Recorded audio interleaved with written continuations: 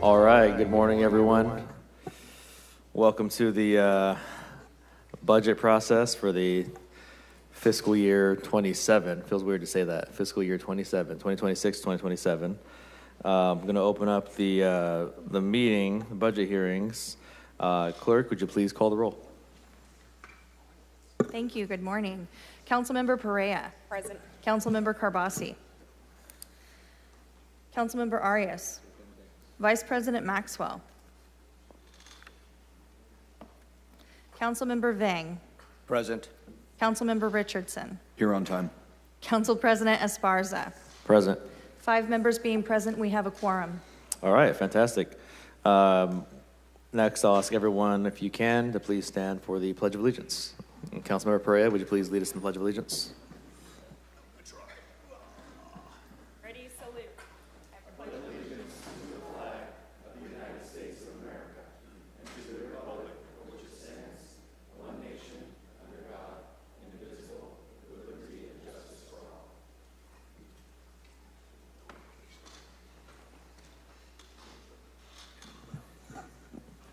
City Clerk, do we have to approve the agenda up front? All right, fantastic. I'll entertain a motion for approval of today's agenda. Second. All right, I'll make the motion, and Councilmember Richardson, second. Is there any opposition to approving the agenda? Seeing none, that passes 6-0. All right, so here's what we're going to do.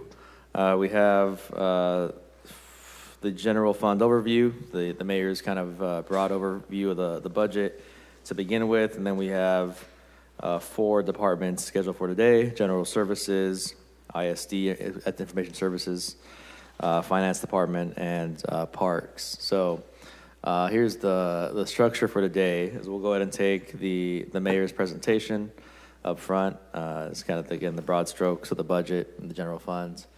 Thereafter, we'll do 3 minutes public comment for folks who would like to comment in the public, generally about the budget.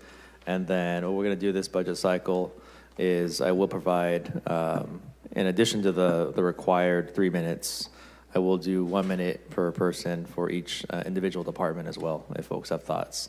That'll follow the budget presentations by each department. So folks will get an opportunity to speak generally to the budget here, 3 minutes each day, but also a minute to chime in on individual departments as well. So with that, Mayor, I'm going to hand it on to you, and you can kick it off with the general fund overview, the general overview of the budget. Welcome. Thank you, Council President, members of the council. I'll keep my comments brief this morning. I will have Ed Chenevert come up here shortly, and he'll get into many of the details. I've already made a presentation to you a few weeks ago, and nothing has really changed since then. We continue to be strong in terms of revenue with our property tax and sales tax to a lesser degree, as well as our room tax. And we did come into the budget process with about a $34.5 million shortfall. We have taken a number of steps, as I mentioned previously, how to bring this budget back into balance, and that has been presented to each and every one of you. We have a $2.5 billion overall budget, with the vast majority of that coming from our enterprise accounts at about $1.1 billion. And the general fund revenue portion is at $555 million, which is the fund that we generally are concerned with.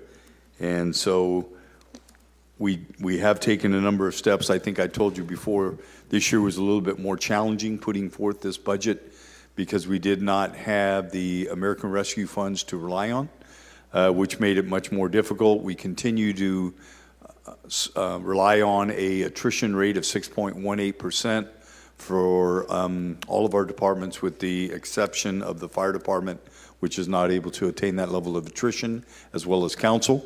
And there are 5 departments that are going to come in, projected to come in above the 6.18% area.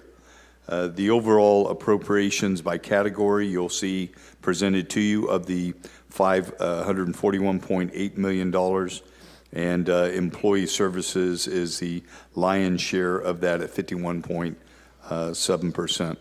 So with that, I'm going to have Ed Chenevert come up.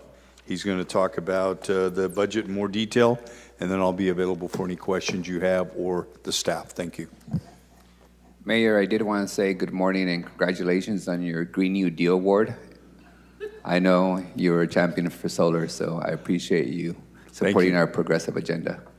And thank you to the council. $120 million savings between now and 2045.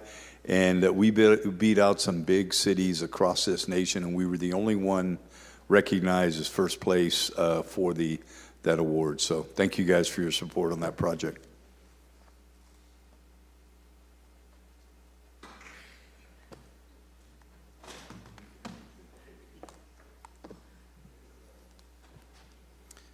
All right. Good morning, Council President, members of the City Council. I'm Edward Chenevert, the Assistant Director for Budget and Management Studies. And today begins the fiscal year 2027 budget review hearings. Those will start with my presentation of the general fund overview. Following that, each department will present their budget for review. The format of the reviews is similar to last year, in that department directors will present an overview of their budget, and staff will be available to address questions from council members. Also, similar to years past, we'd like to request that if you do make a motion and it receives a second, it would be very helpful if you could provide your motions in writing by email to myself, the city clerk, and the city manager. The same applies to any requests for information. It would be super helpful if you can provide those in writing as well, so that we can return a memoranda as quickly as possible, addressing your questions. Council motions will be voted on Tuesday, June 16th, and the enabling documents are scheduled for adoption on Tuesday, June 23rd. With that, I'll begin my presentation of the general fund overview, starting with a discussion of the general fund's major revenue categories, followed by a discussion of the general fund budgeted expenditures by major category and department. Whoops. Cruising too fast here. There we go. All right, slide 2 shows the general fund revenues totaling $555.3 million by major category.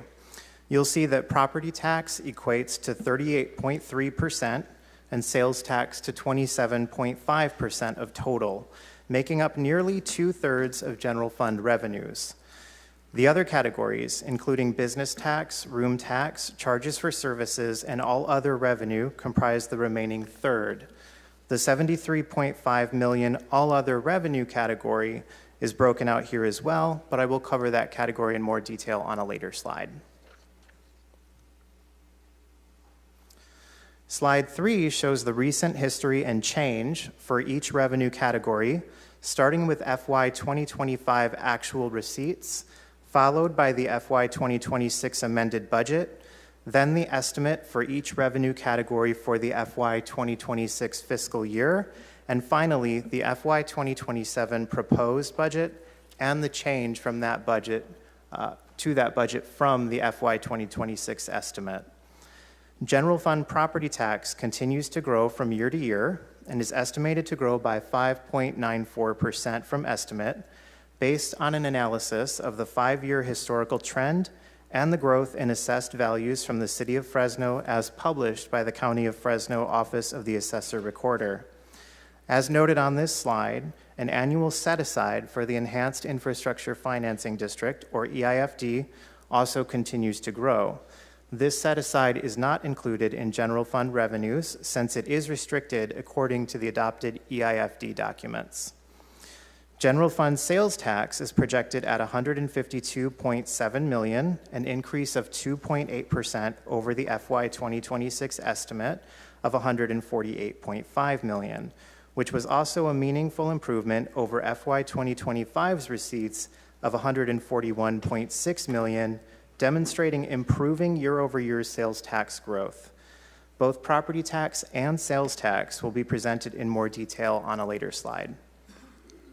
Business tax has continued steadily growing with the FY 2027 estimate of 3.76% based on its 3-year average adjusted for an anticipated benefit from an information sharing agreement with the California Department of Tax and Fee Administration.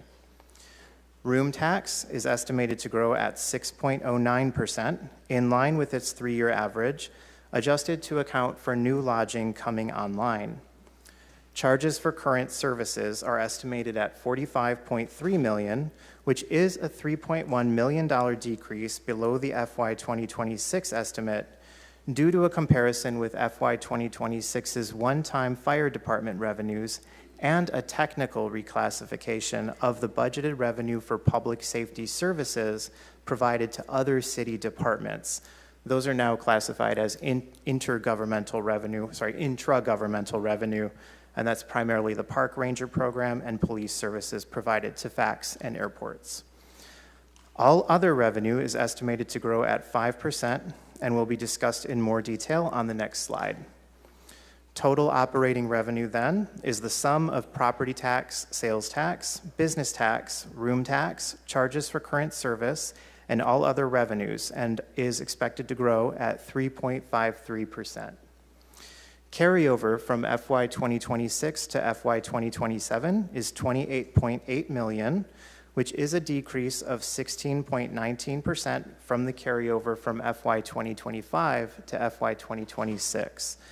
This primarily reflects the planned spend down of general fund capital projects. As noted in the mayor's letter included with the published budget, carryover includes adjustments projected as departments finalized accounting for the end of the fiscal year and benefited from internal service fund allocation adjustments and deficiencies, the sale of Sequoia Brewing, revised estimates from our sales tax consultant, American Rescue Plan Act project savings, and a payment from the Fig Garden Fire Protection District.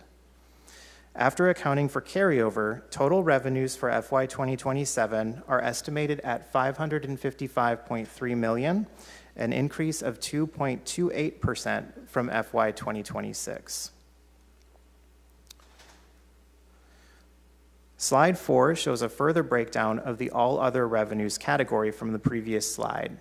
Franchise fees are expected to grow at 5.73% over the FY 2026 estimate and include fees for Comcast, AT&T, PG&E, roll-off bins, and commercial solid waste.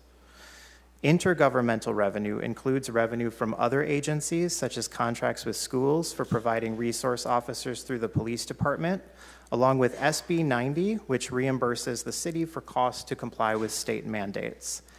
Intragovernmental revenues include the city's cost allocation plan, which reimburses the general fund for citywide services provided for the benefit of departments funded from other revenue sources, such as public utility funds, transportation, public works, Measure P, etc. As I previously noted when discussing charges for services, this category increased due to a technical reclassification of the budgeted revenue for public safety services as provided to other city departments. So this is the other side of that technical reclassification. Cannabis revenues are projected at $3.3 million based on $2.9 million in projected tax generation after the required contribution to the Community Benefit Fund and $0.4 million in permit and renewal fees. Prop 172 sales tax allows us to receive a portion of sales tax revenue for the provision of public safety activities. The real estate transfer applies $1.10 per $1,000 to transactions when a home is being sold. The city's general fund card room projection includes an increase of 2.54% based on the most recent full year of receipts, but that's offset by a reduction of $440,000 due to the regulations issued by the California Department of Justice on April 1st. The 12% set aside of card room funds for parks was also reduced by $60,000 based on that regulation. Should that regulation not take effect, we would expect revenues for those respective funds to increase by that amount. All other revenue accounts for any items that don't fit into any of the categories above, such as refunds, donations, property loss recoveries, sales of real property, unclaimed property, and obsolete items. The category represents less than 0.5% of the total general fund. Slide 5 shows sales tax over 10 years. This year, we're expecting about $152.7 million, and the estimate takes into account an updated city-county tax sharing agreement approved by this council, which became effective on July 1st, 2025, which revised the city's share of sales taxes from 0.9469% to 0.95. In recent quarters, sales tax receipts have returned to stable growth, and as such, the projection reflects this improvement. The estimate is based on guidance provided by our sales tax consultant, HDL, with information available through the fourth quarter of 2025, reflecting sales tax receipts through December. HDL provides estimates on a quarterly basis, and their median estimates have been within about 4.5% of actuals, with FY 2026 sales tax data published through March by the California Department of Taxes and Fee Administration within 0.2% of their fourth quarter estimate, which was used as the basis of the FY 2027 budget.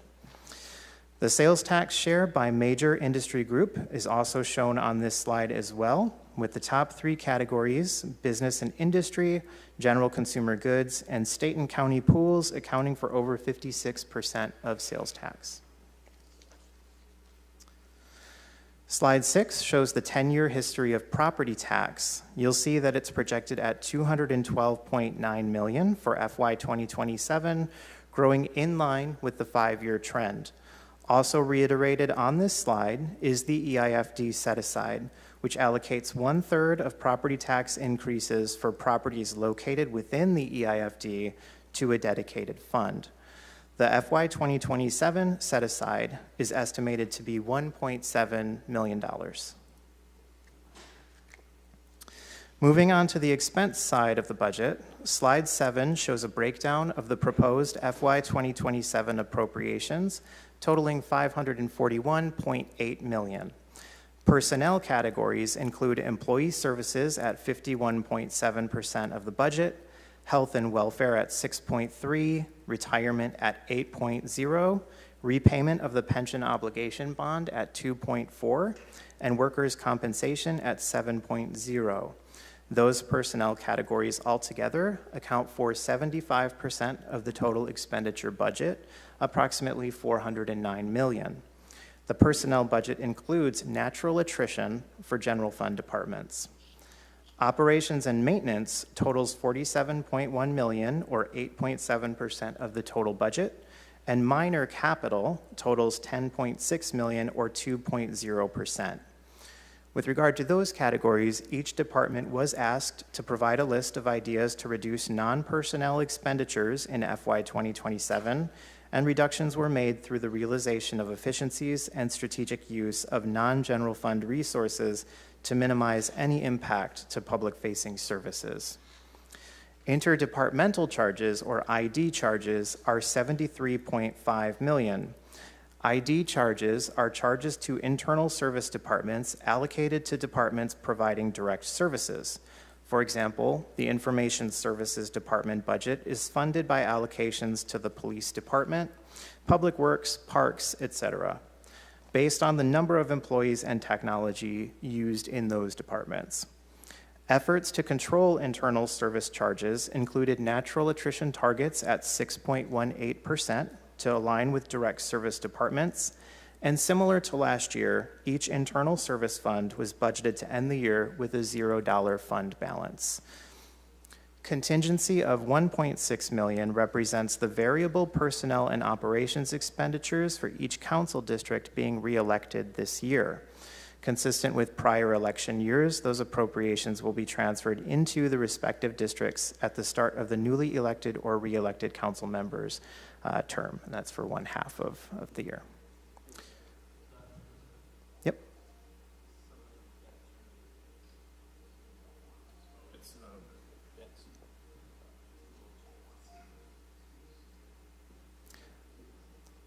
That's just my hype music. Just-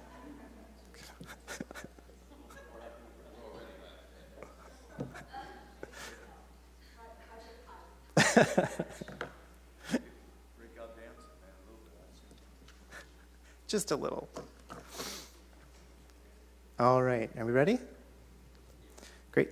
Okay, so this slide, make sure I'm on the right one here.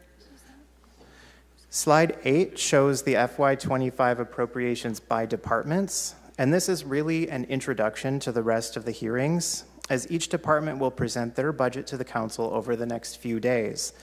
Public safety, including police and fire, represent approximately 68.6% of the total general fund expenditure budget, and other direct service departments, including planning and development at 6.2%, city attorney and code at 5.8%, public works at 3.5%, parks at 3.4%, the Fresno Animal Center at 1.8%, and public utilities, the general fund portion of that, at 0.4%.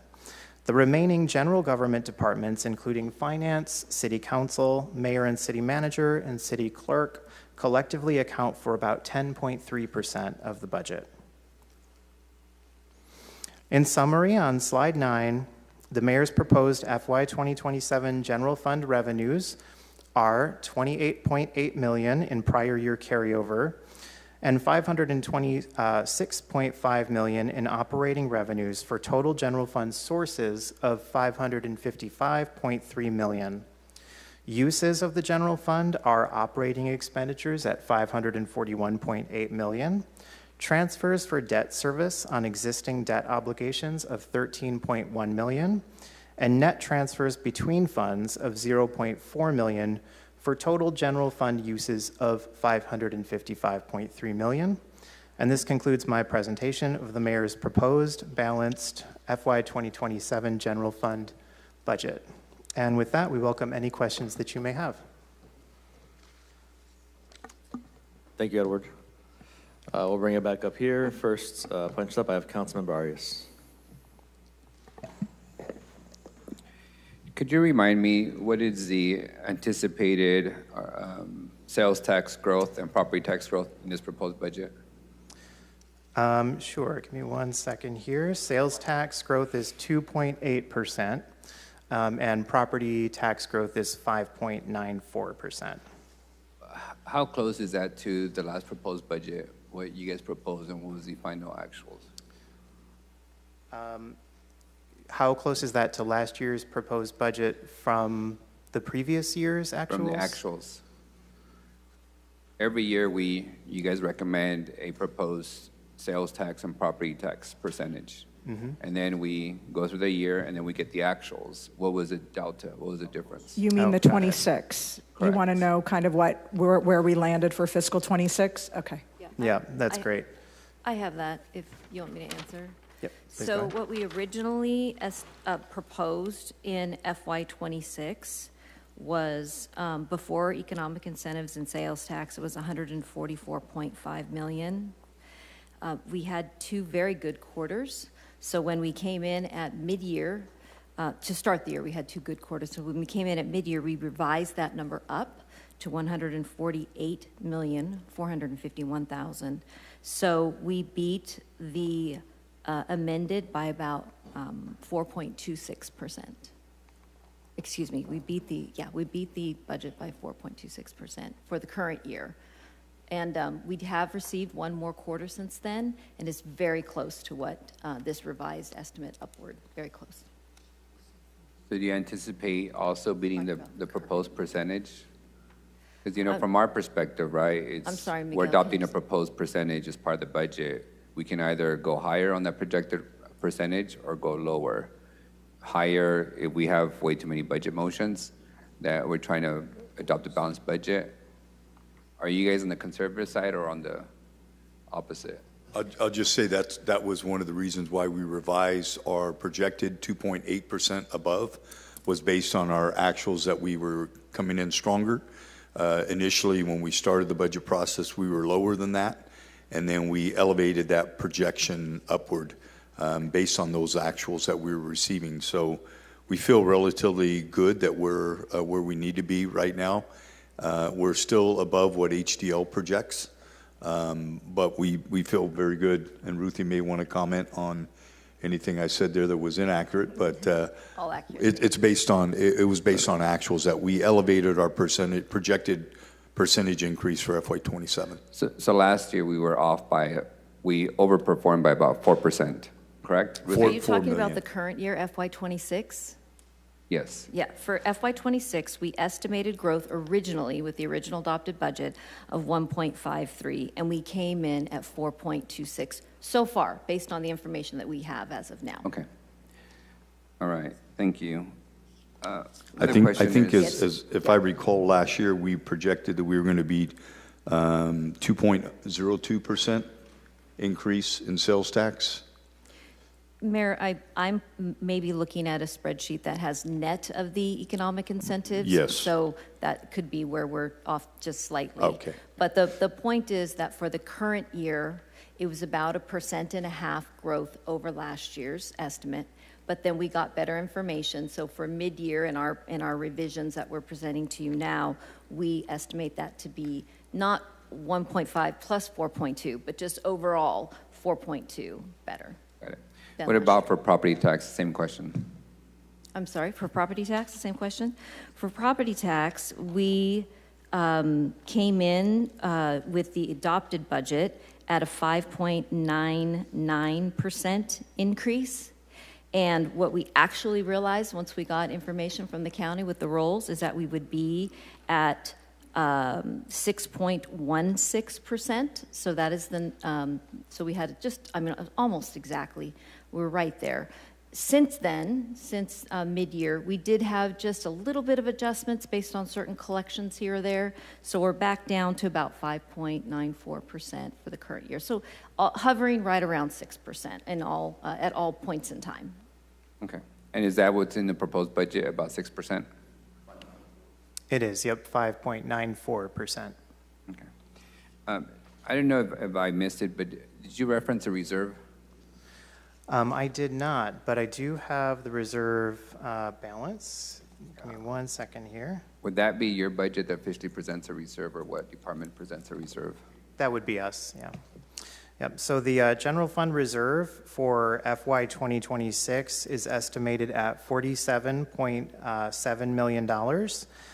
In FY 2027, there's a $1.9 million increase associated with interest to the reserve to end the FY 2027 budget at $49.6 million, and that represents 9.2% of total expenditures. What's our reserve policy? So the reserve policy is to have 10% of expenditures. Yep. And is staff recommending additional investment to the reserve to reach a 10%, or just allowing the interest to incur? Yep. So for this budget, it's just interest and that's how it's been for the past several cycles, with the exception of last year when we did suspend the interest percentage to balance last year's budget. On the revenue side, you mentioned other. What properties make up the proposed budget and the revenues of sales of those properties? In the other category, that includes whenever we sell city real estate. What real estate did we sell in the last year that is encompassed in this category? The only one that I know off the top of my head is the sale of the Sequoia Brewing property, but I can look into that and see if there's any other sales. What was the sales price posted. for that again? And I just signed the documents for the Bricks property in District 1. That was the money that we previously told you was going to be used to help make the helicopter payment. And frankly, it was a lot less than what we were originally hoping for a couple years ago. But I literally just signed the closing documents last week. What was the sale of the Sequoia building for? Yep, the sale of Sequoia Brewing was $931,700. And I recall we also sold some other assets, parcels up north on Herndon, I believe, in a recent action by the council. So he's talking about the Blosser property, Ed. The original amount came in a previous, I believe, fiscal 25 even maybe, but you're talking about the additional amount that just came in, I think about 250,000 if I remember.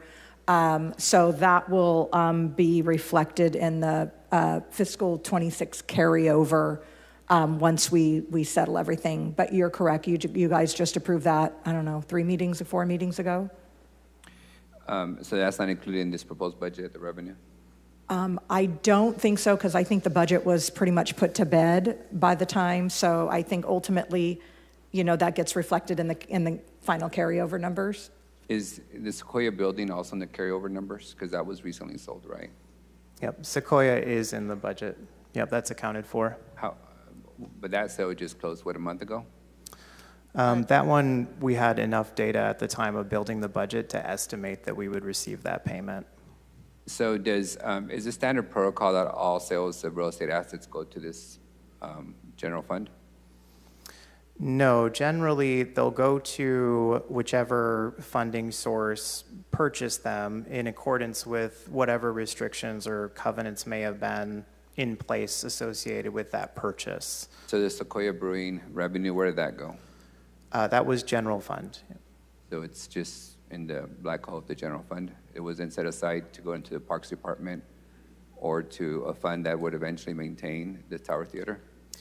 Right, so that portion of the purchase was from the general fund, and so the sale of that asset went back to the general fund as well. What department maintains the Tower Theater? What fund? It's included in the General City Purpose Department, and I oversee the operations there, the operator. So the money of the sale of Sequoia didn't go back to a General City Services Fund? I'm sorry, Miguel? Did the proceeds of the Sequoia Brewing building not go into the General City Fund? Well, General City Purpose has various operations included, and some of them are general fund. And this particular, yes, I mean, for instance, the annual cost that we pay the operator is a general fund source, but it goes through General City Purpose. Yeah, I'm as a trying to department. be very clear about this, so maybe I'm just confusing everyone. The Tower Theater property, the parcel itself, included Sequoia Brewing building. When that building was sold for nearly $1 million, did that money remain in the department, General City Services Department, that maintains the Tower Theater and the remaining parcel that's still city-owned? Or did the money go to a general fund for reallocation citywide? Yeah, Mayor, I can give it a shot, but if you'd like to. So the purchase came out of general fund, so the sale went back into general fund. There is also revenue that comes in to the city for operations, correct, Ruthie? Mayor, I apologize. On this one, I will just add some clarification. Sure. Which is that the purchase was a combination of Measure P and general fund dollars. We had always had the intention of subdividing out the Sequoia Brewery parcel, which we finally did, went Right. through the process for surplus land, and then now we were able to sell it. Yep. Here's my overarching concern. As Ruthie pointed out, when we purchased the block, we used general funds and Measure P funds. The intention was that whatever sales of those buildings that we did not retain, Mia Ned's or Sequoia Brewery, the proceeds would remain in the department to maintain the historical asset of the Tower Theater. Right now, the Tower Theater is under the General City Purpose Fund Department. But the Tower Theater, correct me if I'm wrong, is also eligible for Measure P funds, correct? Because we purchased it with Measure P funds.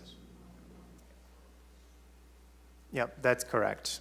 The general fund, or the Measure P portion that was used to purchase the Tower Theater is associated with the entertainment and community aspects that are open to the public, consistent with the Measure P ordinance. So what is your guys' intent? What funding source will you use to make renovations and improvements and preservation to the Tower Theater if you use the proceeds to spread them out citywide to general fund? So there, it's a historical building, so there's going to need some significant maintenance over the years. Yep. So currently, the operation of the Tower Theater, where the revenue is lower than the expenditure cost, that subsidy is currently coming from the general fund, not from Measure P. So right now, the general fund is funding the I understand majority that. of So, expenditures. Councilmember, I just want to clarify. So just so we're clear, all money comes into the general fund, like, right, property tax, sale tax, like that's the big pot. And then operating departments get allocated money from the general fund and other funding sources. So the general city purpose department is sort of a catch-all department for various funds in the city that then get reallocated. So in general city purpose, where the Tower Theater operations operates out of, we also get the revenue from the operations of the Tower Theater from the vendor who operates it. So we get the revenue from the vendor, any of our gross profit, or net profit, I should say, from the vendor goes back into operated, as well as general fund resources. So if we dyed those dollars purple, they come into the general fund, and are there, of those purple dollars, go back into the general city purpose department? Sure.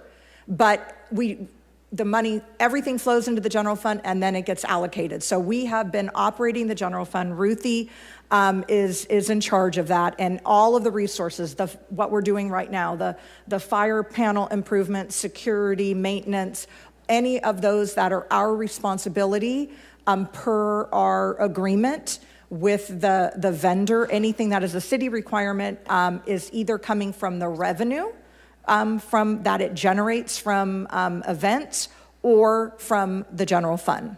I don't believe we have Measure P right now being used for the Tower Theater. And confirm for me that the Tower Theater doesn't make enough of a profit to offset all costs to maintain the Tower Theater, correct? That's why the general That's fund right. is kicking in. That's correct, they do not. So how much is the general fund kicking into the Tower Theater? I would need to get back to you on that, but we are, in these first few years, we have invested a significant amount in order to bring certain things up to where they needed to be. And they are doing fine, they're doing well regarding their events, they are just not making enough to be able to make those levels of investments. The reason I'm pressing on this question is that our intention was whatever proceeds we generate from that block would remain in the Tower Theater, so that we don't replicate the Veterans Auditorium across the street that's been in disarray for more than a decade and whose deferred cost is over $10 million now. Because over the years, we never made the big investments. We were supposed to keep the proceeds in that area. At least that was our intention when we acquired it, City Manager. Well, it may have been yours when you were in the mediation, agreeing to buy it, but there was never anything that said that is what we had to do. But I'll go back and argue that there are significant general fund resources that are going to operate the Tower Theater. Whether it is those color of those dollars, the purple dollars, or not, it doesn't matter. They're general fund dollars. They flow in through the general fund. They go to the department to operate the Tower Theater. That's not, we don't generally, unless it's on the enterprise side, we generally do not allow departments to, quote, keep their money. We don't have departments that keep revenue that may be generated unless it's a legal requirement or an enterprise function, or it's a fee for service. That's the way we've always functioned as a city. In my experience, when we've sold fire department assets, the revenue remains in the fire department. When we sell public utilities assets, the revenue remains in public utilities. They're an enterprise. They're an enterprise, as I said, unless it's an enterprise department, but when it's a general fund asset, it comes back into the general fund. Let me just say that whenever impact fees are utilized to purchase property like Belmont and DeWitt for police headquarters, when that sells, there's about 731,000 or so that goes back into the impact fee account. Yeah. Yes. So where are we at with the sale of the remainder of the buildings on that parcel that we don't intend to keep? And where in this budget are you proposing to put the money of the proceeds? The other parcel that was contemplated was the Me and Ed side. However, immediately we began discussions with them. They have no intention of purchasing that property, do not want to be a land or a real property owner there. They would very much like to continue operating. It's one of the few stores that the Milano Group still has, and they very much want to keep operating under the lease arrangements we have with them, but they do not want to buy the property. Do you not anticipate any sale of real estate in that block in this budget year? No, we don't. Okay, thank you. My other questions, the card room. I understand the question of what's allowed to take place in the card room is stuck in the courts, but we already are anticipating the reduction in revenue? Right, so as of the time of the budget build, the regulation had been issued, so in order to make sure that we didn't appropriate funds that were at risk, we reduced the estimate by the 500,000 for 40 general funds, 60 in the Parks Department. I recall a few years ago when the city made the determination on the additional tables it had to put up for sale. I think my colleague here got called the killer of a business enterprise, I think, of murder of small businesses, something like that. Yeah. I got called, yeah, that was the most fun one. It was proposed to us that if the city was to award Club One Casino all the available tables that we had remaining in the city, that they would be increasing revenue by $2 million. Where is that promise, and have they activated those tables? Did you say it was going to increase by 2 million? $2 million. It was going to double the revenue from $1 million to $2 million. I don't recall that ever being the number, because that would literally have to be more than doubling the amount of tables. I mean, you can look at the recordings. I recall it was, we're going to get a slush fund of doubling the revenue to $2 million a year. I thought you meant an additional 2 million. Okay, I thought that's what you said. We will go back and look. I believe that they just finished. They did. The build out. So we did not budget. How many years has it been that we awarded the tables? Oh. Isn't it 3, 4? Probably 2.5 5 years. At least 2.5 years ago. It's been like 5. 5? No, it's not been 5. It was post-pandemic, so it would have probably been 21. End of 21. Yeah. Yeah, August of 21. Wow. It takes that long to do building renovations? I don't know what to tell you other than we processed the application. They were building out the tables. They were, I think they probably were waiting for the recovery from the pandemic to make sure that there was customers for the new tables, but we don't. Do they not have a deadline on when to activate tables, or they lose them? I don't believe that they did.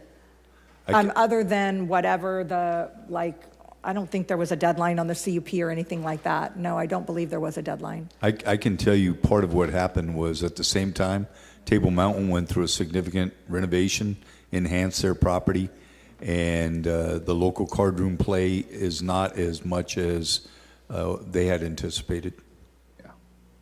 Yeah, the market changes. Yes. I anticipate that. But there was a promise made of revenues, and we were sold on awarding and creating a monopoly of card room operator in the city with that promise, and that has not come to fruition.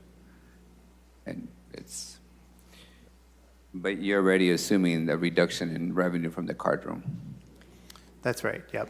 Well, at the time of the budget build, that's because it was the state of where the regulations were, but I know that I believe there is an injunction that has been made, and so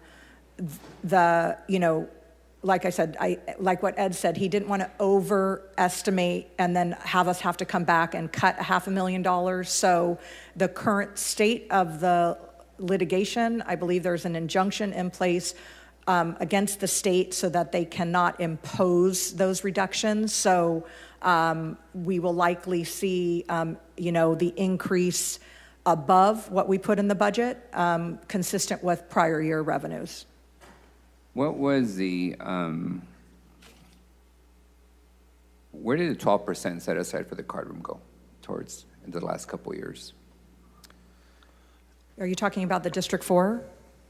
Still It's- in the account? Yeah, it goes into an account. Has it not been expended? No, because the way that the resolution was written, there was not anything that was eligible to spend the money on. How much money do we have in that set aside? I can get that in about I have it. 60 seconds here.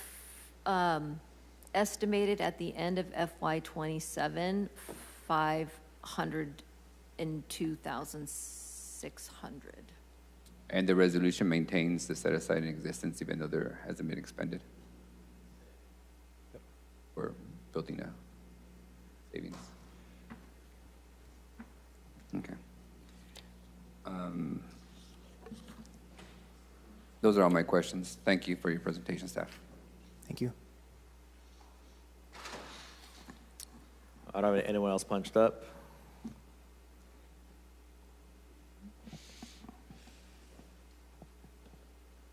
All right, then. So what we'll do now is we will go to public comments. So if anyone is here in the public who would like to speak, you'll have 3 minutes to comment on the budget, this presentation, anything related to the budget, really.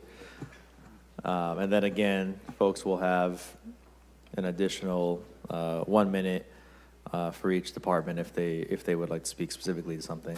But for now, I'd invite the public. If you want to comment on today's public comment on the budget, you'll have 3 minutes. Going once, going twice. Oh, you know what? I have a yellow card here. I apologize. I have Rosalina or Giovanna. Is that both of you? Welcome. I missed that.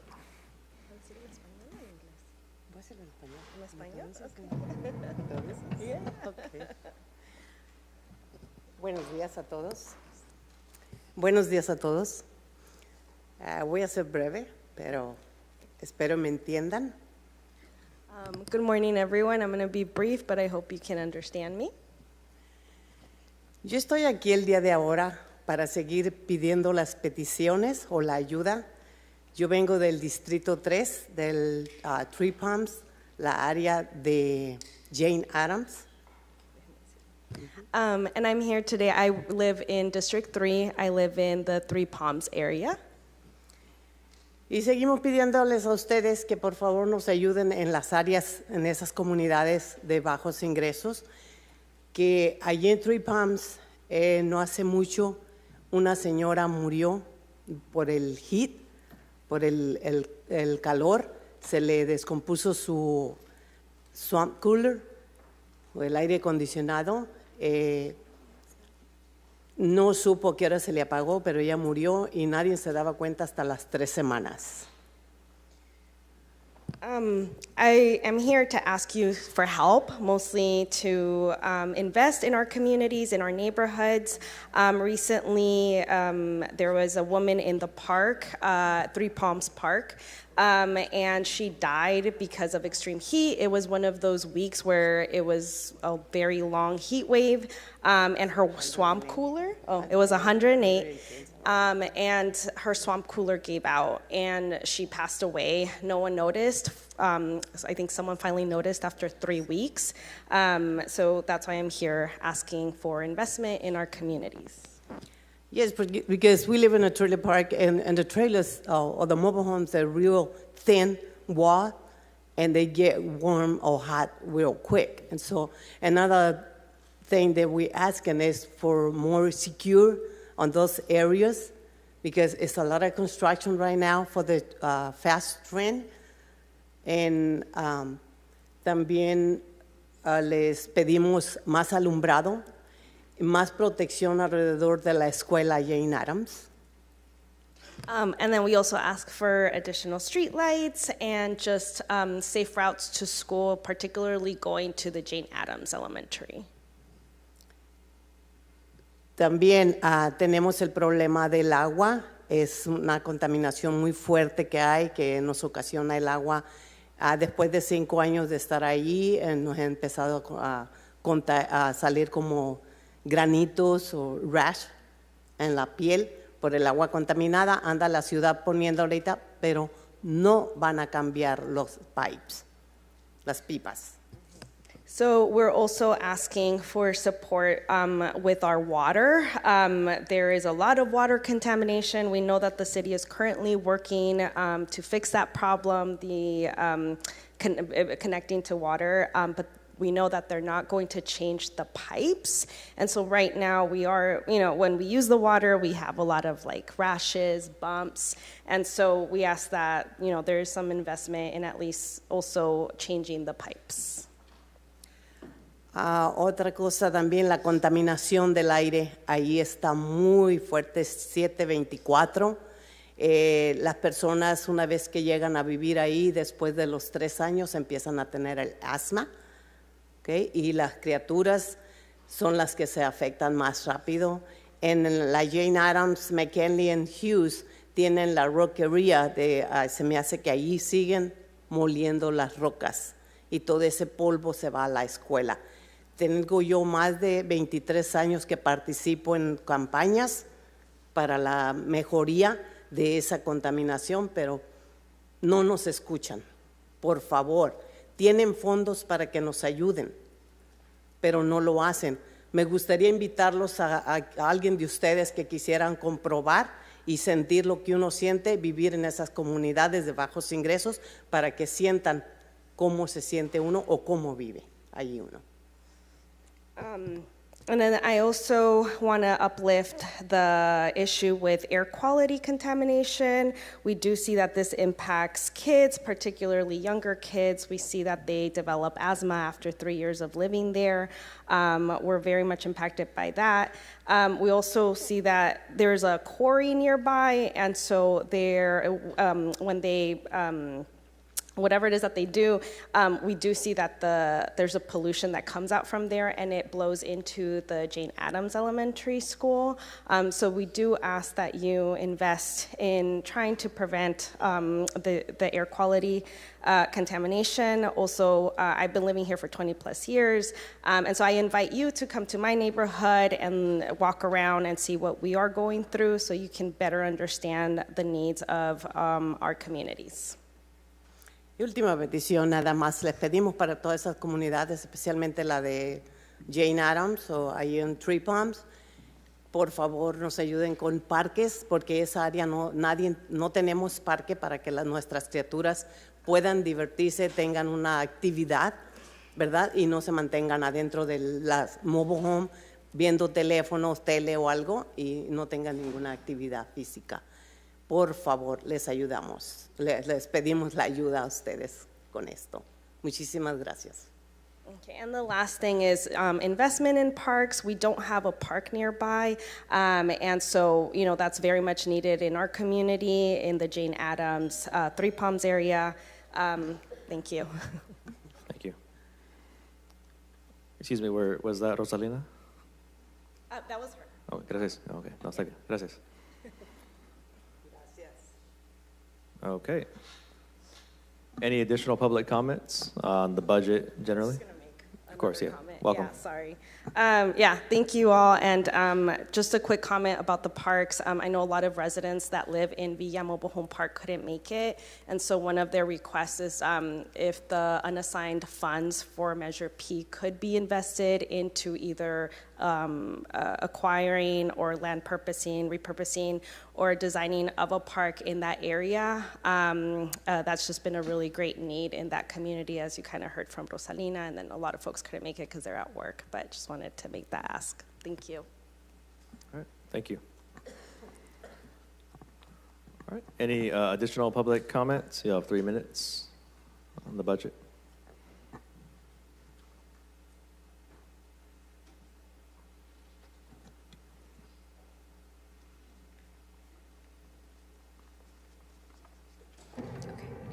Hi, Council. My name is Ariana, and good to be here this morning. Glad that folks are talking about the general fund. I wanted to uplift the ask for more parks.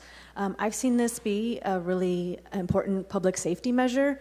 So I lived in Hayward for a few years, and they had a people's budget project, and in my neighborhood, everyone over the age of 10 got to vote on what that money would go to. The neighborhood I lived in got $50,000. I didn't vote because I was a new district and I wanted to respect the autonomy of people in that neighborhood. I was a new resident in that district and I wanted to respect the autonomy of people who were going to keep living there when I moved back to Fresno. And so they did two projects, a night market, and then they asked the local area Parks and Recreation District to match $15,000 for a new park. So less than a mile from where I was living and where we still own a house, there is a park, and people that live there now go for a run. We saw like a huge improvement in safety because there's 3 schools nearby, 2 elementary schools and a high school. And so when I first moved in, I would see the kids there doing things that didn't feel like were going to be safe. And in that time, I got to see a huge shift. Kids use the park, people come to clean it up, people want to keep it clean. And so I really want to uplift like having more public spaces. I got to use the Broadway Park yesterday for the first time, and it was beautiful. And also kind of thinking about practically what makes sense for our community. I saw a lot of small trees there, and that area gets really hot. So my devices were overheating, and that made it really difficult. So I just want to uplift the people's invitation for council to be a little bit less removed from our lived experience, and accept the invitation to understand what those neighbors are experiencing with heat waves, where we have both neighbors who are housed and unhoused, who are passing away from the heat wave. So we do need a lot more investment in our community. Thank you. All right, thank you. Any additional public comments on the budget? Okay, now we're going to close public comments. That'll conclude that portion for today. But again, I will provide some additional opportunities on each department for specific input. So that brings us to our first department. Let's see, we're going to go with the General Services Department first.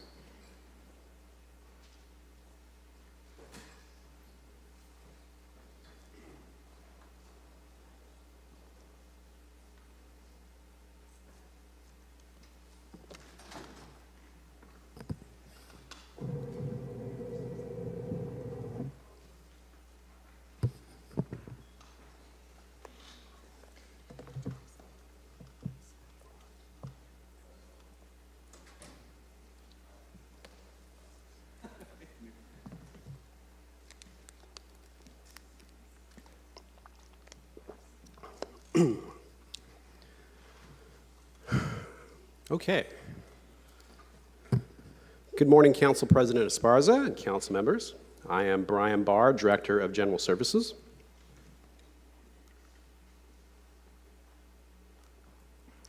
Okay.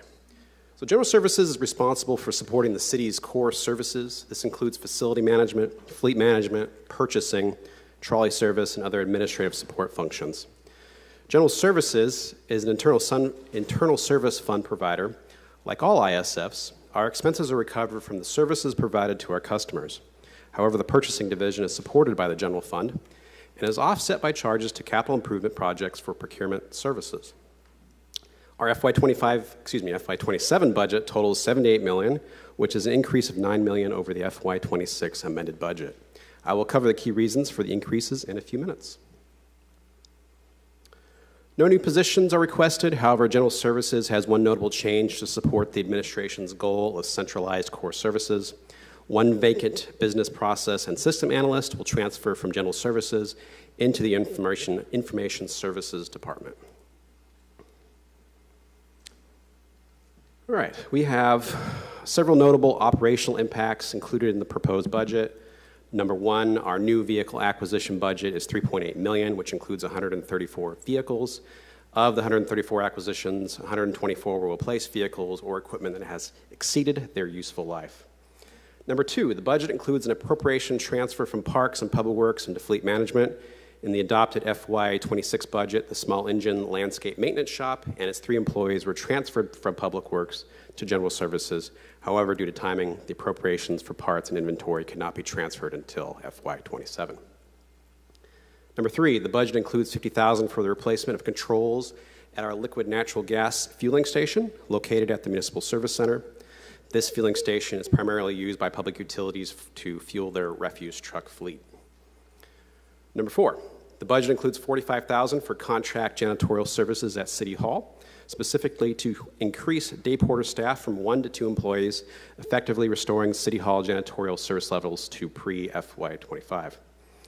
Number 5, the budget includes $29,000 in appropriations for non-permanent salaries and overtime for trolley charter and special services. There is no general fund contribution with this item as the appropriations are offset by self-generated revenue from charters.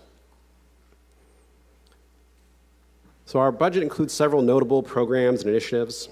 Number 1, the budget includes $462,000 to rehabilitate the sewer lift station serving City Hall. This is a private facility located in the south parking lot that has not seen a major overhaul since it was last built in the 1990s.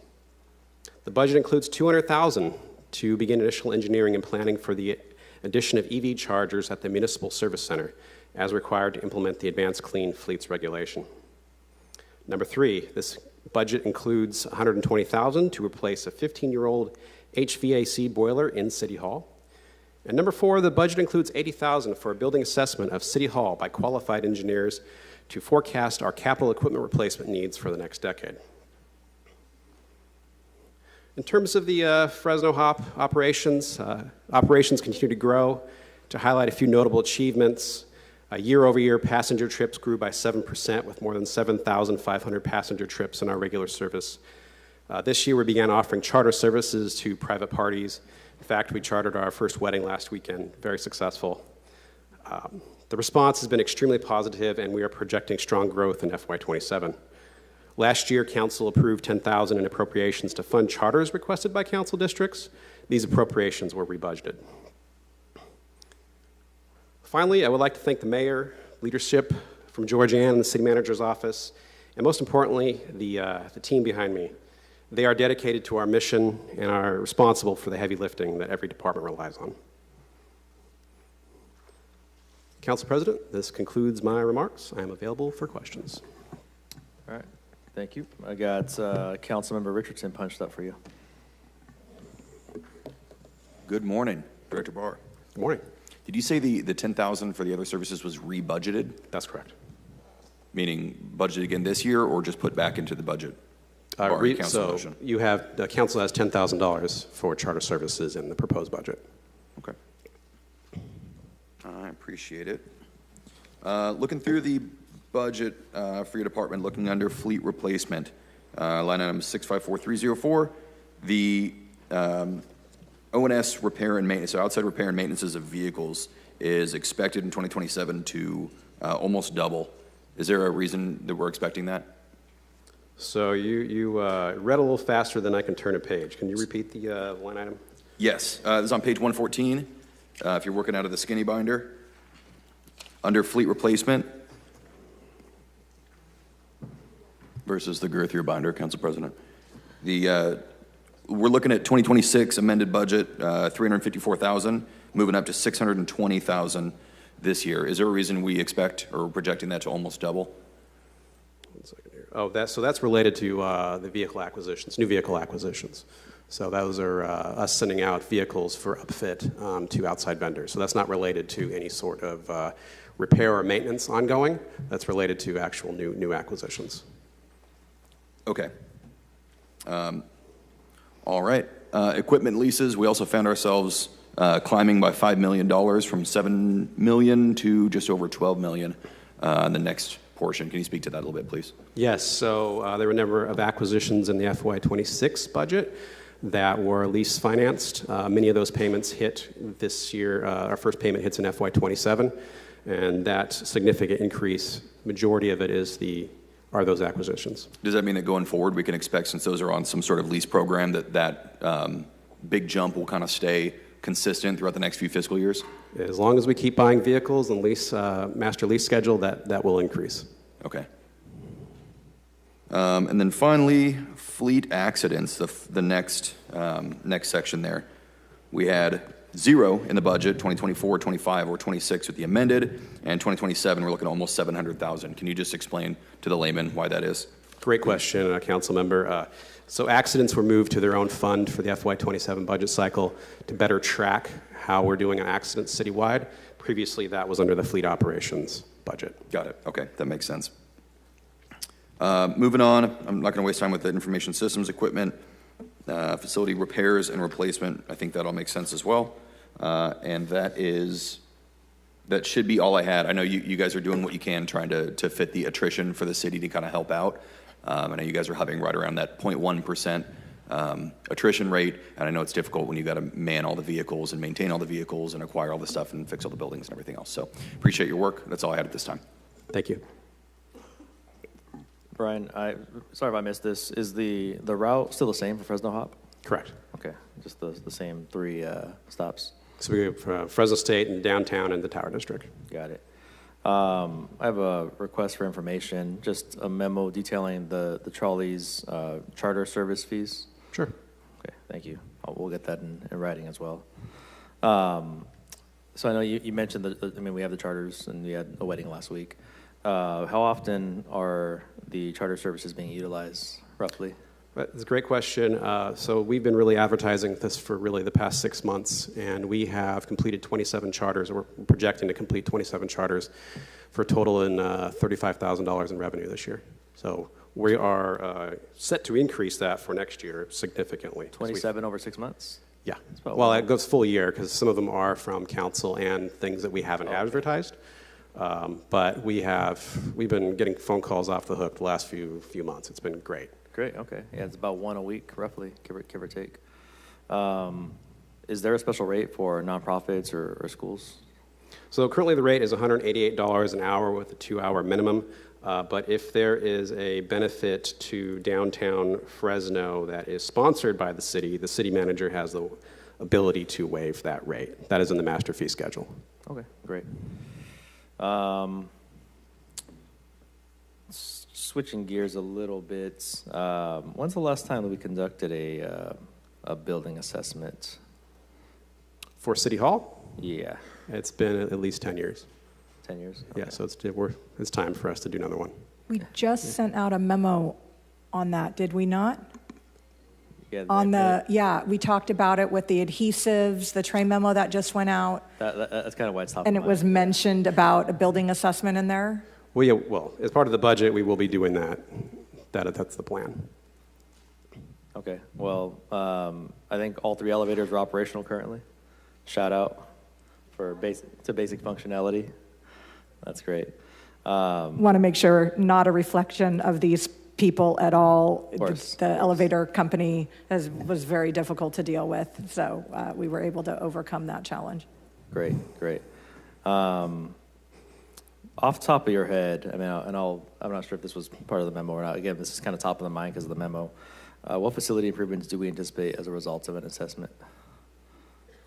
Well, that's kind of the whole purpose of the assessment is to bring in the experts to tell us, based upon the condition and age of our equipment, when can we reasonably plan to expect to replace them?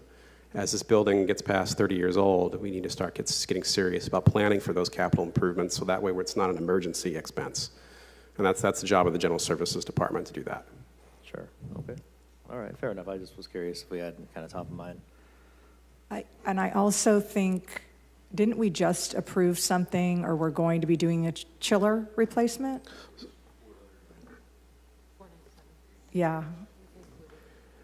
Included in this budget, I believe. We are doing rehabilitation of the sewer lift station out in the parking lot. No, and we also have the HVAC, boiler, not chiller, boiler. Yes, Sorry, I got yes. my systems confused. Yes, the boiler is being replaced. One of the 2 boilers is being replaced.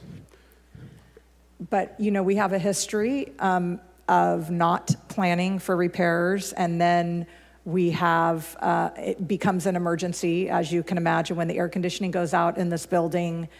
That becomes a very expensive item that we have to do on an emergency basis, which means that it's probably at least twice as expensive. So I think this building has aged so well for being 30 years old. And so we really need to be paying attention to making sure that we're eyes on, on the ball to make sure that we're being able to keep it in as good a shape as it is moving forward. And that is certainly the purpose of the assessment. Yeah, not say that we haven't done anything. I mean, there's certainly kind of small projects you see occur, the seats here and such. I mean, but yeah, those larger ticket items, Yeah, we do, the carpet, those types of things, painting, those, the safety issues, the fluorescent stuff in the stairwells, those are the minor ticket items, but it's the big systems we really need to be paying attention. And then obviously is also security, the security of this building as well. Yeah, but no, by and large, I mean, it still feels relatively new, comparatively speaking. I think that has to do to the testament of the folks behind me working so hard and making sure that we can continue to operate in this building without any sort of disruption and keep it as nice as possible for as long as possible. Yeah, it's a nice building. We have one of the nicer chambers, I think, of big cities in California. So we appreciate you all. Thank you. Councilmember Arias, followed by Councilmember Perea. Thank you. Speaking of deferred maintenance, how much in this budget is set aside for maintenance of the trolleys? Maintenance of the trolleys? Yeah, I'm assuming at some point you have to put some money into those vehicles, right? I will tell you that in a second.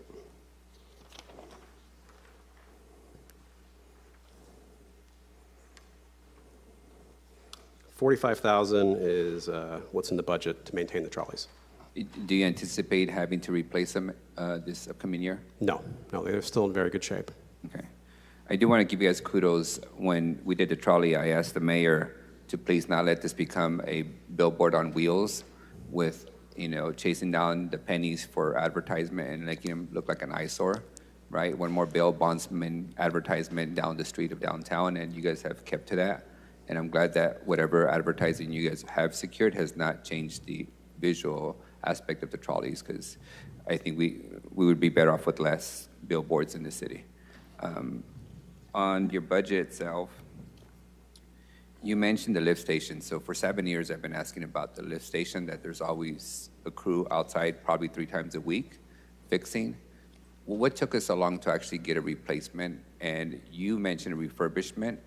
Is that going to solve the 3 times a week crew out there having to maintain that lift station? Are we actually replacing it, or are we just doing some Band-Aid approach? It's not a Band-Aid. It's a complete rehabilitation, new equipment, new everything. So for $500,000, that solves the weekly maintenance problem. So I want to clarify that it is actually more than $500,000. We have funding in our budget. We actually got money last year. We went out to bid. Council actually awarded a contract. The contractor would not sign the contract, and the remaining bids were twice as much, hence why we're asking for additional funds this year. So it's actually a $1.2 million budget. It's pretty significant, and it should last us for another 20 years. What other major, you referenced the boiler, any other major components of this building being upgraded in this fiscal year's budget? Not in this fiscal year, no. My team is pretty much on it and making sure that we are actively, routinely maintaining our equipment, making sure that it lasts. Councilmember, that, the memo that we sent out last week about the adhesives on the veneer, I mean, honestly, that is an effort to try and avoid bigger ticket repairs to this building as part of just kind of keeping it in as good a shape as possible. It looks, I know I got a little feedback about being nitpicky. There's a reason that we're nitpicky because those are the types of things that can cause damage that ends up being very, very expensive. Yeah. The primary complaint I have received in my 7 years here about this building is the constant breakdown of the lift station, which you finally addressed, and the constant breakdown of the elevators. It seems like every single day there's a broken elevator or two. What is the actual solution to that besides, you guys' reference to our operators, our maintenance people, companies are not that great? Is it time for replacement? Because I recall over the last few years, we funded for replacement of those elevators. What happened there? So, Councilmember, elevators are definitely a hot button issue for me. Those elevators have been completely remodeled, and guts have been replaced to be modern. The fact that they break down is completely unacceptable, and we are working on a qualified maintenance contractor to maintain those over the current vendor. Is it time for us to bring that in-house and have an in-house maintenance person hired and a position created? Because it hasn't seemed to work out for us for a decade to keep on relying on outside companies after we've completely refurbished them. I would like to give another elevator contractor the opportunity to be successful before we go down that road. Because I don't know any building that maintains their own elevators. Right. That has that level of expertise. I honestly don't know of any building that internally maintains their elevators. They're kind of like, they're a branded product that are very kind of like a car where you have to get like you have to get it from them. And in some instances, they will only allow their people. But I mean, we can certainly look at it and totally get your frustration. I feel like we've come a long way. I think because of Brian's incessant and his team's incessant nagging on the contractors. And I think we need to get a qualified vendor who can commit to being able to be responsive to our elevators. I mean, we got elevators all over the city and private and public buildings. Yeah. And, we're looking at who are maintaining those and who are the companies that have, the reputations and the staff to be able to fulfill that. But totally understand your concern. We also have been very, very frustrated and concerned as well. Let me add, if I can, Councilmember, that in this budget, we also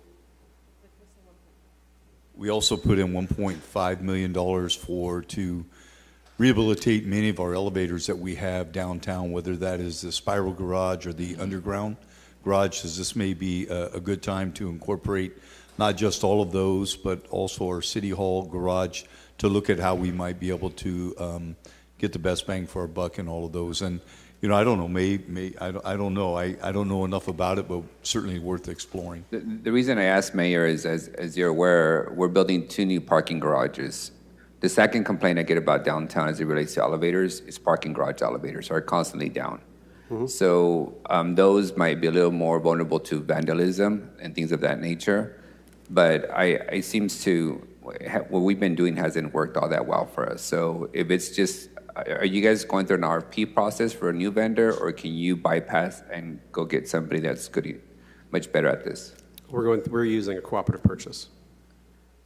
So piggybacking on another contract, Brian? Yes, piggybacking. When is that coming to council? Currently, we are going to hire another vendor informally under the purchasing manager's authority, and then we will be coming to council later on with a cooperative purchase, piggyback, after we've tested out this vendor for some time and are satisfied with them.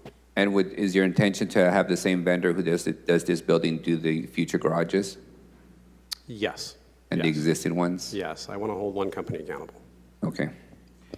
And the difference, the City Hall elevators, I think we pretty much replaced the guts out of those City Hall elevators. The downtown, as the mayor mentioned, those have suffered from barely any investment, and they're ancient.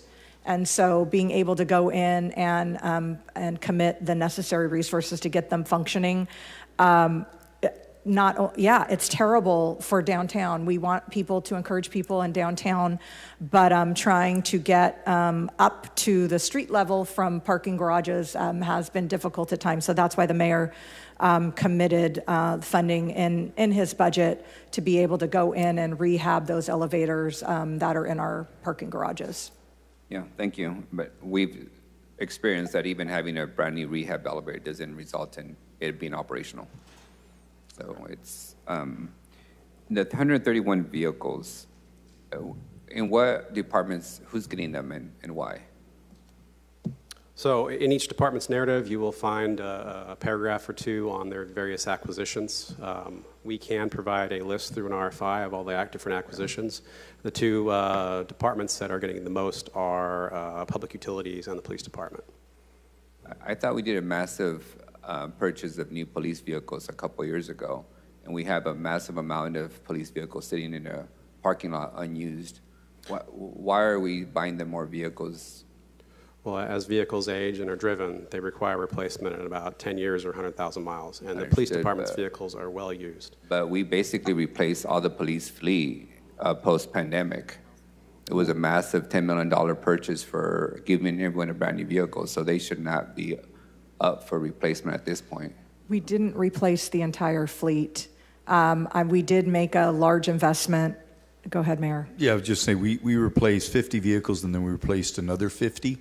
And this year in our budget process, we have every department, but police in particular, bring in, obviously with general services, they bring in all of their vehicles, what their years are, what their miles are. And we've been very careful to maximize, how much they're being used. But we really are looking at when a vehicle gets 10 years old, and/or has 100,000 miles, which generally they do at that level, we replace them. There was a number of vehicle requests, including motorcycles, this year that were rejected, that were asked for the purpose of maximizing them. So we did keep a small number of vehicles, and I can't remember the number, if it was 15, I believe, something of that magnitude, in reserve for that when we anticipate a vehicle crashing during the course of the year, we can then rotate that vehicle into the fleet. So you're right in the fact that we purchased a lot. We're now vehicles are still in the fleet. The ones that we're replacing today are the ones outside of that, say 100. How big is our fleet inventory in the city? Inventory? Average number. Fleet-wide is about 3,100. Can you provide me a list of all vehicles by department, by age of vehicle, and by mileage per vehicle? I'd like to see what we're up against in terms of the full fleet management inventory. Okay. And then have we figured out, as these 134 vehicles are being proposed, what is the plan for the vehicles that they're replacing? Are they going to be sitting in a parking lot somewhere idly, or are we disposing of them? Aside from the mayor's comments about those 15 vehicles, marked patrol vehicles, the vehicles that do get replaced are sold at auction. Immediately? As fast as we reasonably can. What does that reasonably look like? 90 days. 90 days from them going offline? Yes. And the sale of those are projected revenues from those we factor in as revenues for the city. Not only the revenue from that, but any reduction in savings that we have for O&M. And insurance and all that kind of stuff. Does the revenue remain in the police department budget? Actually, the revenue goes into the fleet's budget and is held there for the department for use, for whatever they see fit. So it doesn't just go to the general fund like the sale of the Sequoia Brewery building? No, it does not, because it's part of the ISF. Why is that, though? It's a general fund expenditure. Why would the revenue that it generates not just go back to the general fund? That's not the way ISF budgets work. Every department, including enterprise, contribute to the fleet fund, and we do not do all of the money goes back into the fleet. The fleet fund is sort of an enterprise fund, I would not call it legally an enterprise fund, but operates like an enterprise fund. But it's based on what you buy and what you spend, right? Yeah, and by the department. And do know that what we get at auction for these vehicles, I would describe as minuscule, compared to the money that goes out for vehicles. On that front, just 2 days ago, I was driving down Kings Canyon Boulevard, and I saw a former City of Fresno police SUV on the road. It had the emblems, painted over, but it had all the police lights and everything still on there.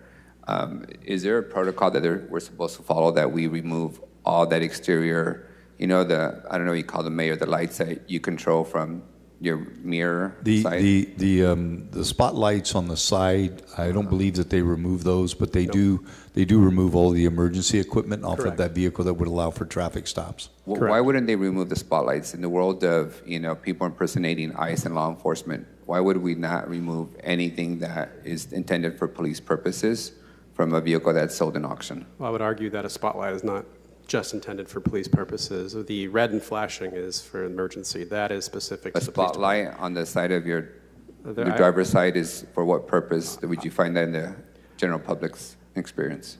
A lot of security companies buy those vehicles at auction, and private security companies, if they're patrolling a parking lot or whatever, use a spotlight. I actually have also pickup. We don't do it. Well, we do for our PDs, and I know our farmers don't buy our vehicles at auction, but I know farmers use spotlights on their vehicles because when they're out, they're trying to look where the water is or whatever. So it isn't just for emergency, but on our auction vehicles, I think a lot get purchased by private security companies. Because they still have a pretty good lifespan, right? They are at the end of their life, but they're buying them for about $1,500, $2,000 max. They're beat up pretty well, and if that's what they want to do for their investment, let them do it. That's revenue for us. And remember, a private security company does not have the same reliability requirements than a public safety vehicle, right? We're never going to keep a public safety vehicle on the road that has mechanical issues or, could be breaking down at any minute, where I think, some of the end-of-life vehicles that have well over 100,000 miles on them, it's not as imperative for a private company to have that reliability that we absolutely have to have for public safety. My last question on fleet. What is I'm sorry, Mayor, I interrupted you. I was just going to say, to your point, it's a very valid point. We don't want vehicles out there looking like they're police vehicles for that purpose of being mistaken. We have very strict policies in place on all vehicles. In the city, any security vehicle, they can't closely resemble that of a police car. So even when private security companies, they have to go through the police department for an inspection and permission in terms of how their vehicles look to avoid that very thing you mentioned. Thank you. On security, I know the city hires a security firm, correct? And in their contract, they're charging us for vehicles, I'm assuming? Correct. That they buy. Why can't we just provide the city vehicles that we are surplusing to the security company and reducing the amount that they're passing through to us in terms of charges? Because they too don't need to have a brand new 2027 Chevy Tahoe that we're paying the full price for in terms of a service agreement. So any security company, including the one that we contract with, is more than welcome to bid on cities' old fleet vehicles. It is a public auction if they choose to do so. What precludes us from just handing over a $1,500 used police vehicle to them and asking them for a reduced service fee? I would say that they are going to charge us more because that would be an unreliable vehicle. So, Brian, Up and down the parking lot? What is our requirement? Is it a charter? Is it a muni code? What is the requirement that we put our vehicles out to auction and not just give is too strong of a word. I don't want to make it sound like we're just handing cars up, but like, is it a AO? Is it a muni code? It's the muni code. It's how much, Melissa? $500? $500. Anything over $500 we have to put up for public auction. The EV charging stations you reference here at MSC? Yes. For $200,000. Would those be public charging stations or those for city employees only? They are for the city fleet. And this is for initial design engineering, not actual hardware. Is there any money in the budget for public charging stations? Not in this department. In any department? I am not aware of that. What about the vandalized and damaged existing EV stations that we have in city parking garages? What's the plan for that? Who would be responsible? Is that parking that could answer those questions? It's the parking division, and we can make sure that they're prepared to answer that question for you when they come up. I know that they are constantly repairing. And just a reminder, the 2 new parking garages that will be coming online on Fulton and H Street will have vehicle charging in them as well. I'm looking at Kelly and the mayor. Yes. I believe so, as part of their design. Additional janitorial day porter, what is that? So, great question. In FY25, as part of the budget exercise reductions, we determined that we could possibly, and we did, reduce the day porter, which is a janitorial person here on staff, for the contractor has an office down here, and they're going through, they're sanitizing things, doing the bathrooms, refilling toilet paper, doing the odds and ends during the day, multiple times during the day. And they did a good job, and they supplemented with supervisor work, but we want a higher level here, and so this additional funds really restores it back to those levels. Now, you may not have noticed any sort of service level disruptions, especially during the day, because we tried to prioritize the second floor as much as we can, but right now that's what we want to do. And council member, it definitely we have a lot of activity going on in this building, whether it just be normal operations or public meetings, and getting to the points of restrooms not having supplies in them because we were only managing or servicing them. Yes. We had reduced that to try and find some savings, and I think sometimes that works, and then we realize we've gone a little too far, and I think we probably went a little too far, going into conference rooms that had lunch meetings that have trash cans that are overflowing with food, and not, needing to get somebody to come in and empty those. So I think that was one area we went a little too far on, that we're trying to restore a little bit more service back. That's fair. I mean, you guys are restoring some janitorial services. I appreciate that. Just my last comment on your overall budget is I appreciate the work you guys have done. I think, to your point, this building has held up well. I would just ask you, as you're considering the assessment, a couple of points have always risen every time we look at City Hall. One is fencing off the whole lot from the public. I'm extremely opposed to that. This is a people's building. The parking lots are the parking lots. We did do fencing at the minimal amount for safety reasons based on the security plan. I don't think fencing the whole parking lot is in the best interest of the public and the city. And then lastly, it's the annual, how often are we going to clean the exterior of these windows and the pigeon damage that occurs every year. So I appreciate the work you guys have done to maintain the building. I'm looking forward to the assessment and seeing what big items we can take while still doing the exterior maintenance of the building, because as you can see from Pride flag raising, there are constant events in that front lawn, and to you guys' credit, it looks really good.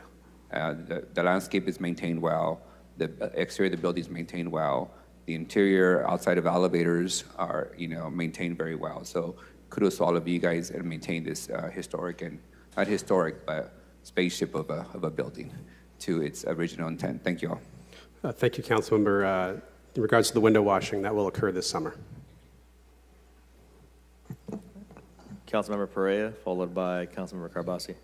Good morning, Director. Can you help me understand how we're doing with meeting any state-mandated energy goals when it comes to transitioning our city fleets over to natural gas or electric? So we are in compliance with the Advanced Clean Fleet Regulation by CARB. They're actually going through and amending the regulation really in response to the federal environment, and they've dropped all of the requirements on the private sector. So really it's just state and local governments that is subject to this regulation moving forward. We do have a number of vehicles in our fleet already, again in compliance with the Advanced Clean Fleet Regulation. We're doing okay in terms of the infrastructure. we were able to deploy a number of solar-powered chargers at the Municipal Service Center and a handful of chargers here and there through the city. But we are in desperate need of a mass deployment of chargers at the Municipal Service Center, thinking long-term, 10 years, which is why we're beginning the engineering this year for that. Looking forward in terms of the regulation, the CARB is changing the regulation to allow for a plug-in hybrid to comply with the zero emission requirement, which is really kind of our saving grace. That means a vehicle that can travel 800 miles and charge itself with its own gas generator, I might add, doesn't need to be plugged in. And that will be a valid option through 2035 as proposed by CARB. Okay. And so for this fiscal year, we have budgeted in, you said the engineering to complete which investment and where? So we have $200,000 for initial engineering and design of chargers at the Municipal Service Center. Okay. And then we don't know yet how much actual infrastructure will cost? No, but it's expected to be expensive. We are pursuing grants through various partners, and we just have not been successful yet. Okay. But as far as what we've purchased to meet the clean energy goals, we have completed that step. Yes, yes, and that is actively done. We have 18 vehicles in the budget that are electric in the FY27 budget. Okay. And then on the trolley service, is there any stop right now that's underperforming? No, we're pretty happy with our service. All of them are pretty well used. Which one is the least one used? If we're looking at least, so we have... As far as pickup and drop off? Pickup and drop off would be in the Cultural Arts District for Arte, right in front of Arte Americas. But that's really specific to being for Art Hop. Otherwise, there's not much activity there during regular service. Okay. So when the council wants to sponsor the trolley service, I think we set aside $10,000. Correct. I know I used that account. Did we eat up all that $10,000 this past fiscal year? I believe we are projecting that to be completely exhausted through, I think we have one more charter at the end of June between a couple council districts. Okay. And then if there is a benefit, you said, to the downtown, then the city manager has the opportunity to waive the trolley fee, is that correct? Yes, it has to be a city-sponsored event, though. Okay. So if a council member sponsors it and it's an event that benefits the downtown, then we can go to the city manager to request that be waived? How would we extend that same benefit to the Tower District? The master fee schedule would have to be revised. We would have to amend the master fee schedule? Correct. Okay. Okay. Thank you very much. You're welcome. Councilmember Carbasi. Good morning, Director. I have a couple questions. One of them is not related to your department, but you brought up elevators, so I'm going to mention it now. We're very proud of Chachansey Park. It's a great park, but their elevator is pretty darn slow. So maybe I'll just put an RFI in and I'll email this over of why that is and if there are any upgrade opportunities for that elevator as well. I think it's just the one elevator in the building I can think of. But going back to general services, no, sorry, I'll send that in. Just a basic option of if that's against, if why it's so slow, if it's the end of its service life, or what options there are. Maybe there's a reason why it's that way. I don't know about elevators, unfortunately. Okay, so one thing about electric charging. So we have 10 electric chargers, charging stations at the Muni Yard. We don't always use them constantly. Are there any public-private entities we could charge to use them so they're not sitting dormant? Maybe a potential income stream from that. At the MSC? Mm-hmm. Well, I would say that they actually are used. We use several of the chargers that we've put in are dedicated to certain departments that have those vehicles. Others are solar powered that any other department can use that has a fleet vehicle, and those are used. When you get a chance, I don't know if there's any data on this, can we get a report of how often they are used and what times they're dormant? I'll put another RFI for that as well. Okay. Okay, last thing. Our favorite subject, Riverside Golf Course. Mm-hmm. We did have and please correct me if my memory's a bit off, we did have an item. You guys worked really, really hard after years of not having an agreement. You negotiated a new agreement. Thank you, Cliff, and thank you, Director and Aaron Aguirre, for that work. I believe we requested, Councilmember Arias and I, before budget, an update on where you are at maybe a capital improvement for potentially a driving range which could bring in revenue. Where are we on that? Because I think there was a memo that was supposed to be submitted prior to budget, and we're here now. We'd like to make some decisions based on your progress. Do you want to just wait, send us a memo, or you want to give me a quick update, or what's the best way to do this? I prefer to wait on the memo. It's something we're still actively working with Parks on. When do we expect to get a memo on that? Because we're kind of in crunch time now. This week. Oh, great. Okay. Perfect. Yes. Then that's all I have. Thank you. Thank you. Okay. Thank you, guys.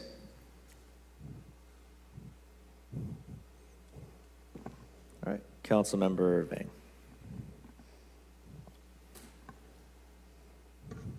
Thank you very much, Council President and Director. Welcome. I want to say thank you to all the directors and their staff for their preparation of the presentations, including the thin and fat budget, as my colleagues in D6 refer them to.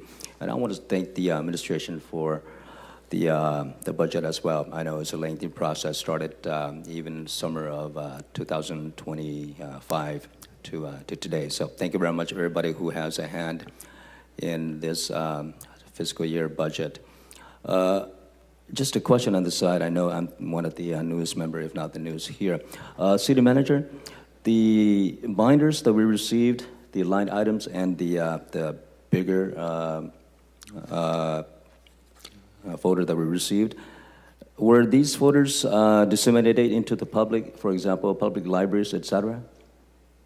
Or were they just located here at City Hall? There is one in the clerk's office, and then it's online. I don't know if I don't think we have a requirement to give it to the library. I don't know if somebody can help me out here. I'm looking, no, I don't believe it is sent to the library. We do have it in the clerk's office, a hard copy, and then we also obviously have the entire budget online, but I don't believe that we distribute to the library. Okay, so hard copies are only available.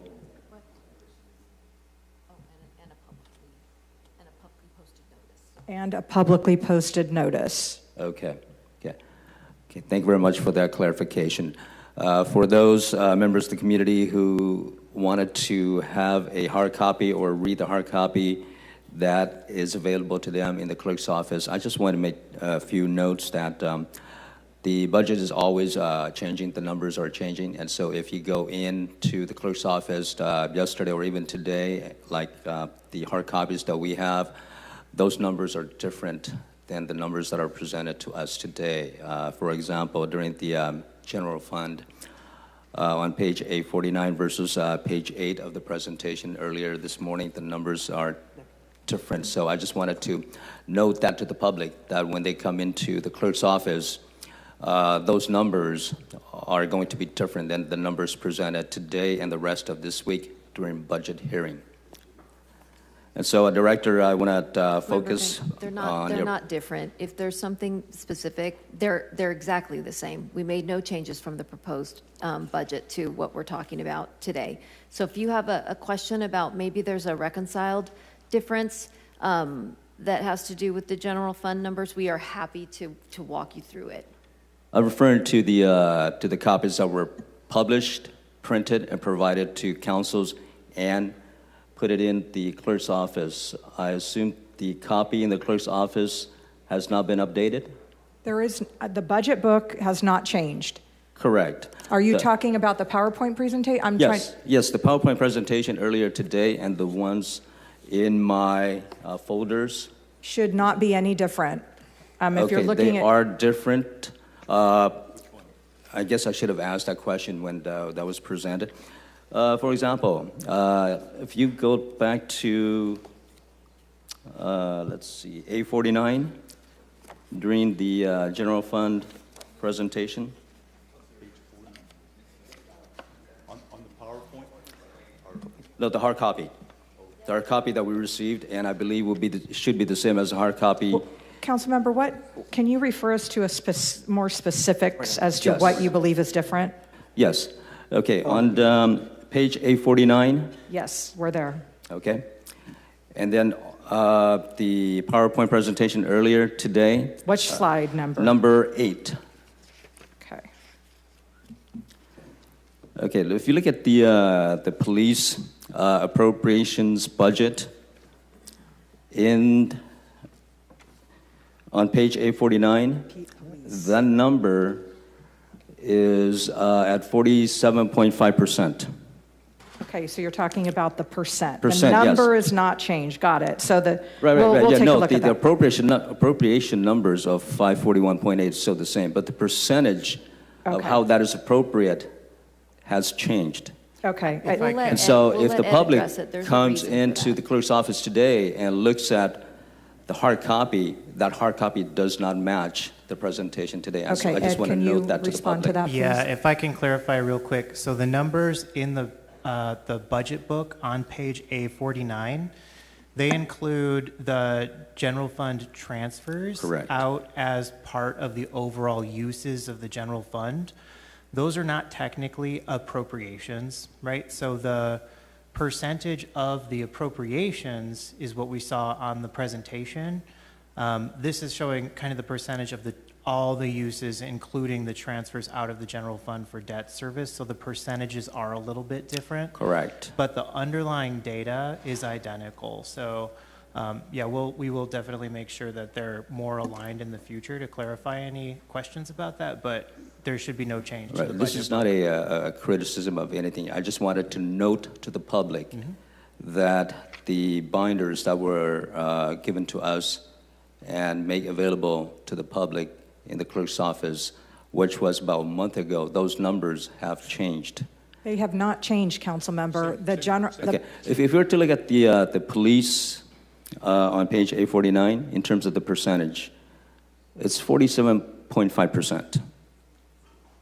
I understand what you're talking about. You're talking about the total of 541.8. Yeah, so. That has not changed. That's consistent throughout. But in And the terms of the department, 263,747, that has not changed. If you look at what the description of the slide is, it's in page A49 is uses of general fund by department. If you look at slide 8, it's appropriations by department. Those are two different things technically. So I understand your point as far as the PowerPoints are intended to be a high-level overview for the council, but the budget book, the numbers have not changed. It's just, this is just a summary level at a higher level, and we're a little bit, slide 8 and page A49 are a little bit apples to oranges comparisons, but the numbers are correct in the budget,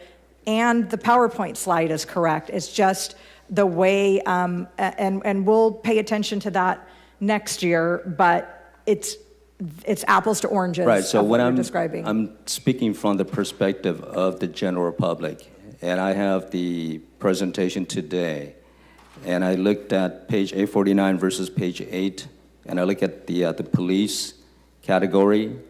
It's 263,748,600.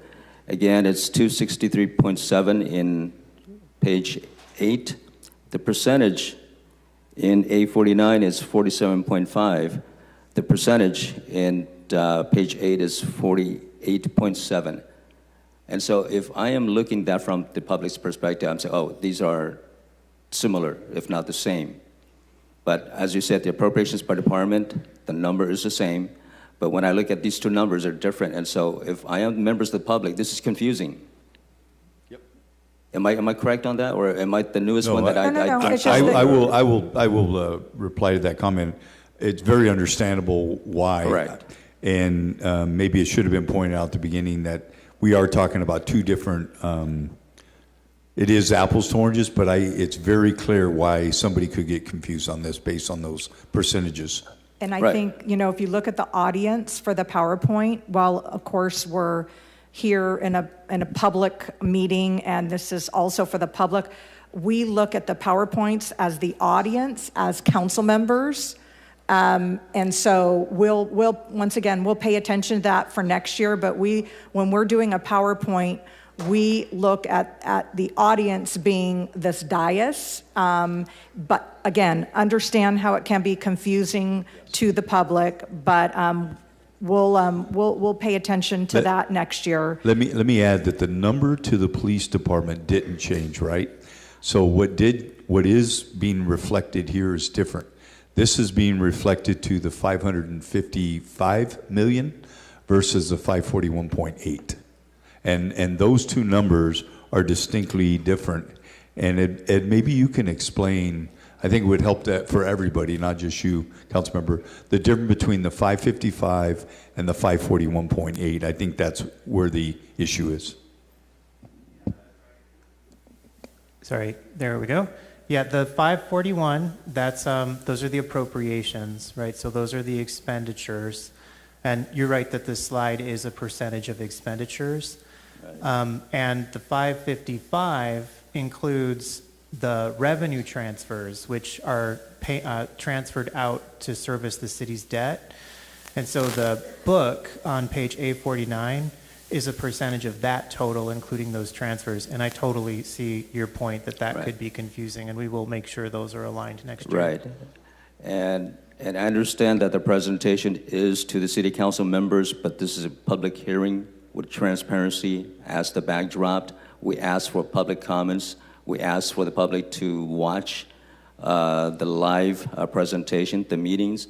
And so, yes, it is, the audience is us, but at the same time, we represent the public. And so speaking as a member of the public who represents Southeast Fresno and District 5, if I were to look at these numbers, I would say this is a little bit confusing because the numbers are consistent, but yet not consistent. And so this conversation puts light into that confusion.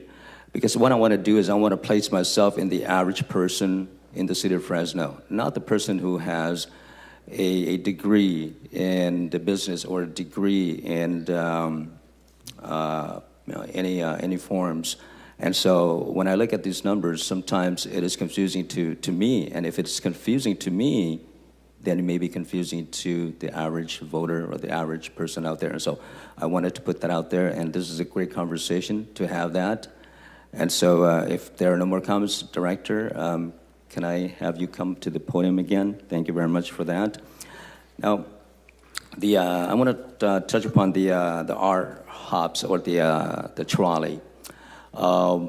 With the possibility of the entertainment zone being opened in downtown, it is likely that the number of ridership from Fresno State to downtown to the Tower District may increase. Have you anticipated that in the foreseeable future in this budget, the 26-27 fiscal year budget? So if ridership does increase, and we do hope it does, because it's trending that way, we do have a stop right there at the Fulton and Inyo. And people are more than welcome to ride the trolley. It's not going to change our costs at all. It's free to ride, and we're just going to continue to operate with just a heavier load. It'd be great.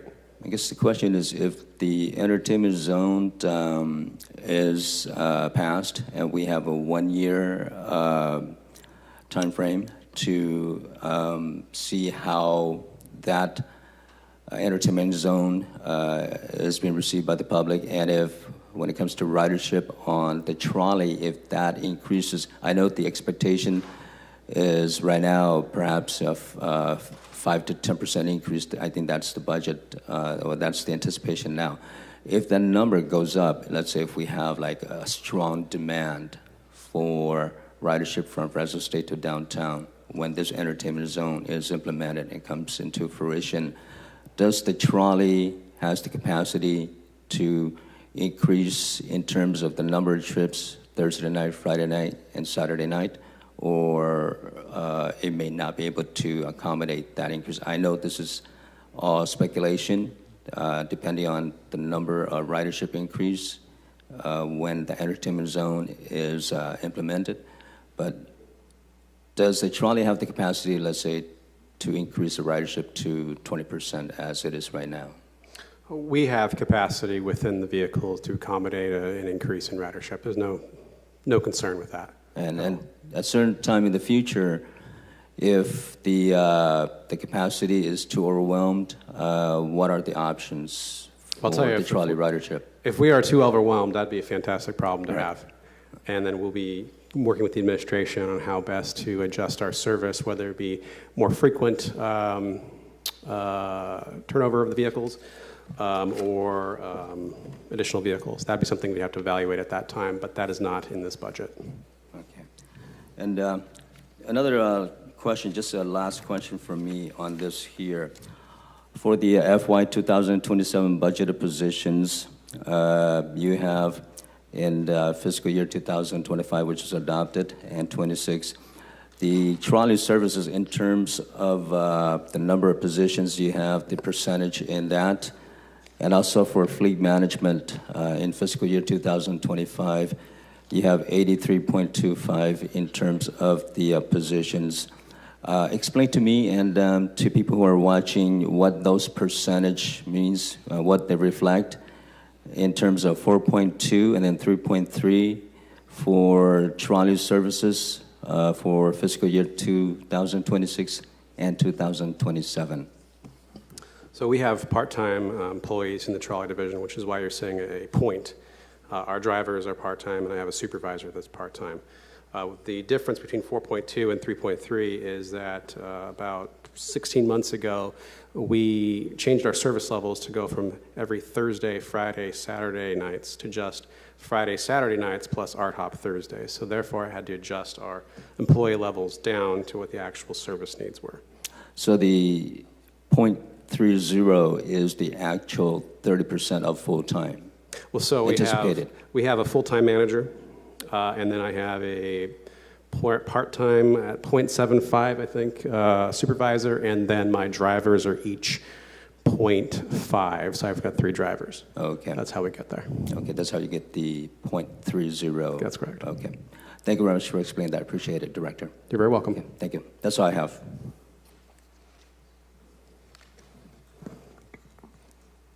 All right, Council, I don't have anyone else punched up. Any further comment? All right, somehow we went, I don't know, it was 90 minutes on general services. Congratulations, Brian. A very, very important department. Congratulations. I bet you didn't expect that when you woke up this morning, huh? All right, at this point, since we've done general services, I'll open it up for some kind of additional public comment. If anyone from the public would like to speak with respect to general services, you'll have 1 minute to do public comment. Any member of the public like to do public comment on general services department? All right, seeing none, we'll go ahead and close that. Our next department is going to be information services, IST. So I'll welcome the director up.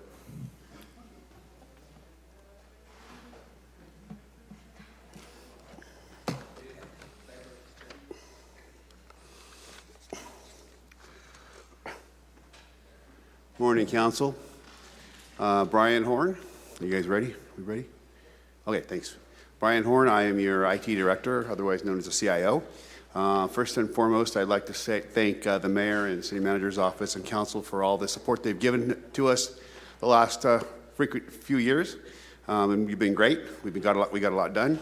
I also want to thank staff. They work hard and they rise to the occasion. I mean, there's a lot of things that we are brought last minute that they pull through. So let's get to the budget. Pretty simple. I do in the back. It's being Bernard. There we go. Got it. I just didn't have the line of sight. Okay, so budget's pretty close to last year. Not too much difference. Personnel, we've got an increase, a little bit of an increase. $18,235,500, and that's mainly to like contractual obligations and MOUs and whatnot. Non-personnel, we're coming in at $26,918,000. We had some increases in software maintenance. Interdepartmental charges went down a little bit, and the interdepartmental charges are where the departments come to us and say, this is the IT stuff we want to do this next year, and that came down to like $1.4 million. So overall, our budget is $46 million for the FY27 year. This includes some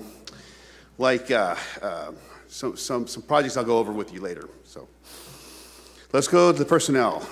Personnel is increasing slightly. And basically, since we're centralized, what happens is the personnel positions are created and implemented in the departments in which they're being needed, and they go into our department accounts. So we're looking at 3 this year. One is a business process systems analyst for GSD. One's for GIS specialist position for the police department. And the last one is for the business process systems analyst position transfer. It's in DPW. So 3 different departments asking for three different positions for a little bit of help, bringing us to about 137, so 3 positions. Let's go to the operational impacts. Why does the police department need another position? They need a GIS position. Why? It's because they need somebody to work with their maps and their buildings. And GIS does a lot of different things, as you know. But they've been operating GIS for a few years, so why do they need a position now? Because actually they've been borrowing staff resources from the fire department. The fire department has a GIS person that assists with assembling all of the various data sources and being able to create not just maps, but reports on how resources are being utilized. And the police department has never had a GIS. They have had a staff person that is in a different position that has been manually assembling data, and it just, we're way too big of an agency. And so Manager, the current arrangement has been working for several years. It has not been working, is what I'm telling you. So why is it that we're waiting to now to add an additional position if it hasn't been working? Because it's budgets, because it went through the budget process. They put the request in. In the meantime, they were borrowing from the fire department at times, and it's gone through the budget process. That's what we require of our departments. The need's been there for it's been a greater need now than it has been in the past because there's been more activity and more work being done. And so we do need a position in there to help them get this done for them. And what exactly do they do with the GIS position? So we will, I'll make sure that the police department, I think it'd be best for the chief to be able to describe unless we want you to. I'm going to bring Ed up for a minute, if you don't mind. Sure. Is that okay? Edith? I can wait till the police department comes, that's fine. I'm worried about Big Brother and how much tech they have and what they do with it. Right. Well, let's pick this up on questions. Sure, if you want. It's fine. You want to Edith can describe what you need to know. Well, let's get through your presentation, and then we'll pick this up during the discussion portion. And we didn't technically add a new position. No. We didn't add a new position. We transferred a position that was a different position. We turned it into a GIS position, and all technical positions reside in ISD. I don't like having anything technical related residing in a department because I don't think that they have the proper technical oversight when they're in a department. So there was a position, I believe it got converted into a GIS position in the department, and when it got converted to a technical position, we moved it into ISD. So the only positions that, quote, got added in this entire budget was the additional HART team. So this was a reclass in the police department, and then when it became a technical position, it got transferred into ISD. Just for my clarification, so when we're talking about, because it FY26 to FY27, there's 3 PCNs added. So is one of those GIS or not? And is it actually a conversion or an additional? No. So citywide. It's moving from one department to another. There. So citywide, as I said, we did not add, quote, new positions except for the HART team. So the GIS was one of the 3, and when departments throughout the year have positions, they move positions around within their own department, they reclass positions from one need to another. And when that happens within a department and it gets converted into a technical position, those positions need to reside in ISD. I know, once again, it sounds like we've perhaps confused things, but when a department within its own budget starts moving things around and reclassing, and if it gets reclassed into something that is technical in nature, we do not allow it to stay in that department. We require it to be moved to ISD so that the proper oversight, technical oversight, is considered and allowed. So it operates within the department. It's sort of a dual management to where the police department will still be, overseeing this person's schedule and giving them the day-to-day tasks. But when the technical aspects come into play as far as hardware, software, those types of things, that portion is overseen by ISD. Yes. And if I could just clarify, on the department's budget for ISD, on page 126, B126, it says a transfer in of one GIS specialist position from the police department. And then if you go to the police department on page B175, it says transferred out one GIS specialist to ISD. So I think maybe there was a little bit of confusion, Brian, when you said it's a new position. I apologize for that. Thank you. I apologize for that. They are transfers. So I apologize for... Hopefully, Councilmember, that clarifies. It's moving from one place to another within the department, but to make it no new positions in this entire department with the exception of the HART team. Thank you for allowing me to keep the director on his toes. You did that. Appreciate that. So I'll go to the next slide. Software contractual obligations, it's nothing new. They go up every year. Biggest offenders have been like Microsoft and Salesforce and Adobe, the big guys. But across the board, 5 to 10% increases in a lot of different software. Number 2, data center improvements. Now, you guys were talking earlier about cooling systems. This is a cooling system for the computer room. Our current cooling system's been in there for about, 15 years, so we've gotten a lot of good use out of it. And so this is a lease cost per year, and I believe we're going 5-year lease on it. We've software.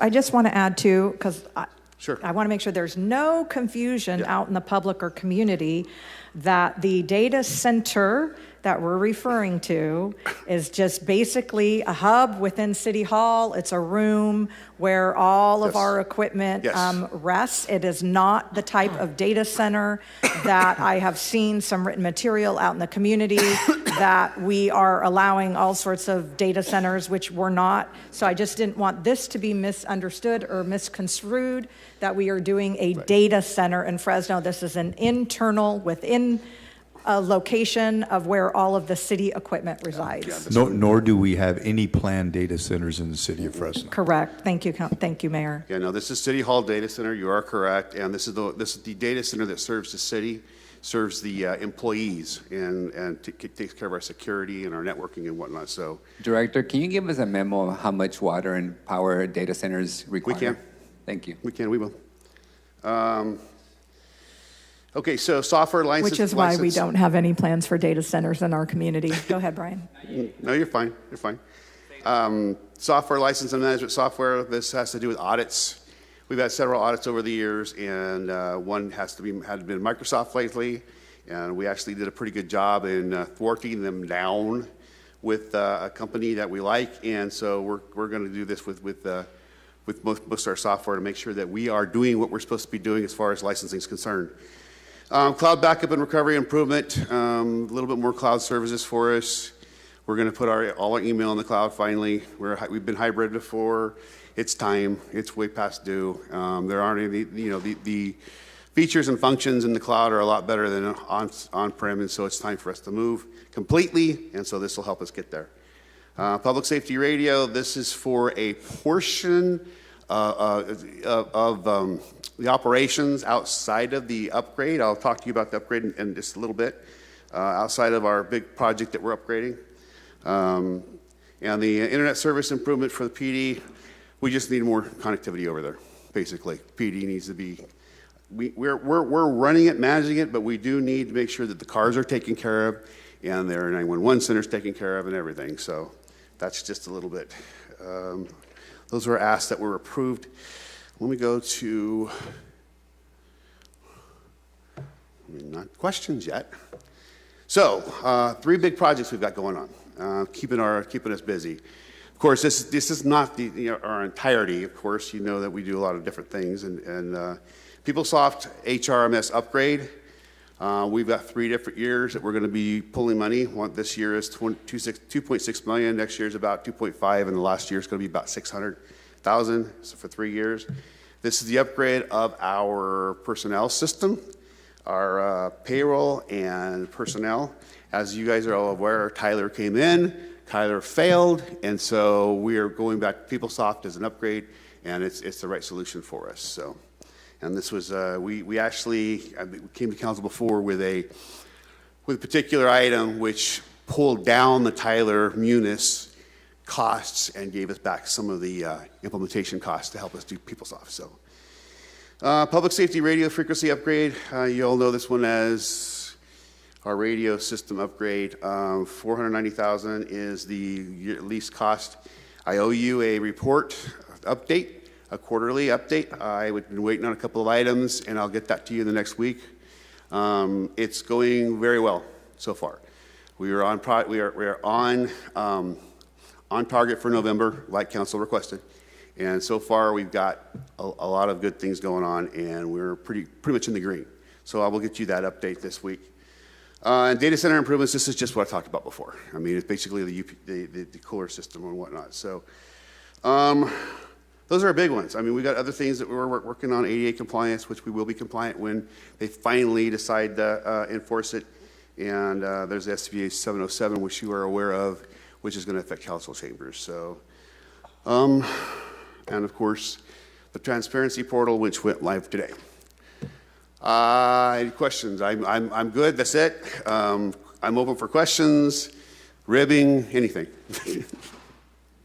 All right, thanks, Director. Short and sweet, and a little side track there on the position question. All good. This is probably more of a comment for economic development rather than your department, but just our data centers mentioned, and it's pretty clear we don't have enough energy, water, or natural resources here for any of that. And I know that because of my Fresno CHIPS Act that I tried a couple years ago to take advantage of the CHIPS incentives under the Biden administration, and we don't have the resources here to attract those types of industries, the actual manufacturers in and of themselves, and or even kind of the supply chain folks. Proven very, very difficult, despite all of our other economic advantages around here. And so I think data centers probably pose even more of a drain with respect to those types of resources. I don't know if you agree with that or not, but my thoughts. It's very hard here. It is, and it's hard to attract a data center like that. It is. I mean, I think when Councilmember Westerland was here, we looked at it. There were no takers. So, I mean, it might be something economic development comes up and works on again, but yeah, you're absolutely right. I think, Council President, if I can, just to add, I went to a couple of sessions on data centers, and they've now got it down to where they recycle water through. Yep. So it's not the water demand as much as the electricity, and with the impact that it has on our grid here would be, I think, pretty significant. It blows out of the water, given our rates and level demand already. Bandwidth, connectivity, internet access is another big one. So that's right. So the mayor is absolutely correct on what he's saying. Let's see. I've got a few folks punched up. Sure. Start by Councilmember Vang, followed by Councilmember Richardson. Very quick. Good morning, Director. Good morning. When it comes to technology and information, 1 year is like perhaps 20 years, 30 years ago. What does ISD plan to do with hardwares that are outdated when computers, laptops are no longer needed or replaced by newer hardware? What happens to those replacements? The old replacements, some very rarely get repurposed, but for the most part, what we have to do is, per the city charter, we've got to auction them off. So we work with GSD to auction off the old stuff. So there's an opportunity for the public to get their hands on them and use what's left of them. It's a little tricky because they're not going to have a license for the operating system because we own the license. You're just going to get a bare bones machine is what you're going to get. So that's like 10, 15 years old. And we tend to hang on to our PCs longer than we should, but it's a matter of budget, and that's fine. We do what we can. So. Is auction them off the only option? What about the possibility of donating them to nonprofit organizations that just started? Yes. That needs those equipments? We can look into that. I'd like to do that. That'd be great. I will work with the city manager's office and see what we can do. Okay. I mean, we've looked at that before, and this is a new administration, so it's possible with this new administration. So I'll bring that up again. Okay. And consider that I would do an RFI request very soon. Okay. Sure, absolutely. Thank you. Appreciate that. Thank you. Councilman Richardson, followed by Councilman Barrios. All right. Director Horn of Information, how are you? I'm okay. How about yourself? We started the budget with both of our Bryans, got them out of the There way. you go. I like it. For ISD, it looks like you guys hit 2.5% attrition to help with the attrition savings, which is the same as last year. So thank you for maintaining that. With all of after coming on board and getting the tour of your department down there and seeing how much you guys kind of punch above your weight class, which is impressive, going through the revenues, I didn't find any revenue stream that came in through your guys' hard work down there. Now, I know that with government agencies or government entities that do any sort of collecting or anything that's active or passive, what have you, there's a lot of benefit that comes out of Fresno. I would say that by extension, the city of Fresno is punching out of our weight class because we have you guys and your staff working hard down there. Is there any opportunity that we're missing? I know a lot of it is just kind of goodwill stuff and, hey, this is for the greater cause. Is there any opportunity with working with different agencies to be able to find any sources of revenue for some of the information and data that we're able to gather? We're kind of sort of looking into that. And I need to get back together with Georgiana and Ruthie because we kind of looked at that earlier. We have fiber in the ground, and we actually are looking at trying to get some providers in here to use that fiber. And I think we've got one, but I don't know where they are in the process. But other than that, we try to look where we can. So fiber's one. We do have a small amount of revenue from the convention center when we do events and whatnot because we're the ones who take care of the events. So those are two of them, and I've got my staff always looking for opportunities that we can, it's difficult, I mean, it's looking through this. It's like, what do you want to be responsible for? Sure. And the fiber for us, if we could do something like monetize it, that might help. So I mean, we can do it. We've been through the motions because a lot of it was put in with grant funding, and we have documentation that behind us. That allows us to say, yeah, we can do some things. Okay. So I had a friend in high school who always said, if you do something really well, never do it for free. But he's in prison now, so I want to make sure we're doing things right. Councilmember, did you say, what attrition did you say? The monetary attrition that's in the line item detail, there's, as documented on page 124 for ISD. I had 6.18, so you said something about 2, and so that's So why this is strictly monetary. What I did was I based the 2027 proposed budget, the 1.178 million, on their total projected budget of the 46.6 million. Did some quick math for Marines on that and came to roughly 2.5%. If there's a different metric I should be using, please let me know. That doesn't include personnel, but. Well, I think you're using a different metric, but. Yeah, I think the denominator, if you're using a number from 26 and putting that over a number in 27, it wouldn't take into consideration the additional cost of just the same employees year over year. But what I'd like to do is just provide, if the council would allow, the actual attrition by department, and that way the numerator and the denominator that we're using to get to the 6.18. Okay, because right here, the only thing that says attrition savings for them is on page 124. It's in the 2027 proposed budget. And using the 2027 proposed budget on page 127 for the same department, those are the only two I got. If there's some other algorithm that I can use just to make sure my numbers are correct, I can put it on a big Post-it note up here. Okay, I'll get you the algorithm. I appreciate it. If you can write it real big and in crayons, that would be helpful for me. Finally, last question I had. I noticed that there's a huge expenditure for communications. I know a lot of what you guys do is the radio, telecommunications, digital, things like that. Great. And you specifically mentioned with law enforcement, they also have communications expenditures. Just again, they have some, yes. Like I'm a golden retriever. Would you explain where the breakdown is between what you pay for and what comes out of the budget of a client department? So what we pay for, what's that?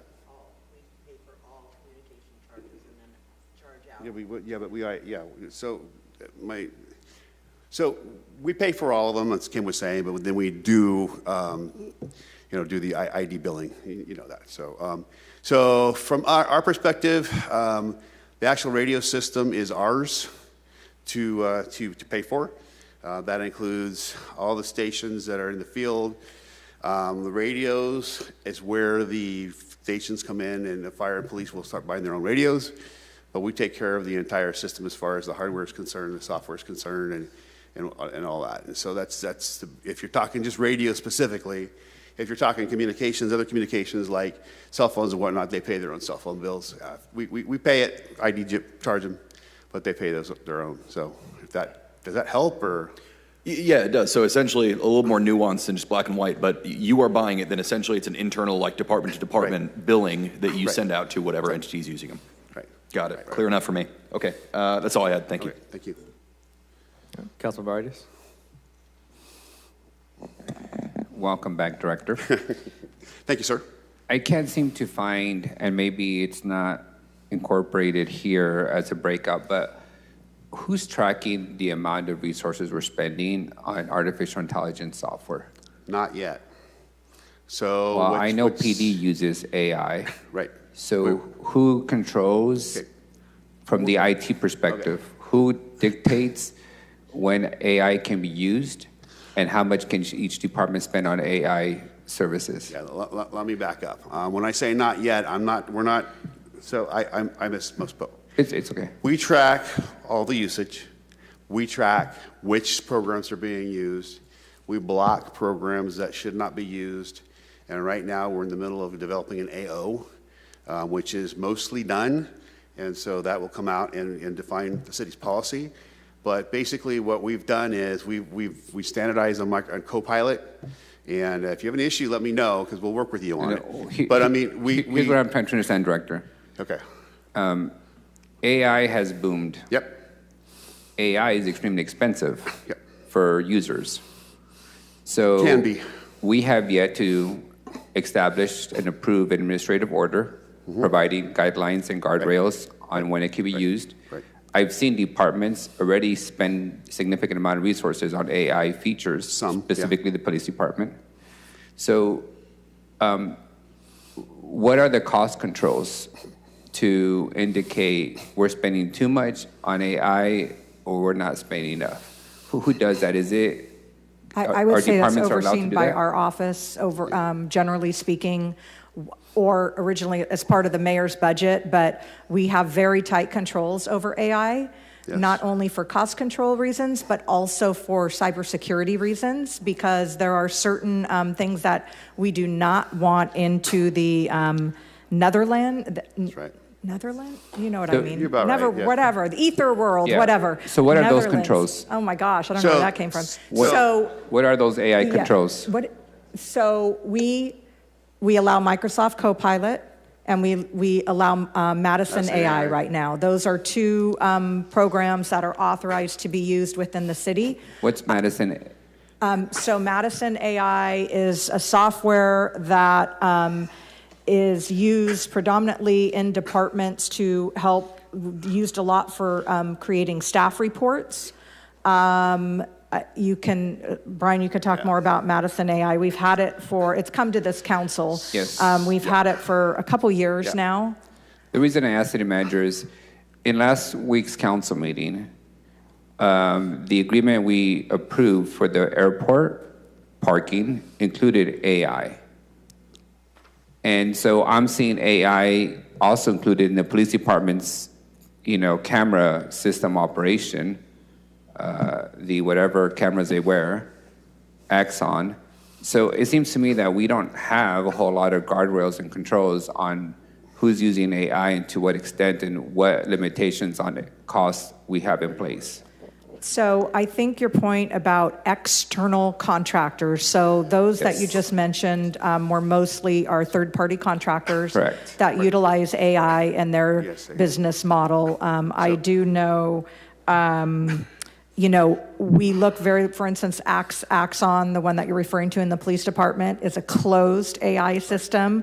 So when those products, that is one of the reasons why any product has to go through ISD for purchase by departments, is for the reasons of making sure that whatever a third-party vendor is using is not going to impact our system, in that there are certain parts of what we do that are very open and transparent, and then there are other things like attorney-client communications and draft creation of documents which are not subject to public records. So I would say that I think we have a pretty good control over city employee usage of AI. But on the third, I think you're talking about third-party vendor use of AI, that we can certainly talk more about and make sure that it is addressed. I think the guardrail right now is that when a department is going to purchase a software product, it has to be approved by ISD. And so they're looking at it from I think obviously a security reason perspective as well. Correct. But we can try and address that in the AO that we're creating as well. I can expand on it a little bit more. She's absolutely right. If an application, and a lot of them are coming now with AI components. So Salesforce has one. So we're looking into using that. We have Madison AI, which is basically a huge database of the city data. It's being used to do reports and council reports, but it also has a lot of city history because we've imported a lot there. It's a closed system, stays in the city, doesn't go anywhere else. Airports, you're absolutely right. There was one for airports, but it's not like general use. It's another application that's AI is in that application. So what we do is to make sure that it's benign and it works okay. So AI's got a lot of different uses. So Acela has some AI that we're looking at. So yes, absolutely. When AI by itself, standalone block, if it's in an application, then we look at it and we evaluate it from a security standpoint to make sure it'll work in our environment and if it's needed. So here's what I'm wrestling with. From my perspective, AI has two components. One is where is the appropriate use for the software? Right. Should AI have access to all our police records? No. Should AI have access to all our personnel records? Right? Our financial records? You guys have acknowledged that all these third-party contractors are actively using AI, therefore we've granted them access to all these sensitive files. We're not. That's not true. That's Absolutely not true. not. We are Axon not granting Axon or Madison AI access to all of our confidential documents. No. There are guardrails. Axon has access to our police records. Some of our police records. Everything that's on video and camera. And police reports.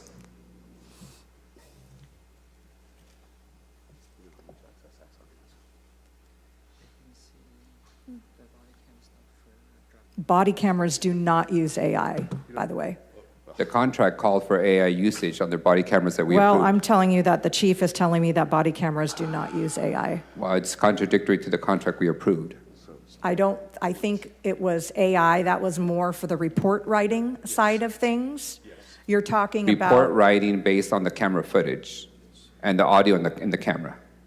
It is all the same thing. They have access to our raw content to generate draft reports for officers. So we'd be happy to get you, come back and get you documents or get you a report on. I'm more interested, City Manager, is, again, there's what access are we granting to AI platforms that is public information, right? And what guardrails do we have in place for that? And secondly, on the cost side, are we putting any limitations on how much we're spending on AI software platforms? So any AI that has access to what we might consider some sensitive information is in a closed environment. It will not have access to the outside world. It'll be in a closed environment, so it stays within the city limits, stays within the city data system. So that's the difference. Like if you got a ChatGPT out there and you just start, doing things, ChatGPT reports back to the internet and it comes back and all the data is reported back. But something like an Axon or Madison AI is in a closed environment, stays within the city. So that's the difference. That's So the let's play security that issue. out. Let's talk about the Axon AI. Sure. They have access to our raw content. They generate a draft report. If Axon has a breach and that information gets into the world of the internet, what's our administrative order dictate? Are they liable to us financially for that breach? Yes. That should be contractual. Is that the case? Same thing for the yes. parking people? It should be contractual more than it is a policy. So when we build things into the contract, we look at risk. So does the contract stipulate that? I will double check. The reason I'm asking is we've gone through this in the world of healthcare, right? At some point, the healthcare companies that we do business with have a breach. In response, they'll give us 1 year of coverage. Right. And then our identity gets stolen on, 1 year and 2 weeks later. But that's been the world that we've had to operate in. AI is a similar animal, just much more powerful. So I'm a little concerned that we've been approving all these third-party AI agreements without having administrative order in place first. But that happens because the technology is growing faster than our procedures. I get that. But I want some clarity from staff on the controls for AI, and secondly, on how we control the cost of AI, because I suspect that AI is going to be like, meth. They give it to you at a really cheap price on day one, and then they're going to rob you and rape you on, year two, because now we're on the hook for everyone having draft reports at the disposal. This is, our version of, meth and fentanyl downstream. It will kill us financially if we don't put some controls up front. The third element is job reductions, implications for our city staff. At some point, I'm assuming somebody's going to come in and say, we have such great efficiencies thanks to AI, I don't need 2 secretaries or 2 analysts or 2 budget managers. So that's why I want to openly talk about AI as a conversation for the budget. I'll give you one comfort level. Even though we do not have an administrative order for the AI, we do put our policies in place on that contract, and it will be the same thing as the AO. And so, because ISD is in charge of that and city managers backing us, we're allowed to, we have that kind of authority to make sure that the stipulations are close to what we're going to have in the administrative order. So right now, since we have an administrative order in draft, right now we're able to do that. So just, I'll give you more. Yes, ma'am. Also, I would add, I'll give you an example, ChatGPT, right, which everybody is kind of like a little bit everybody's go-to. We had a lot of people in this city that were utilizing ChatGPT, utilizing their city emails, to which ChatGPT notices us and tells us, oh, you need to open an enterprise ChatGPT account. Here's your 6-figure bill. Yep. So that is why ChatGPT is blocked in the city, and we've sent out emails saying we're directing people to use Microsoft Copilot, which is included in the suite, I believe, of our Microsoft Office suite, which is kind of the Microsoft version. And then we do, we had Madison AI before Microsoft Copilot. Yeah. But those are sort of the cost controls. Agreed, we absolutely need to get the AO in place, but we have been monitoring and controlling, because obviously when ChatGPT first came out, it was sort of the newest and greatest, and everybody was very excited about it, and people started using it. And that became a problem for us as an agency very quickly, because those companies track the usage, and when they see a .gov address, same thing happens whenever you are trying to go onto a program and you say, oh, here's a free 60-day trial. And if there are a number of people in this organization doing free trials with a .gov address, it's not free. Yeah. Those companies come to us and say, you have this many users, you need to be opening an enterprise account, which, you know, we have really tried to discourage individual departments, individual council offices from doing those kind of accounts separately. And so we definitely have tried to do a better job keeping track, but yeah, we definitely need to expedite. And I'm assuming that Microsoft and Copilot at some point when we get to renewal of our enterprise agreement, are going to stack up the bill to be twice as much based on the AI feature that they now have incorporated into the software. Probably. I mean, honestly, if you look at what has happened with our software, you know, times have changed. Remember, we used to just buy like a one-time Microsoft Office product. It lasted us a few years. No, now they require us to have subscriptions, Microsoft 365. Right. Then they required us to put everything on the cloud. So that is one of the reasons why you see our contractual obligations going up every single year, is because that is exactly what those companies are doing, right? Obviously, that's why they're worth so much money, because they have us all captive. We are definitely a captive audience and a captive customer that, you know, once you are in, you kind of can't go out. But I would also argue, you know, it's just the way that the world has evolved in using technology, and we don't really have a lot of choice in certain instances. I want to add, if I can, Councilmember, because the issue you're raising right now is one that's being discussed in departments and agencies and cities across America. I went to a few sessions this last week, and it's AI, and it's everywhere you go. And AI can be great, or AI can be horrible. And there are plenty of best practices and policies that are out there today that we're taking a look at. I don't want us to get too far ahead of it. When we're looking at AI, I think we have to be very selective in its use. There are some good things, like we believe writing staff reports and for us, as long as there's human intervention and review. And really, there's two types of AI out there. One of them is where AI assists human efforts, but there's still human intervention involved. And then there's AI that has no human intervention. Those are the ones I think we have to be very, very selective on, because they're making decisions for us and may not be the best decision. So those are things, for example, on PRA requests. We're not, you know, we have a challenging time getting to all of our PRA requests because there's so many. Well, now there's AI out there today that processes all AIs. All of your PRAs. So maybe that's something we want to take a look at. But I do believe we ought to look at other agencies, other cities, and see what they've done. And then, but for now, we're taking it very slow. We have a policy that's almost done. Hopefully, we'll get that done with the guardrails on how it's used, how it's approved, and so forth. Thank you, Mayor. In the meantime, can I get a list of all AI platforms that are approved by the city and all third-party AI platforms that are utilized by contractors? And finally, how much money are we currently spending on AI? And I understand some of the AI features are included in the service agreement, which may not be possible, but the total amount for that contract would be sufficient. I wanted to understand what the baseline is now as we get down this path of AI, and also be able to have future councils monitor it. Thank you. That's fair. Thank you. All right, I don't see any additional council members punched up. Director, I'm not going to bother you this year. I don't know what the 5 stages of grief all are, but I'm at acceptance that this city will just be a PC city and not a Mac city, Apple city. Thank you, sir.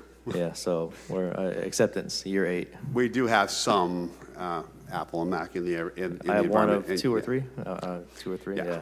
And thank you to your staff for always helping to kind of calibrate it, if you will. And it'll be available for somebody else when I turn it in at the end of the year. Somebody else can use it. Yeah. Yeah. All right. No further comments. All right. Thank you for your time. All right. I have one card from Ariana. Come on down. You have 1 minute.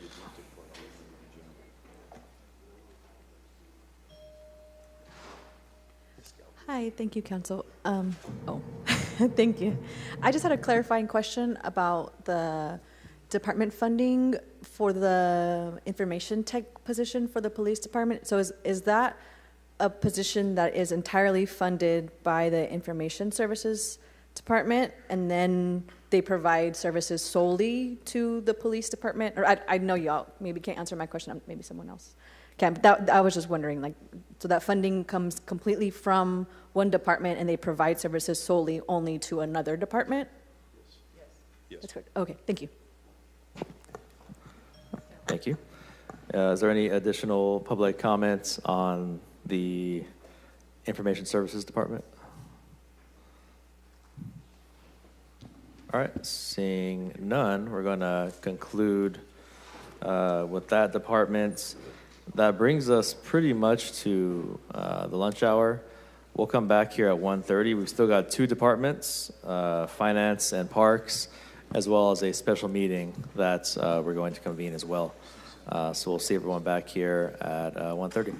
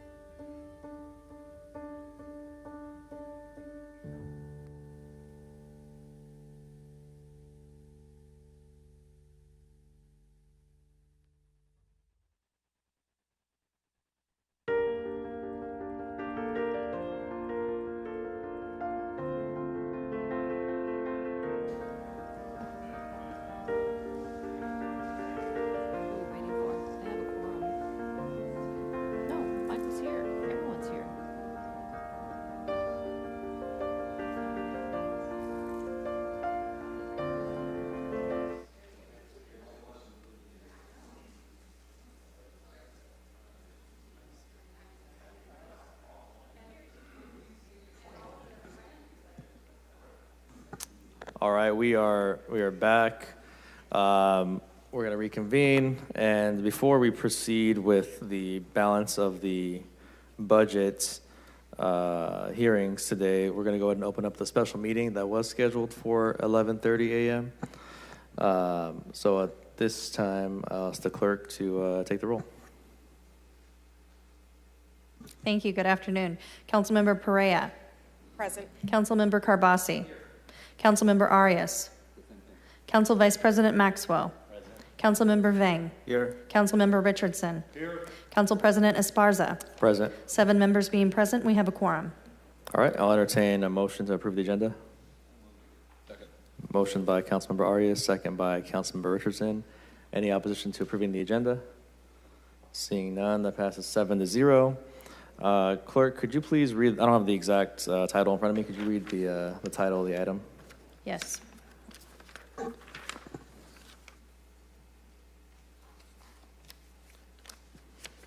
moment, please.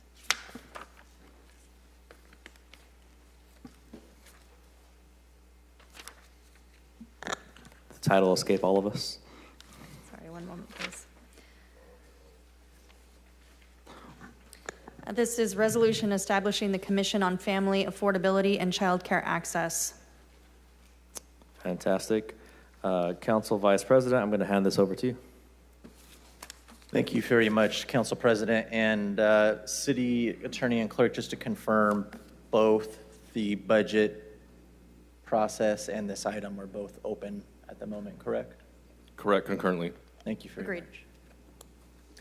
This morning I held a press conference to talk about an issue plaguing our community. Fresno is one of the least affluent communities in the entire state of California, and we feel that in a lot of different regards, one of them being childcare. Childcare is a crisis that we have been dealing with for some time in this community, and it's something that's only going to become more exacerbated as the Donald Trump administration cuts come into effect later this year. Over $10 billion in child care funding going to be reduced across 5 states.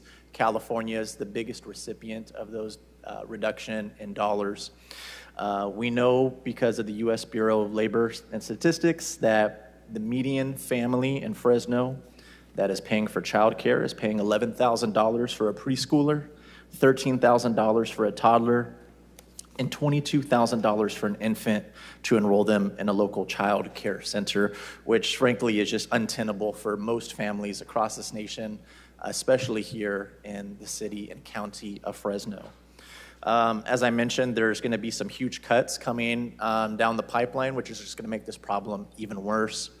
If somehow overnight every single family was able to afford these ridiculously expensive tuitions for child care, there still would only be a fraction of the slots available for the children across the city and county of Fresno. So we're working on both a supply and a demand issue. I talked about in my press conference this morning, for that being the reason for me wanting to introduce this resolution here today. This resolution would effectively create a standing commission on family affordability and child care access here in the city of Fresno. We need to tackle this on 2 fronts. One is the short term and one is the long term. On the short term, the city, I don't think government is ever the solution to any problem, but I think government could be a part of the solution. And I think that we need to stand up and lead on this and be a partner when it comes to the child care crisis facing our community. And so when it comes to short term, I think that the city needs to partner with somebody like First 5 in order to provide some opportunities to give scholarships to struggling families, to help subsidize the cost of child care, and to also go towards grants. Those could be grants towards new businesses that want to offer childcare, but we know that it's expensive to get your foot in the door, to get all the permitting and licensing and upgrades needed to offer your space for children. It could also be grants to existing businesses that want to make further upgrades and allow even more children to be able to use their facilities. And so we need to tackle this on the supply and the demand side short term because we're facing a crisis today. On the long term, I think that forming this commission is going to be pivotal for a few reasons. A couple of the reasons I want to form this commission. Number one, so this working commission can work on coming up with policies to recommend to this council and to this mayor to adopt and take action on.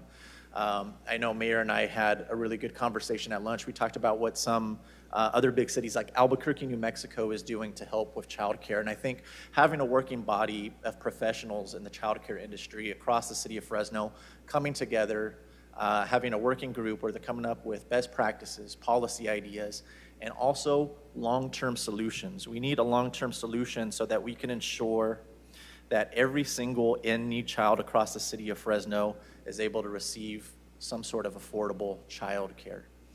The first 5 years I spent in office, we spent over $500 million fighting some of the biggest issues our community faces: homelessness, crime, and poverty. And we made some really significant movements in all of those efforts. But I think it's become evidently clear to anybody that lives in our community, we're still facing a homeless crisis, we still have crime, and we still have poverty. And we need to continue to tackle these things from the back end. We need to continue investing in affordable housing. We need to continue investing into shelter space. We need to continue investing into more better paid police officers. But at the same time, I don't think that we can be so illusioned as to think that any amount of money or investment on the back end alone is going to eradicate these issues. We need to make sure that we're making investments in the front end as well, and that's our children. And so I have a resolution here.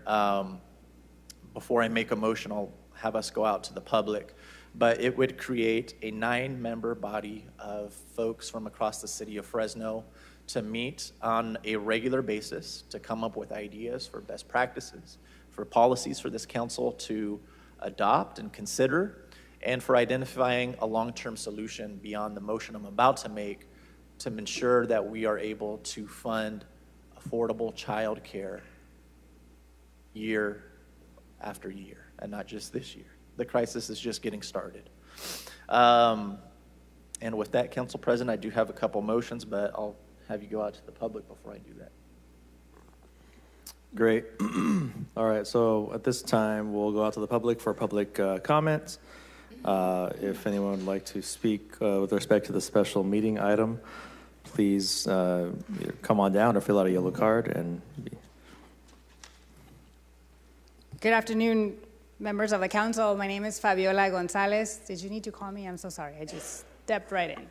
no, it's fine. We know who you are, and I saw your yellow card. Yeah, welcome. I serve as executive director for First Five Fresno County, and I'm just here to be in huge support of having the city of Fresno step in such a way to come alongside families that are raising our children today, to figure out what you just heard from Vice President Maxwell about the challenges that I think shouldn't be new to anyone on the dais. Even if you don't have children, I think we all benefit when everybody has access to childcare. When you think of 911 operators, you want to make sure that they have childcare. Bus drivers, you want to make sure that you get to a place to work because that bus driver has childcare. So all of us benefit. And our children, there's a lot of talk about the brain development, the first 5 years of life when the brain develops the most. There's a lot of talk about labor workforce, like we need to make sure that people are at work and childcare is important. I think we need to start thinking of childcare as a right. Like our children have a right to be in the right space at the right time to make sure that when they show up to kindergarten or to those classrooms everybody knows public education, that they have those first 5 years have had the foundation for them to learn and to be ready to just continue learning, and the teachers are not having to have conversations with parents about issues that could have been addressed early on in a high quality setting. So I commend the city of Fresno for considering this. We are partners. First Fives have been here for the last 27 years. And you're right, just like Councilmember Maxwell mentioned, not one partner can do this alone. We need partnerships with government, with private philanthropy, private sector philanthropy, anybody that can come alongside to see that childcare is not just a parent's issue, but it's an economy issue, it's a community issue, and it's a society issue that we all benefit from. So I'm grateful, and I am in super huge favor of you all approving the motion before you, or the vote before you soon. All right, thank you. Is there any additional public comment?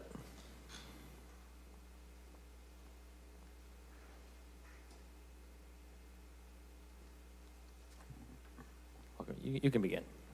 I'll keep this for the record. Good afternoon, Council. My name is Linda Gleason, and I am the Director of Fresno County Cradle to Career. And we are our county's cross-sector partnership for the purposes of measurably improving our outcomes for our children and their families. The partnership spans 10 sectors, has over 100 organizations involved in a leadership council of 14 different members, all heads of organizations, government, healthcare, housing, and education for the purposes of strategically focusing the partnership. And I'm here to, again, commend the council for considering this adoption of this commission. We have, in the recent past, been very focused on workforce-related issues, having a long history, a decade-long history of staying focused in early childhood. The importance is not lost on us, as Fabiola mentioned, about the importance of the early years. Most recently, in the heightened focus around workforce, a few data points have emerged. One is that among our county's workforce, we have 61% that are not earning a living wage. We are aware of the fragmentation in the workforce system, and we've also become keenly aware of a couple of key barriers. One, and almost the highest, is childcare. So it is, as Fabiola from First Five mentioned, we're in agreement that it should be considered a right. It is obviously a huge barrier to the economic development of our city and our region. And so we stand in favor of what this represents, and again, a doubling down of the focus and a key area for the prosperity of our city. Thank you. Thank you. Any additional public comments on the special meeting item?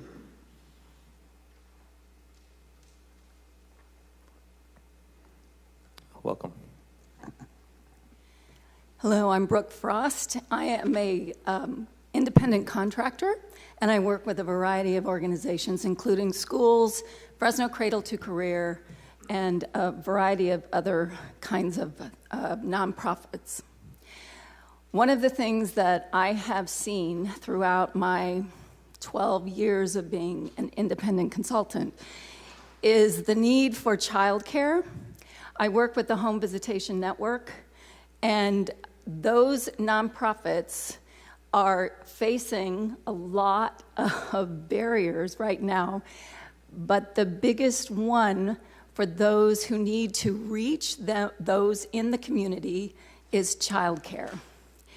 The other one is, although I work with a school district, a rural school district, the same thing is true in the city, because we have people here who work in the ag industry and shift hours and all those different times of non-traditional business hours is a huge need. And so coming up with some solutions that would include that would go a long way to providing a beacon of possibility to other small, unincorporated, or agricultural business. We do have some examples here in Fresno County with businesses in the ag industry, and we can call upon some of them to be involved. So I'd like to heartily support the formation of this commission. Thank you. All right, thank you. Any additional public comments on the special meeting item? All right, Mayor, you want to speak? Come on down. Thank you, Council President. I wanted to just start off by complimenting Council Vice President Maxwell on bringing forth this idea and those who are co-sponsoring it with him. I know we've had a number of conversations about affordability. In fact, when I was at the U.S. Conference of Mayors this last week, the number one topic amongst the mayors, especially the large city mayors, was the issue of affordability. Affordability of housing, affordability for energy costs and utilities, the affordability for groceries, affordability for childcare. Sometimes we're limited in what areas we can help offset some of those costs. But I do think when you When you think about it, childcare is one of those things, although we oftentimes rely on other agencies like at the county level or state agency to be the ones providing that. I do think that we too, and local government and city government, have a role to play in helping. And you know, the affordability factors really impacts everybody, but it impacts those families that are living on thin margins to begin with. They're the ones that are having to make difficult decisions about whether to buy clothes for their kids or to buy groceries. And ultimately, we know that there are people ending up unhoused and homeless because of this affordability issue. And one of the things I was sharing with Council Vice President was, in speaking with Mayor Tim Keller from Albuquerque, they were ahead of this in the fact that they went into the child care business. They actually operated facilities, and they still do today, but they're transitioning out of that because difficult to find the teachers, the costs associated with that. And now, very innovative that they're utilizing city facilities, whether it's office space or community centers, libraries, and the like, modifying the facility to allow for operators that provide child care, early learning to kids, to come into those facilities and operate out of there for free. In terms, it lowers their cost overhead, and then they're able to pass those savings on to families.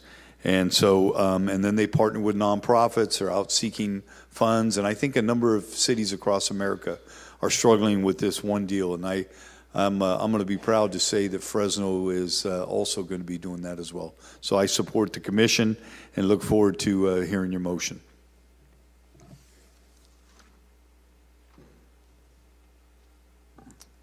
All right, any further public comment on the special meeting item?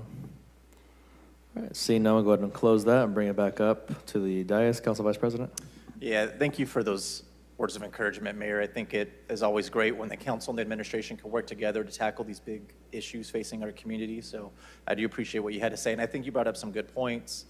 I've talked to so many folks, whether it's nonprofits or teachers or child care workers or parents, or even young adults that just had their first child. They're having to decide, young couples are deciding whether or not they can even afford to have a child, or maybe that second child that they've been wanting. And they have to decide whether it makes more sense for them economically to stay home and raise their child or go back and enter the workforce and earn a salary, because we're seeing with a lot of families it actually makes more economic sense to stay home and raise your kid, which is unfortunate because it takes people out of the workplace. And it's also really tough for young people who are trying to get an AA or a bachelor's, trying to go back to school to elevate their family to the middle class, but they can't do that because of the cost of childcare. In Fresno County, median family is spending about a third of their total household income on childcare. That is just untenable for so many families across this community. And so I'm going to make a couple of subsequent motions. The first one is to pass this resolution and to appoint Council President Esparza and Council Member Perea to the commission as well. Second that. The next steps after that would be to, if you both are accepting of those positions, to meet up again to start appointing members at the next meeting. And then after that, we could start working on some actual policy solutions. Yeah, amenable to that. Okay. If not the 18th and 25th, but this month. Okay. So I'll take that motion first, and then I'll make another one afterwards. We have a motion made by Council Vice President, a second by myself. I don't have anybody punched up. Is there any opposition to the motion? All right. Seeing none, that passes 7-0. And secondly, Council President, I think a lot of people are familiar with EOC. They're familiar with Head Start. They've heard of First Five. I don't think folks are quite aware about how drastic of an impact these organizations are about to go through when it comes to cutting programming, teachers, or even having to selling properties off, especially with these federal budget cuts coming down the pipeline. First Five was created in 1998, originally as a response to Prop 10. This was an organization funded primarily, if not almost 100%, with tobacco sales tax. And good news and bad news. Good news, less people are smoking cigarettes these days.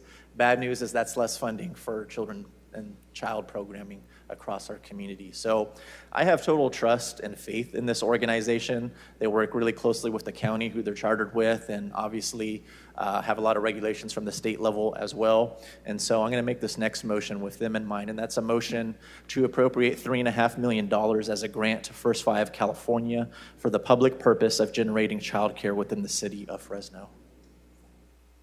Thank you. All right, we have a motion by Council Vice President, second by Councilmember Perea. We got Councilmember Arias punched up, followed by Councilmember Perea. Thank you, Council President. If my colleagues would remind me, I think it was Member Maxwell, during the pandemic, we made a similar investment for childcare, did we not? It was somewhat similar. We provided slots for, I think, predominantly first responders and frontline workers during the COVID pandemic. What we didn't do was a mixed model where we also offered grants to new businesses or existing businesses to also create additional slots to help on the supply side as well. I recall the two bills were, it was two of them that combined for several $1 million. It was fully exhausted, right? Oh, fully, yeah, absolutely. And they each had a bit of a different scope, but it was two separate for, and I forget the exact amount, but it was around roughly this amount. My second question is, First Five is technically a subsidiary of the County of Fresno government umbrella, or is it a standalone nonprofit? And who has appointments to that governing body? Doesn't the Board of Supervisors have appointees to the Board of Directors? Fabiola, if you want to come to the microphone, please. Sorry. So, Fabiola, yes, by statute, all First Five County Board of Supervisors appoints commissioners. How many appointees does the Board of Supervisors have on your board? My commission has 7. There's 7 commissioners right now at the moment. But And who appoints them all? The Board of Supervisors. But there's 3 positions within the county, and then members of the community can also get appointed. So where I'm going, Council, is if we're going to now directly fund a significant portion of their operating budget, which I think your operating budget is around $10 million? Less. We're getting about $6 to $7 million in Prop 10. So would you be amenable to also have appointees on your governing board made up of City of Fresno officials? I mean, it would be something that I can't decide on the spot before you, but we could Correct. certainly take this to our commission and be part of this. I could say the logic on my end, council member, is that this would be a pilot program to show that a long-term solution is needed and is viable. We don't really have a vehicle to drive that pilot program, in my opinion, other than First Five. Yeah. But we're also forming a commission here today, which is going to include 30 city officials to work through the results of the pilot program and to implement those into hopefully a long-term solution. I'm supportive of the investment, but I'm asking a different question. We too fund other entities like the City and County Tourism Bureau, and in exchange for them getting our money, city funds, we also have appointments on that body. Because historically, that body was making decisions that only benefited the city of Clovis, even though City of Fresno made up 2/3 of its revenue for that organization. So if we're going to go into a partnership where we fund programming services for your independent organization, I'd like us to also, whether it's a commission that does it or the city, as part of that arrangement, to also have a role in that oversight to ensure that, the last thing I'd like to experience is to have $3.5 million of city funds end up serving County of Fresno residents only when they don't have any skin in the game in terms of additional resources. So it's also the resolution language ensures that this goes to City of Fresno children and City of Fresno businesses exclusively. So again, I'd be looking for some spots in the board of directors to provide that final accountability metrics. So my comments and my suggestion there for the commission to consider. Can I just add that I think it could be that we could be the fiscal agent of something like this, like the council member saying, because we don't provide the direct services, we always subcontract. So this commission that you're thinking about could be the entity that you determine who sits on that commission, and then we are. I will leave it up to the group to flesh that out, but I do think if we're going to provide you 1/3 of your operating budget for 1 year or for pilot, that we should also have membership on your board of directors. Yes, that's my comment. And I'll say by statute we're created in a certain way, but I totally hear what you're saying, and it could be something that we could figure out a way that we could. And I think Member Maxwell clearly articulated that the statute assumed a whole lot of money from tobacco tax that's been dwindling over time. So at some point, we're going to have to find some other way yes. to provide revenue to the work that you're right. doing. And I think that opens a door for maybe a reconsideration of the original organizational structure that was established under the prop. You make total sense. This innovation is what we're looking for to continue this work. So, yeah. Great, thank you. Councilmember Perea, followed by Councilmember Richardson. Thank you, Council President.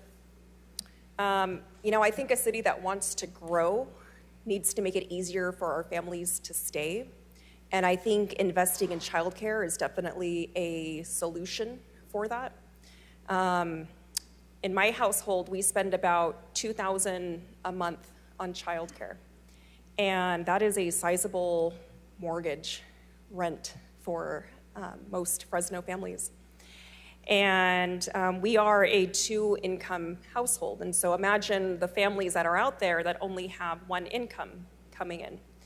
And while I was blessed to have a mom that was able to stay home and raise my brother and I want to be sure that every parent has the ability to go back to work if that's what they would like to do, or to go back to school. And so this is why I'm very supportive of this initiative. I look forward to serving with my colleagues and structuring the commission to be comprised of folks that feel the pain, that feel the impact of being crushed by childcare expenses. The mayor's right, costs all around us are going up, and childcare is definitely something that is not discussed enough. And so I look forward to working more with you, Fabiola, and your staff. This is such a critical issue. It is an economic issue. It is a family issue. And there's so much work in this space that we can be doing more of. And government is not here to solve every last problem, but sometimes we can either step up or get out of the way to make lives better. And this is a situation where we can step up to the plate and do more for our residents. And so I am in support of the 3.5. I don't know if that's the final number that's going to make it into the final budget, but I think it's a good start. And I'm looking forward to finding a long-term solution to continue to fund this. I will not support any new tax increases on our residents, so if we can find a solution where we can find a sustainable mechanism without raising taxpayer dollars, then I'm all for that. So thank you, Council Vice President, and thank you, Council President. All right, Councilmember Richardson. We've been working with some nonprofit partners in the city, building a network of discounted schools and childcare for the last year. So I'd be excited to share that with the commission, which I totally support the commission. Just a couple questions. Where would the 3.5 million be coming from? Maybe that was covered and I just missed it. We'll have to see what the final number that actually gets passed is, whether that's 3.5 or another number. But my commitment that I made in my press conference today was to ensure that we find a source that doesn't hinder any day-to-day operations of our city and the mayor's proposed budget. So we could look at grants. I'm personally in favor of looking at things like Measure P. Any sort of dollars that would be available for something like this, I don't think we could leave any stone unturned. Okay, I think that I think it's a good idea. I love the commission, the idea of the commission. I like the initiative. I'm totally in agreement that stopping these problems once they've already grown and solidified into adult problems is far more expensive than fixing them while they're still family and childhood issues. And I commend First Five for the work that they do. I think I would probably feel better if the commission, once it's assembled and appointed, were to come and make a recommendation to us. Hey, here's exactly how we think this money could be best allocated. Because I think that you've got a point entirely. They're going to come up with some good ideas. They're going to be folks who aren't just council members. They're members of the public, and they're elected officials, and their moms and dads and grandparents or caregivers or what have you. And I'd really be interested in having their insight and then getting their recommendation as a council. I would feel much more comfortable with allocating that amount of money based on the recommendation of my colleagues and the other members of the commission. I would be a fan of that. Well, I think what's likely to happen is we'll eventually have a contract agreement before us that outlines the scope of services before it ever gets approved to go to the nonprofit. So that would give you, I think, an opportunity then to see what some of that feedback is or provide feedback as well, and ensure that it gets codified within that agreement before we pass it as a council. Okay. And that would have to happen before they spend those dollars. Yeah, I like that portion of it. I kind of echo the concerns about the city and the county and making sure these things are dedicated to the city of Fresno. But I also am a huge proponent that we don't have a monopoly on good ideas on the council, and oftentimes a breath of fresh air and someone who's a subject matter expert can often weigh in and make the difference between something being middling or being effective. So just kind of my stance on it. I think this is a good initiative. I'm glad you brought it forward. I appreciate it, and I just want to make clear the reason I nominated these two folks. We got one going to the Board of Equalization hopefully next year, and the other one going to Congress, and so having some, or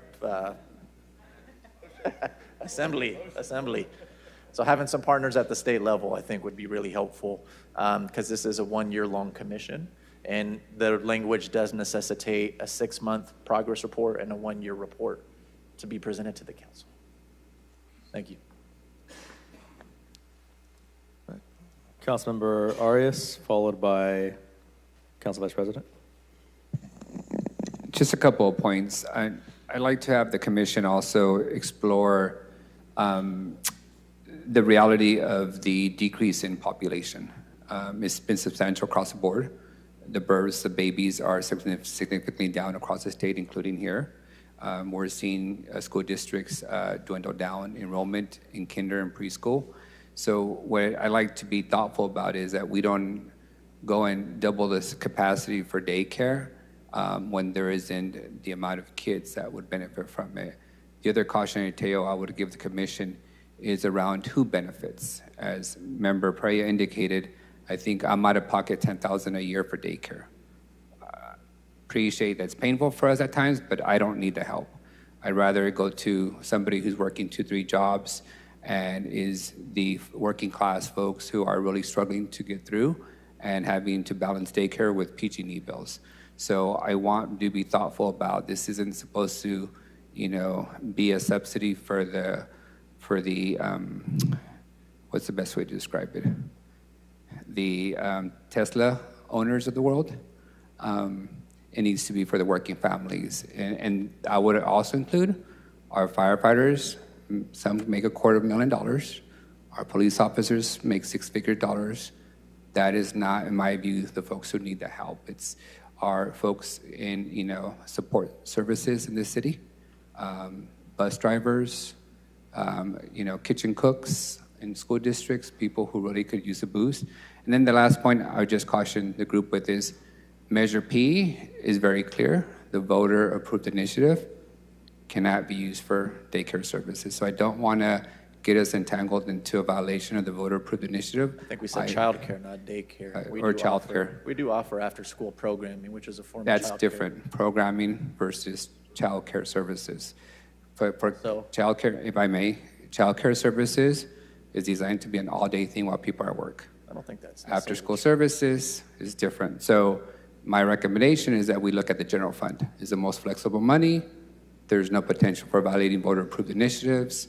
If we're going to do this, let's go all the way and use the most flexible money we have available to us, even though it might make our budgeting a little more challenging. But I want to caution us with, doing the around the fringes and getting Measure P in a legal bind. We currently have pending litigation related to Measure P that we have yet to pay the legal bill on, and so I don't want to entangle one more thing related to Measure P. Council Vice President, I think that's one thing we can look at is possibly taking it back to the voters and asking them if this is something we should update to reflect the present-day needs of our community. Agreed. I know that Measure P does have a bucket that is dedicated in part to the youth, right? And so I think when voters did pass Measure P, they did envision some sort of programming and care for their children, but that is something I'd be open to entertaining on the commission when we do meet, clarifying that. All right. So after Councilmember Arias, I had Council Vice President. Okay, really, that'll conclude my remarks. I think this is something that we are long overdue for. I think this is something that the city of Fresno can be a leader on. And so I'm asking my colleagues, let's be the heroes that our children need us to be across this community. And let's truly make Fresno the best city in California to raise a family. Thank you. Thank you, Council Vice President. appreciated. I support your initiatives and motions here, and look forward to serving on the committee here. It's a very big issue here within really everywhere, but especially poignant within our city. So that'll conclude the special meeting for today, and we'll just kind of revert back to the original budget hearings that we were in. There's no vote. The motion goes in the hopper. Yeah. So there was a motion, but we don't entertain the motions till the 16th of June. All right. So picking up where we left off, we have the Finance Department that is up next. Welcome, Director.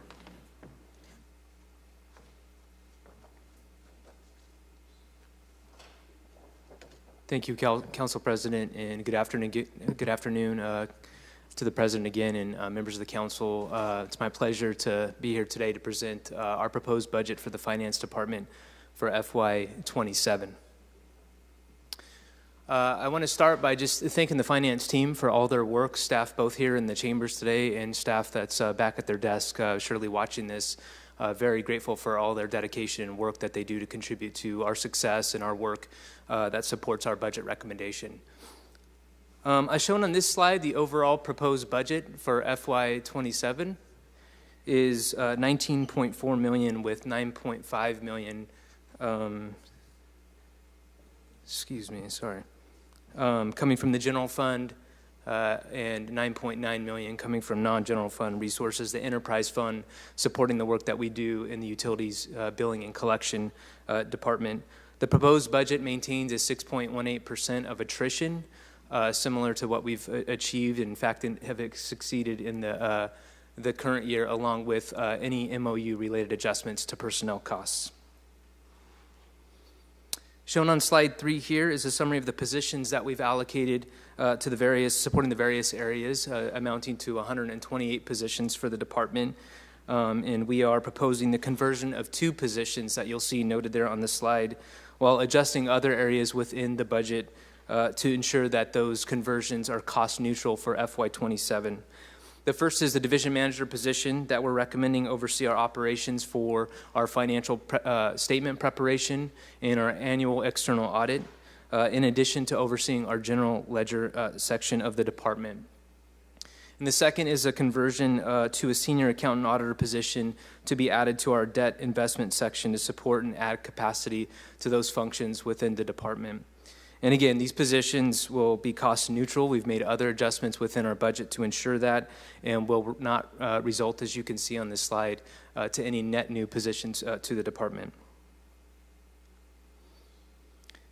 Slide 4 includes 2 revenue-generating strategies that we've put forth this year to help support the city's financial efforts. The first, as approved by the council at the May 21st meeting, the Business Tax and License Department is entering into a reciprocal data exchange program with the California Franchise Tax Board for purposes of identifying organizations that are operating within the city yet are either unlicensed or not paying taxes. Our preliminary estimate from this agreement helping our discovery efforts in business tax and license is to generate an additional $236,000 in revenue annually. Secondly, our accounts payable department will be implementing a new virtual card option for city vendors if they choose to be paid via the virtual card, which results in the city earning rebates based on their spending levels on that card. And here our estimate is an additional $200,000 in rebate revenue generated on an annual basis. Slide 5 covers just a handful of priority areas for our work in the upcoming year. First and well underway is an e-billing campaign that is already in full swing, in which we will attempt to transition customers from receiving a hard copy mailed bills to electronic methods, which are already offered, but we've frankly never engaged in an aggressive kind of e-billing campaign, so we're already seeing a lot of good fruit from those efforts, and we'll do the same for business tax and license. We anticipate cost savings, as you would assume, in reduced postage and printing costs, and those amounts remain to be seen. And next, the second item there, as council's well aware, we'll be completing our bond issuance to support the $100 million Pave More Now project and work that is already underway. And third, I'm very proud of the team, and many thanks go, frankly, to my department colleagues in completing the annual financial statements and audit the last couple of years without any audit findings. This is a significant achievement, something not accomplished in the last decade for the city, and our hope is, of course, I know we've raised the expectations, but that we will continue this momentum in the coming years due to enhancements in our processes and procedures. Fourth, our grants management team is hyper-focused, of course, in collaboration with departments on continuing to monitor the city's progress towards meeting all required ARPA spending timelines, which I'm pleased to share is on track. And then lastly, you heard Director Brian Horn allude to during his presentation, we, along with ISD and PSD, are working collaboratively to complete a significant upgrade to the PeopleSoft HR payroll system planned for the completion within the fiscal year FY27. With that, I'm happy to take any questions. I'd like to thank the mayor, the administration for their support, along with the council for your work and support for the finance department. All right, thanks, Director. First up, I have Councilmember Richardson punched up. Santino, good afternoon. Good afternoon. Got you 6.18% on attrition this year? That's right. I mean, yes, that's what we're planning for FY27. Awesome. Okay, thank you. Just a couple quick ones. One, comments, business tax and license. UB&C falls under that same office umbrella as well. They're both physically downstairs, but very different type of work. But yes, they're both downstairs on the first floor. Every time I go down there, it's fantastic. The e-billing, how they're charting, they made it the competition. It's great. Business tax and license, that was one of the things that surprised me last year, that we had so much growing room. So the fact they're filling that in now and working with the state franchise board, just chef's kiss. Thanks. Thank you for doing that. I think it's going to make our budget season a little easier next year knowing that. Okay, questions I had. Did we, page 64, the budget, this is the emergency rental assistance grant, that's gone to zero. Is it correct, the understanding that that is just switched over to code enforcement or the city attorney's office for management? Is that the same or? It's actually, I think what you may be referring to is the EPP program. Correct. ERAP was an ARPA CARES Act area program that has since been fully expended and was implemented with those resources. Got it. That was, okay, before my time. That's why I did not know that. Yeah. Sounds good. And last question. At the very end, we see the water ACP under utility billing and collection, and it talks about low-income credits for water and SWD. Can you speak to what that means for the average citizen? Sure. We offer a credit program. There's an application online based on certain income eligibility for, I think, water and sewer utility payers to be eligible for a credit on their monthly bill. And so those resources help to support the rebate or the credits that are offered to their billing statement on a monthly basis if they apply and provide proof of income eligibility. Great. Do we have the capacity to provide more of that next year? Are we advertising that to the city well enough? We need to work on that, or how is it standing? I think there's some room for improvement, certainly. We do our best to advertise it in a variety of ways in collaboration with DPU, billing inserts. When we talk to customers, there is bandwidth to have more customers take advantage of that program. So I think that's something that we can continue to emphasize and work towards. Okay, not really an RFI, but if you can send us some more information about that, digestible, just for the average person on the street, we're happy to take that to town halls and public meetings and whatever else, so people who are in need get plugged in with it. I would appreciate that. Yeah, absolutely, we'll do it. There's a website with the application. I think it's pretty simple. We've tried to simplify it so folks understand what it is and how they can apply. We'll share that with you. If you need anything else, of course, let us know. Okay, that's all I had at this time. Thanks. Thank you. I don't see any other. Okay, Councilmember Arias. Thank you, Director. I think IT folks lightly touched on this, but I wanted to have a deeper understanding. What went wrong with Tyler? We spent millions of dollars, adopting it, and over the years, there's been guarantees and commitments that it would all be resolved and it would be working great. Now you guys are requesting to go back to PeopleSoft. So can anybody articulate what went wrong and why we're reversing ourselves and how much we spent on the Tyler experiment? Santino, you can take it, but make sure you clarify that we did not pay for the personnel side of things on the Tyler. We got a credit or whatever, so we're not double paying, but make sure you cover that when you That's right. go through that. Yeah, thank you for the question, Councilmember Arias. First, I'll say the selection of Tyler Muniz occurred prior to me joining the city of Fresno, and the financial system was implemented successfully, albeit with a number of challenges. And so throughout my early tenure here with the city, we just experienced, frankly, a number of challenges with the financial system. We were engaged in moving towards implementing the payroll system, and simply it became clear to me that it just wasn't going to result in success. And not having a successful payroll system, as I'm sure you would imagine, is very concerning.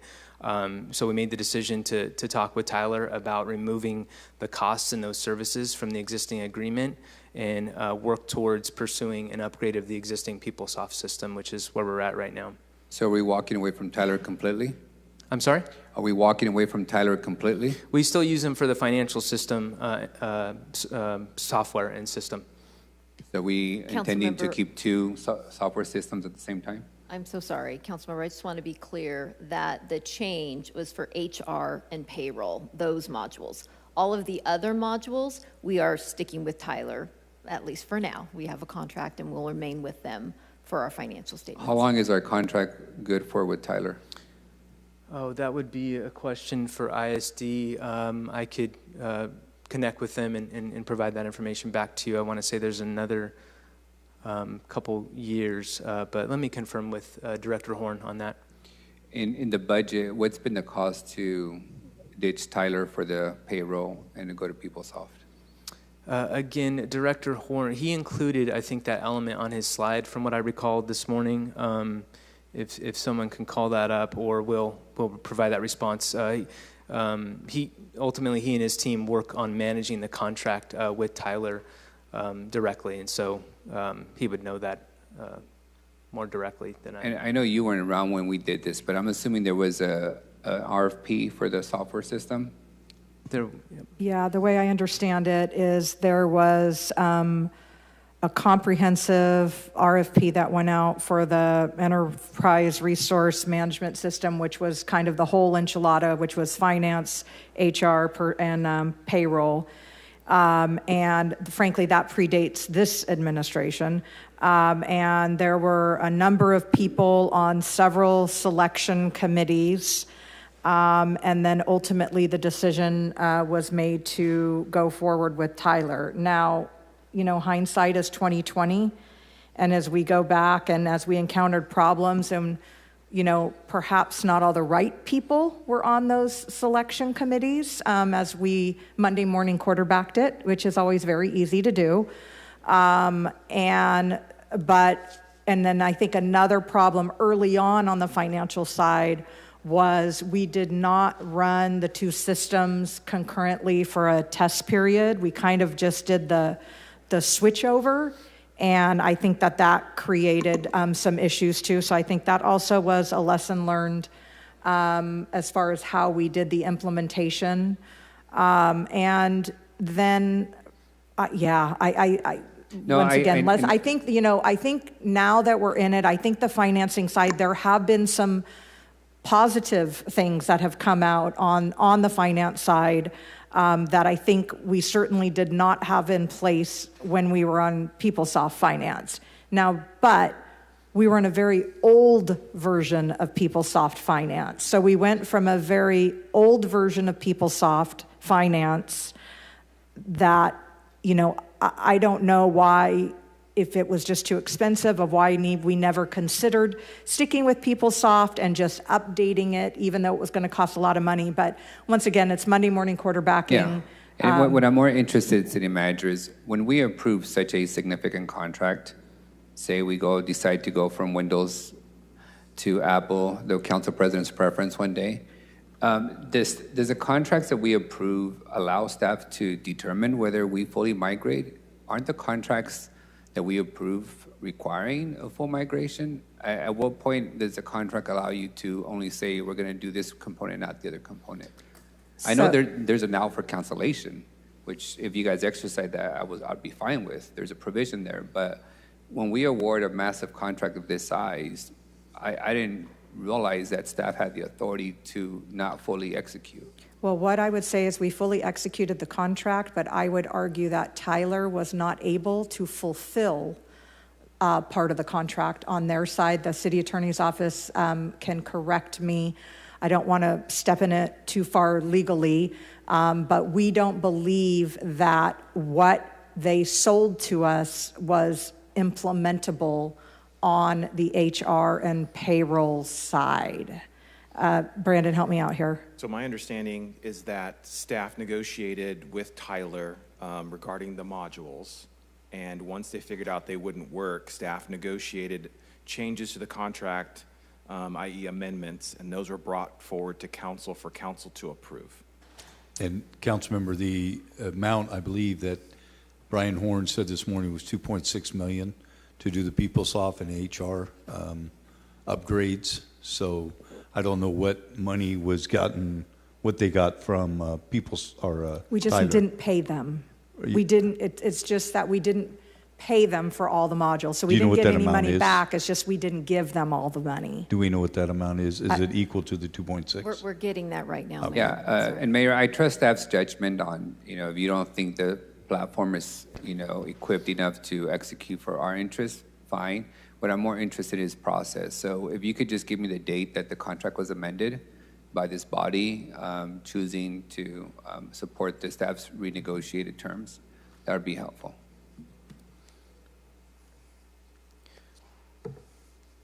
I do have one last question. Where are we at? Is this still under your shop, the collection of Airbnb fees? It is, yep. How's that going? It's been going well. As you know, gosh, memory escapes me. I think it was in 24 we signed the voluntary collection agreement with Airbnb, and that's been hugely successful in ensuring collections come directly to the city. It marked improvement and increase as a result of that agreement. And the subsequent year, Santino, you also negotiated the voluntary collection agreement for VRBO. Correct. We did. Yes. Yeah, so thank you you. did both. What's the total amount? Could you remind me what the total number is of that revenue source? I think it was close to 2 million between the two is what we were anticipating. I believe it was 2.1 million, but I want to get you an exact number. And we're about 10 million hotel tax, correct? That's hotel side. On the room tax. Room tax, that's kind of what I see on the general fund presentation. I'm remembering a little bit higher than that, but we could. Santino, can you clarify for me, is Airbnb, that tax revenue under the hotel tax, is that where it appears as a revenue source, or is it separate? It's the same tax. They're both transient occupancy tax. Hotels have been paying for a long time because we have better coordination with them.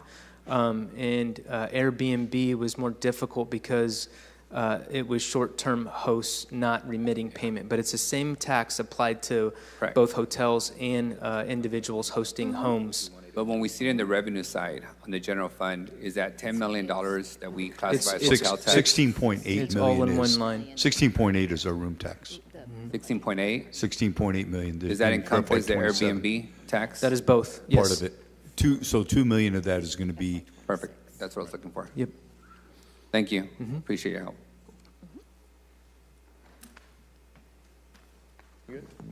Mayor, you beat me to the punch on that one.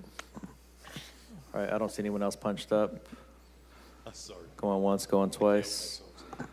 Good work, Director. I want to thank your department for sort of being the de facto EIFD department as well, to a degree, you and your staff. I know there are a number of city staff that work on this. And just to clarify I think Edward had kind of indicated the set-aside is growing. And just for the benefit of the public, the set-aside is, it's a function of growth. So we're not taking from the general fund per se, we're just capturing a tiny portion of the growth that's occurring year after year. And look forward to doing a bond this year. I think it's year 5 or 4 now. I think we got enough to roll into a bond into our first project. So very much looking forward to that. Appreciate your help on that. You got it. Any further comments or questions for the director? All right, we'll go to public comment. Is there anyone in the public who would like to provide comments on the finance department? Public comment. All right, seeing none, we'll go ahead and close that portion. And that'll take us to our last department for the day, which is going to be Parks.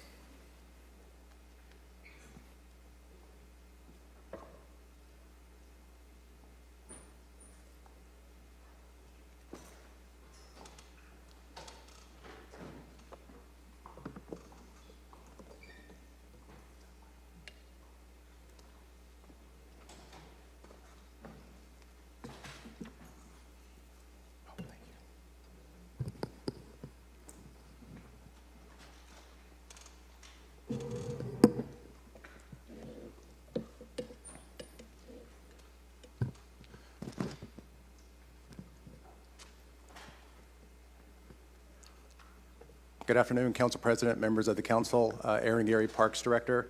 Good afternoon, and happy to be here today, and like to thank the administration, the mayor, council, and of course my staff for the ongoing support and the commitment to the Parks Department. So the slide you'll see here in front of you is our total Parks budget proposed in the FY27 budget. You'll see a total number of $143,188,400. Do want to note of that number, $18.3 million is general fund. The remaining $124,000 is primarily made up of Measure P, state and federal grants. In this budget here, the $143 million, this does include the Park Ranger program, which is overseen and managed by the police department. In addition to that, the Measure P audit, which is run by the finance department, and then in this budget here, the newly joined or appointed department in Parks for the expanded access to arts and culture in the grant program.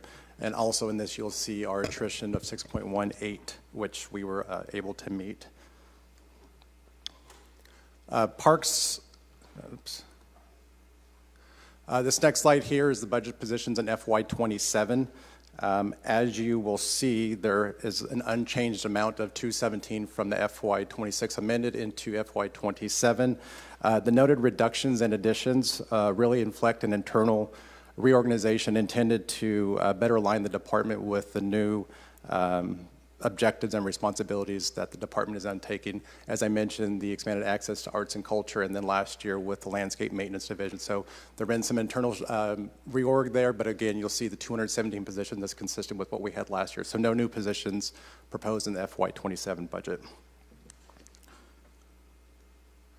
So slide here, the operational impacts. You'll notice the expanded access to arts and culture at the $420,000 there.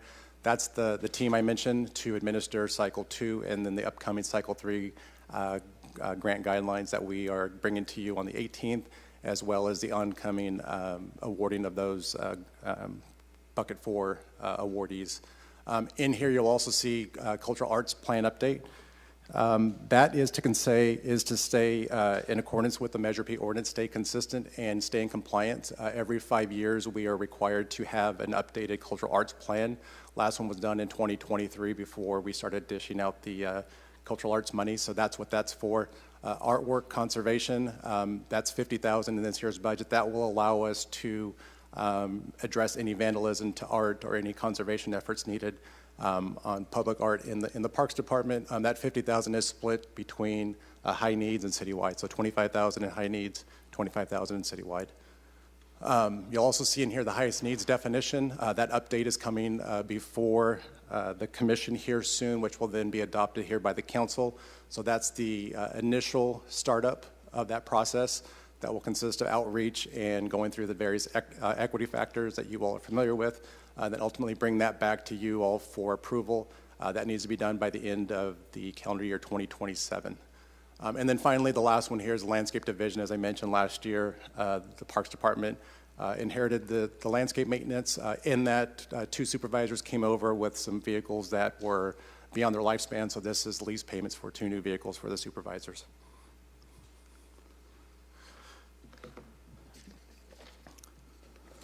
Next slide here just highlights the federal and state grants that I mentioned earlier. I won't go through all of them, but you'll see CDBG do want to highlight on this. Money here is for the Lafayette Park improvements. This is the court resurfacing and lighting improvements. In addition to that, the long-awaited Maxi HVAC system for the gym there to make that usable throughout the entire year. FM AAA, this is what funds our senior meal program. I do want to note on the senior meal program, from last year, fiscal year 2, I believe it was through February of 2026, we've served over 17,000 meals to seniors.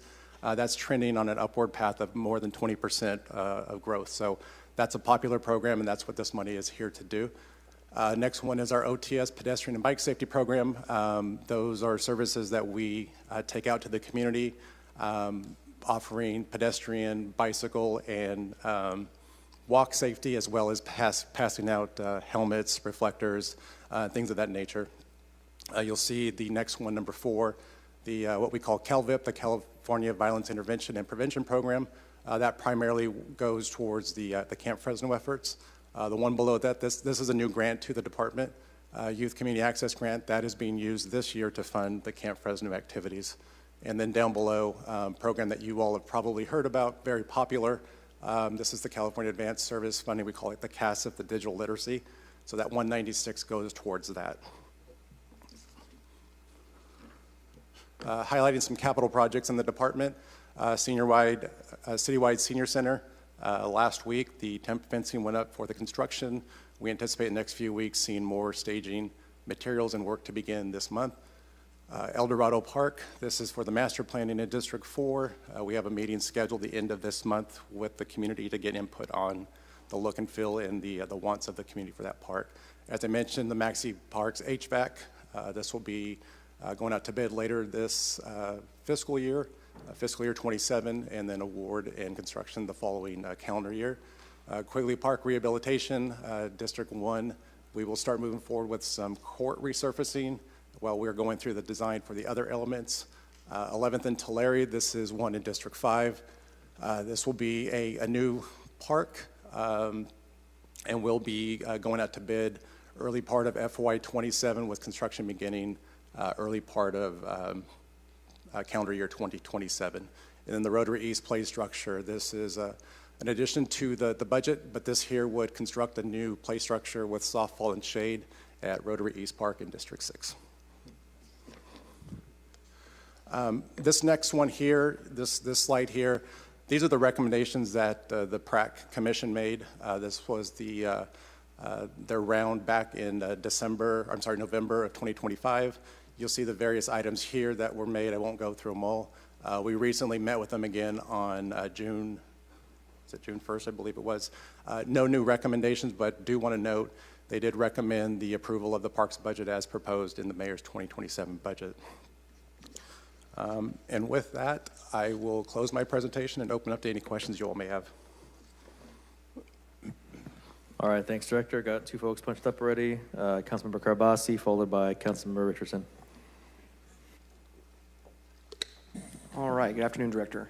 Good afternoon. Lots of great progress in the last couple of years when it comes to parks in District 2. I won't go through all of them because we'd be here for a while, but I really want to thank your team for the amazing work. We have a new park with partnership with the mayor. We're going to open up at the Overlook. It's very exciting. Looking forward to that one. Couple things, though. I do want to compliment you and also thank the mayor. For years, we've been working on the Pinedale Community Center. We've been chipping away at it. We've done a lot out there. It's the one community center we have, I believe, north of Bullard in Fresno. And I was very grateful to see the bathrooms with about almost $300,000 that were allocated. It's now a highest needs park or location. And we left that for last because we wanted to focus on programming and all those things, but it's a pretty old center. I think it's about almost 50 years old now, or 40 some years old. Unfortunately, the bathrooms need updating. Correct. Especially with ADA and things like that too. That's right. So Mayor, thank you for that. That was really, really a great thing to do. Appreciate it. So that's all settled, fortunately. So that if the budget's passed, Pinedale will be able to move forward, get those bathrooms updated, and a lot of great change in the last 6 years at the center. We have been working for several years, and we've carried over the money we've set aside. The goal was to be able to find property in Pinedale to expand our footprint, to have more land available for some kind of pocket park. And unfortunately, eminent domain is not permitted as part of Measure P. But also, I found that whenever someone finds out the city wants to buy property, magically the price goes up. And I'm not willing to pay an astronomical amount over the appraisal. I'm not comfortable doing that. Can you give me some background on where we're at right now? We've tried on multiple sites to acquire a property, and it's been rather challenging. Sure. City manager, legal counsel, how much can I talk about negotiations, offers? Maybe things that have not worked out yet. Okay. Sorry, go ahead.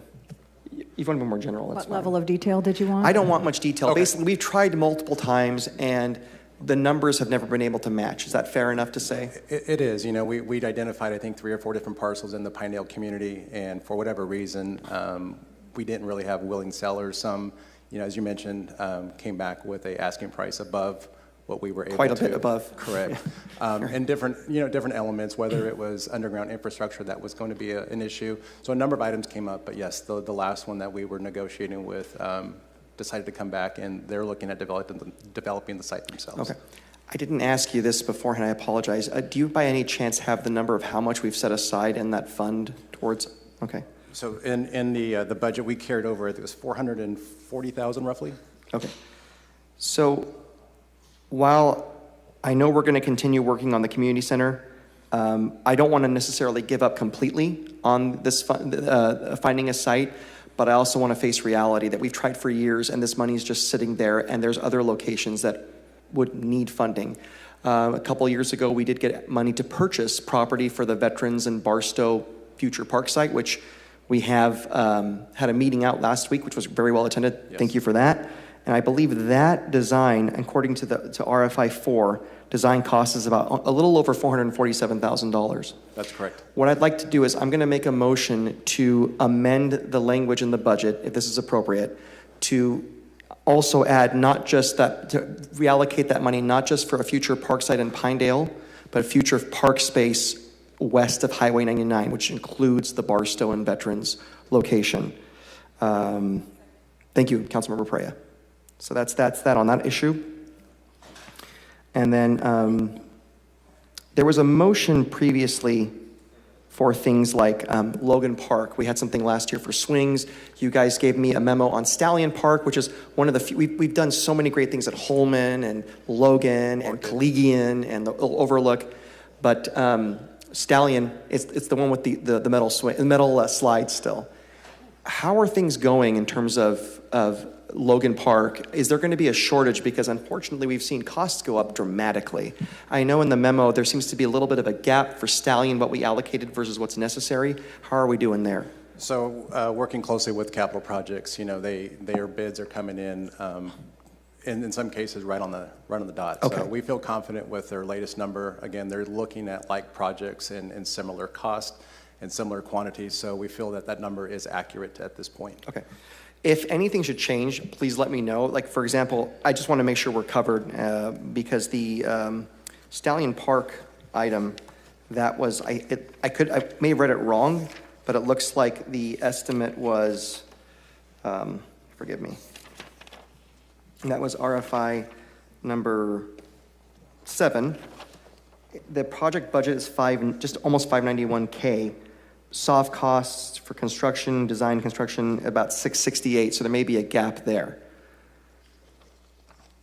We can come back to that later. Let's just discuss that later as well. I want to make sure, maybe things will be revised. I just want to make sure we can cover the $77,000+ gap. And if we need to maybe change what we're doing to be able to make it pencil out, that's great. If not, I'll see if I can find the money in my budget somewhere to take care of that.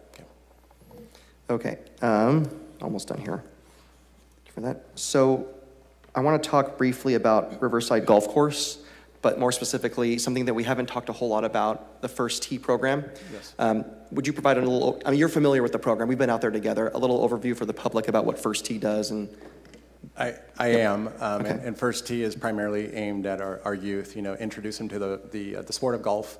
And I think it teaches them more than just golf, the etiquette, the sportsmanship, and some of the leadership qualities. So it's more so than just golf, but it is a popular attraction there at Riverside, and I think it draws in people from the entire city. That's what I wanted to make clear. I think people assume, it's golf, it's just one part of the city. I was really surprised And they even deal with the transportation issues. There's kids from all over, different school districts and different sites throughout the city.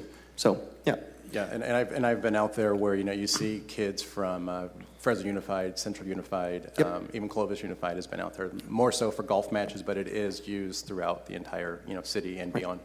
And it's a lot more kids than I thought they were interested over the years. So one thing is the city did an amazing job, I think, historically, helping them get like a bungalow type site there for programming and whatnot. And meeting with some of the folks there. It's a separate group. It's not the operator of the current site. They've expressed interest in trying to raise money on their own to get more equipment. But what the challenge they have is the space is limited. But I met with them quite a bit and asked, using your existing footprint, not extending your footprint, the little space you've been given through the operator in the city, what can you do?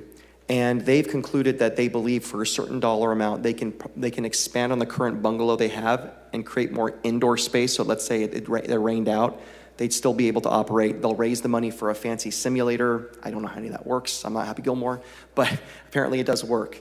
So now we do have a reserve fund, a capital fund. What's the proper term for that? The Capital Reserve Fund. Capital Reserve Fund. Now I know there's a lot of maintenance needs, like there's tree trimming. What I want to do is I want to put this in the hopper, and we can, of course, discuss this as we move forward with the budget. I'd like to make a motion to allocate $200,000 in the capital fund for Riverside Golf Course towards the expansion of programming and facilities for the First Tee program. Thank you, Councilmember Maxwell. And of course, we can continue meeting on that and discussing what that would look like. Go ahead. And just something to note on that, Councilmember, we are working with the organization through General Services. Their agreement is expired, so they will require a new agreement as well. They understand that, correct? Right, so this is probably the right time to work through that, correct? Okay. And just to be clear, they have given kudos to of course, the operator as well as to Parks. You guys have been very helpful to them. Great. So I want to make a motion to allocate $9,000 for Pathways to Art program at Highway City Community Center. I'll email this over, but the funds are going to come from District 2. It's sort of parkish related, so I'm mentioning it now, but nothing you have to worry about. This will come from our operating budget in District 2.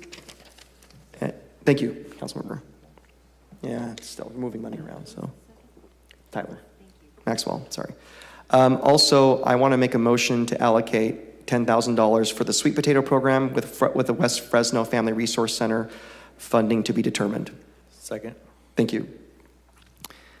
The last this is a big one, but we'll work on that. This has to do with the community garden. There's a project that the Fresno Center has been working on for several years, and this is to build a community garden specifically tailored towards bringing folks together, especially with our elders when it comes to social isolation, anxiety, and depression. And there's kind of an ACT component, like with the Sweet Potato Program, which I really appreciate. And they're requesting $90,000. We may not be able to get them that entire amount, but I will make a motion to allocate $90,000 for the Hamon Community Garden with the Fresno Center, funding to be determined. Thank you, Councilmember. And that's all I have for Parks, Director. I appreciate you working with me. I know that there's going to be more discussion on Riverside Golf Course. Do you want to do that now, Councilmember?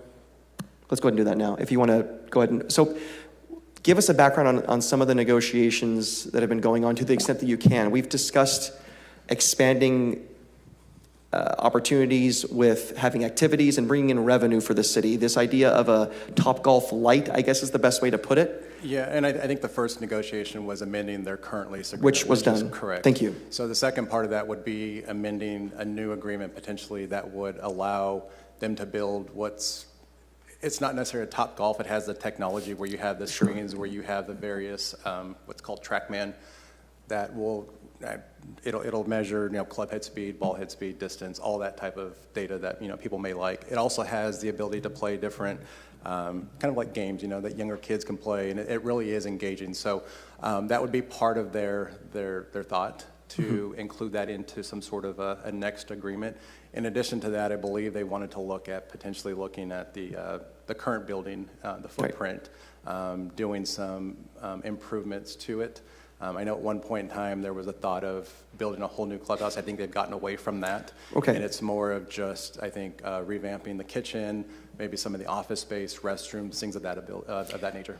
And I think that part of it, I'm not sure how discussions have gone on that. That's more of a long-term project, great, but I think what we can do now in terms of with all the upgrades happening in the area is maybe that covered driving range type facility, because it could have revenue potential for the city as well. That's correct. And I think the current driving range is great for the golfers, to go out and warm up before they play. But I think this will bring in a whole new element as far as, we look at like families, potential date nights, and then it will have the ability to serve food and drinks out there as well as I think what their vision is.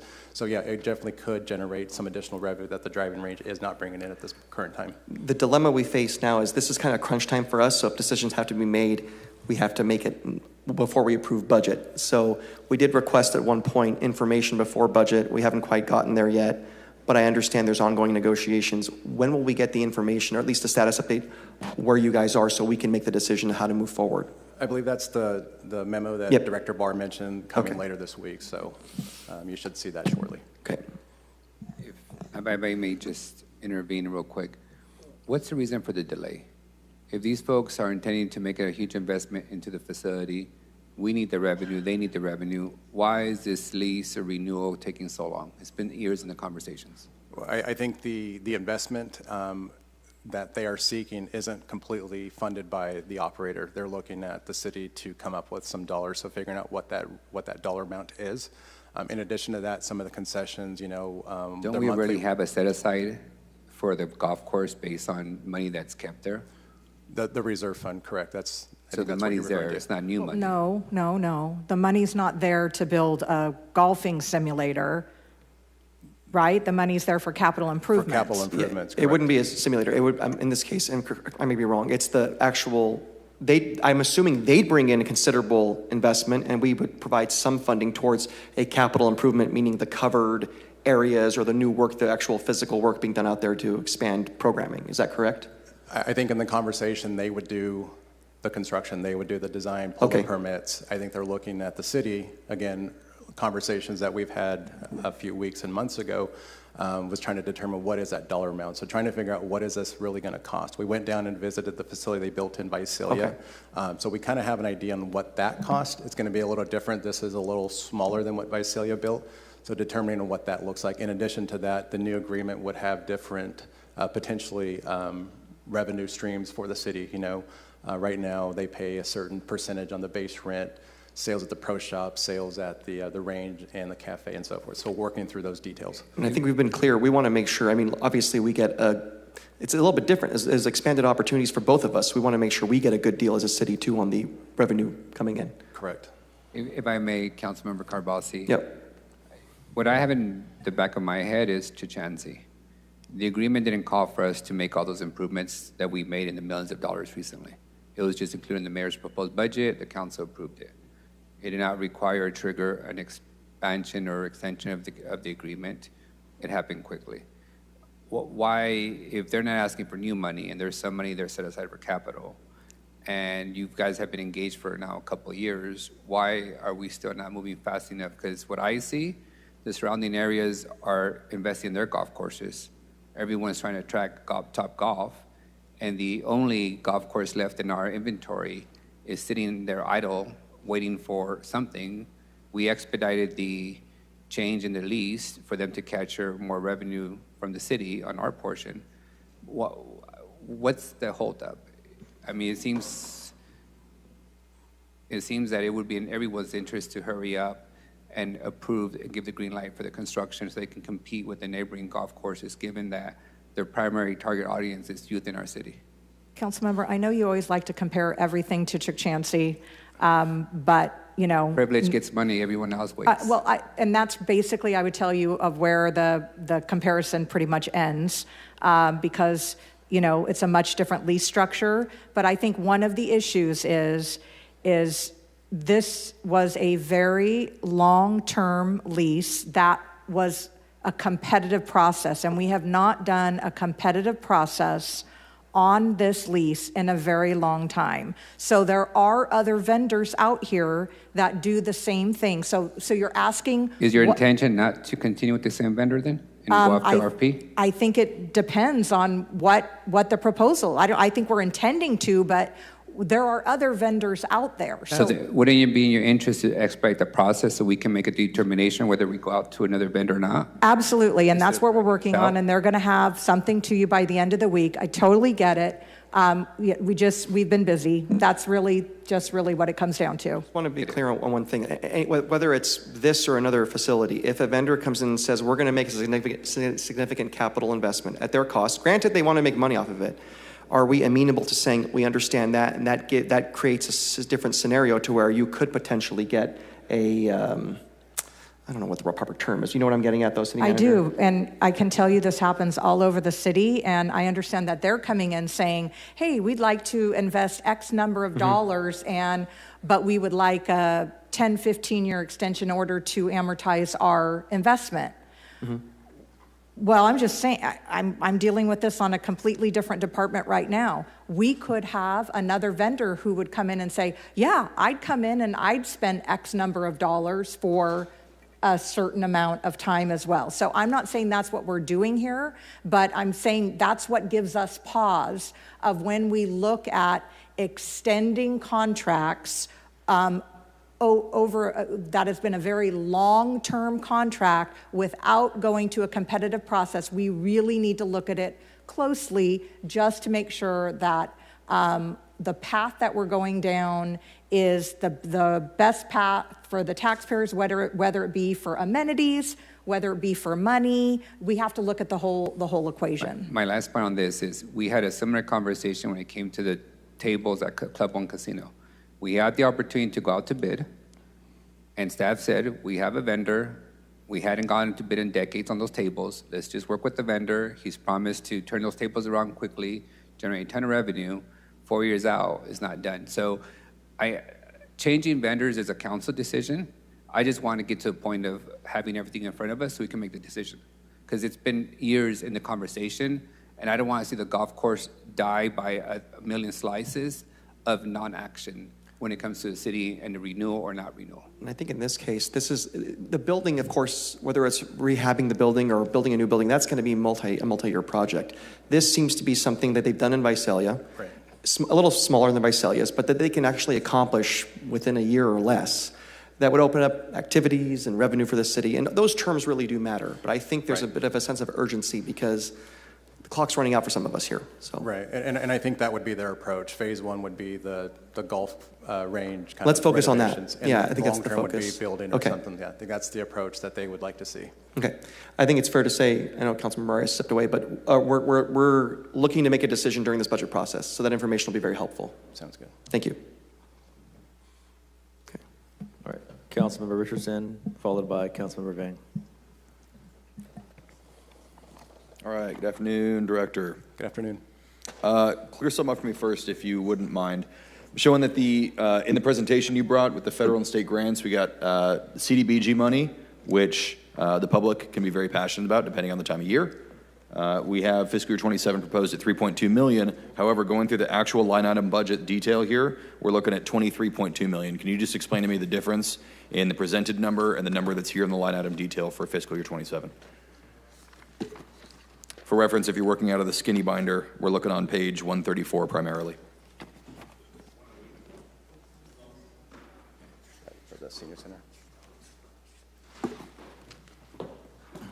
To include the section 108 loan. What page was that, Councilmember? I'm sorry. Page 134 primarily.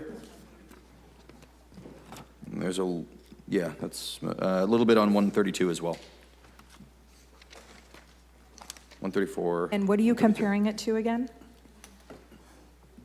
I thought I heard you say, the PowerPoint? Okay, thank you.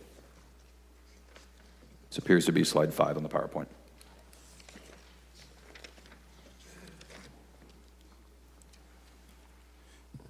You're referring to the 3.2 and then the 22? Correct. I'm not being Columbo here.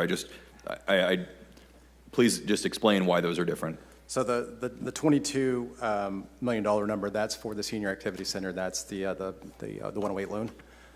As I mentioned, the other 3.4 there, as you see, some of that is for the Lafayette Court and lighting improvements, as well as the Maxi HVAC installation of the new HVAC system. Got it. So essentially, the slide just includes everything except for the Section 108 loan. Correct. Got it. That's easy enough for me to understand. Appreciate it.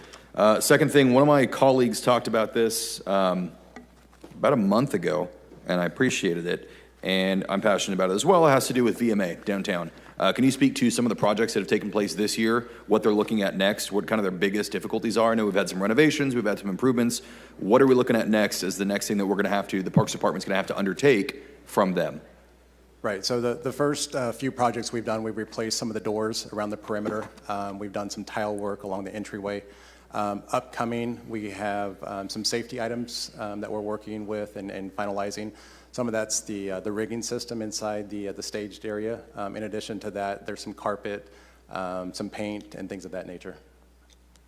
The money that have come down from the state to benefit VMA, I also don't see in here, like we would see any other kind of grant or anything else. Is that because it was handled separately by a nonprofit that's located there? How was that money handled? What money are you referring to? Namely from State Senator Ana Caballero's office. Yeah, the money that we show in our budget is the money that council appropriated a couple years back, and that was for those improvements. I'm not sure if this... That earmark does not go through the city. Because it's not going through the city, that's why? We have an earmark request out of, for $2 million, I believe. I believe that the veterans group that got their own earmark directly last year or the year before. That's what I was figuring, went through a separate group. If that's what you're talking about, Yes. council member. And that, I don't remember if we had to be the fiscal sponsor for that one or not. I don't think so. So that would have gone directly to them. And to add on to that, they did replace carpet. They have new display units, some electronic devices in there. So that's what that money went towards. No, it looks great in there, but we've obviously got the elephant in the room is the HVAC system there. That still needs improvement. Just turning it on longer is not a fix for that overall. So hopefully we can work forward to that. Can you speak a little bit to outside agency support this year on the general fund expenditures going to the Parks Department? Gone up 2,200% to just under $2 million from $78,000 last year. Is there just a big project going on or something like that? I'm looking at line item 658002. It's on page 130. 130.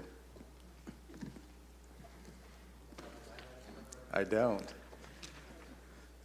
Not yet.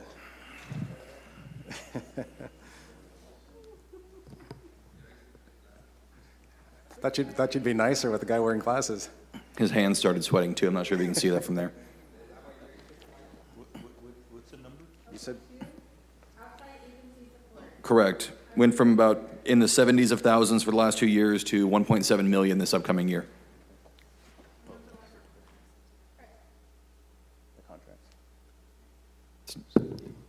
Not meant to be a stumper. I'm just working out of the same pages here. Stand by, please. Yes, sorry. Standing. In the meantime, let's move down while they're looking that up, unless you need to help them out with it. Nope. Okay. Can you just speak very broadly? Council motions 2 years ago were like $8,000 for the Parks Department. Last year, it was 2.6 million, and this year they projected 150,000 because it's a nice round even number. What does that generally, that process look like for you? What did those go to last year? Last year, just big ticket items. I don't need all of it.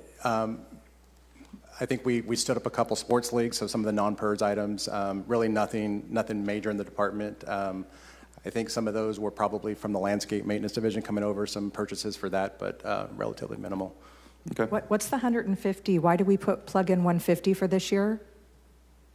For fiscal 27 under the council motion? Correct. Why do we plug in? Is that carryover, or were we just guessing, or? What was that one for? The 150 in council motions. I don't recall that one. You just average out the previous 3 years or something?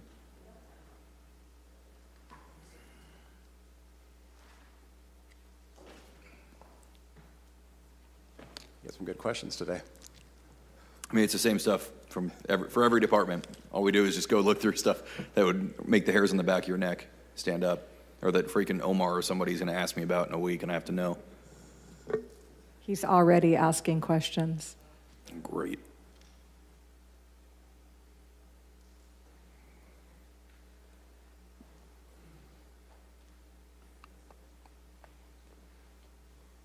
The research on that, Councilmember, sorry. Okay.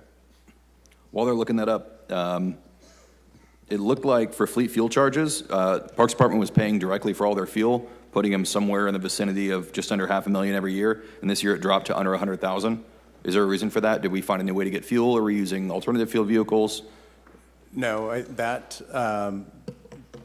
fleet item is now spread amongst all the different divisions versus one line item. I think in the past it was under one line item. Now we've separated our programs, and you'll see those charges in each. That allows us to tell us exactly how much a program cost.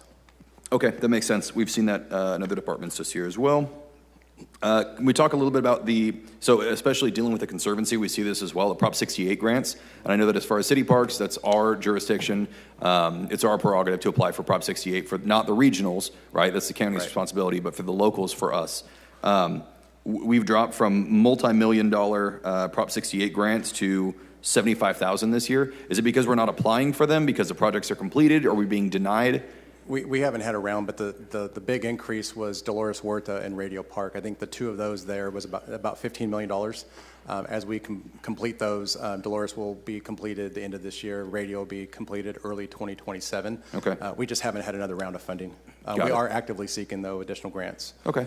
Yeah, Councilmember, I think we have the answer on the 150,000 on council motions. Fantastic. That was a previous year budget motion from District 2 that it looks like we're carrying over because we're not even going to start it. It was 150,000 for Orchid Park that we're not even going to get started on. That was 150,000 from the previous budget year, unless you guys are finding something different. But keep going, Councilmember. Okay. We talked specifically about the aquatics program last year as well, something I'm passionate about. We see that the grants from last year from Fresno Unified were just under $312,000, and this year we didn't project any. Has that program fallen off? Are we still going to apply for those? No, we're still applying, and it's really based on their funding cycles. Okay. So we'll see that, and we'll bring an AAR back to council once we're awarded, knock on wood, the funding from Fresno Unified. We'll bring an AAR to put that into our budget. So that's just more of a timing mechanism. We're working with them. We're utilizing their pools. They're sending their students over for swim lessons. So it's an active and a good partnership. Okay, we're at the end of the school year, and we're also at the end of the fiscal year here pretty soon. Yep. And it's also summer when all this stuff gets used. What's that time frame going to look like? So we've been awarded AARs coming to council probably sometime in July. Yeah. Great. Okay. That'll be good to see. Bottom of that same page, it talks about the aquatics stuff. PG&E 2024 Cooling Center. This was before my time, but was that sponsored by PG&E and then they stopped funding it? No, it's now in the city manager's office. Okay. So that was different, a grant that we would receive from PG&E to operate cooling centers. Different line item. Got it. Thank you. Talked about VMA a little bit. So my final question, Shinzen and Woodward Park, but specifically Shinzen Garden, what is preventing us from making more revenue from those? Sure, we could charge more for park entry and this and that, but what do you see as options going forward to be able to really open those up for community involvement and thereby some real revenue streams to help us out? I think the easiest one would be extending the hours. Right now, they're not open till the later part of the week. Typically, most of the folks are coming through Thursday, Friday, Saturday, Sunday, rightfully so. So if we were to open that up potentially maybe Monday, Tuesday, Wednesday, that would give us 3 more days of revenue. In addition to that, I think some of the programming they're doing out there is well received. Some of the yoga, some of the other, they have an arts painting out there. And I think the Shinzen Bonsai Garden in the back is something that's really attracting people. So I think extending hours and days could potentially increase that revenue. What would help Shinzen Garden extend their hours? I think they've been recipients of the Measure P Culture Category 4 Arts and Culture money. I think getting staff on their end is probably something key because I know Casey, it's her and one other person trying to run that with volunteers. So I think on their end, we try to work with them as far as, reseeding the turf, working on the irrigation, the replanting projects that we work with them. But I really think it's just the availability of the garden itself. So you think it's the staff that's preventing them from being open longer? And I don't want to speak for them, but I'm just, with Casey, she does a good job with her employee. It could be, the volunteers are excellent. Is there anything given like their infrastructure or the fact that they're just a park of nature out there that might help them be open at night specifically? I think the lighting project, they've expressed interest in lighting that up, which again would extend hours. I got a lot of hearing loss. Can you say that louder, please? The lighting project, looking at adding lighting out there, that could attract more of the evening events that currently can't be held out there. Okay, that's what I thought you said. I appreciate that. Final question. Woodward Park has great potential, and it is dry. It is bone dry. So as we go year over year and the facilities continue to get drier and drier and the population continues to grow and people want to visit it, we're going to have to confront the infrastructure issue out there because none of it's getting any younger. So as we come up with plans like the pickleball court or the expanded cultural arts center or more events or whatever else, the elephant in the room is keeping the park green. People want a green park. At what point, what budget year are we going to come forward and finally address or start putting in place an RFP or whatever it requires for the design process to actually take seriously, and how long do we have before we essentially lose this? We've gone too far and it's too late to fix the irrigation out there and it looks like a desert. I think that system is older in nature. It's been out there for a while. I know we kind of limp it along as best we can. We have improved it though too. Adding like VFD pumps, to try to save on energy. But again, at the same time, I think years ago there were areas of the park that were deemed natural by taking spray heads away because during that time, during the recession, parks didn't have the resources to mow a lot of the parks. So a lot of those areas were. The intent was to keep the trees alive.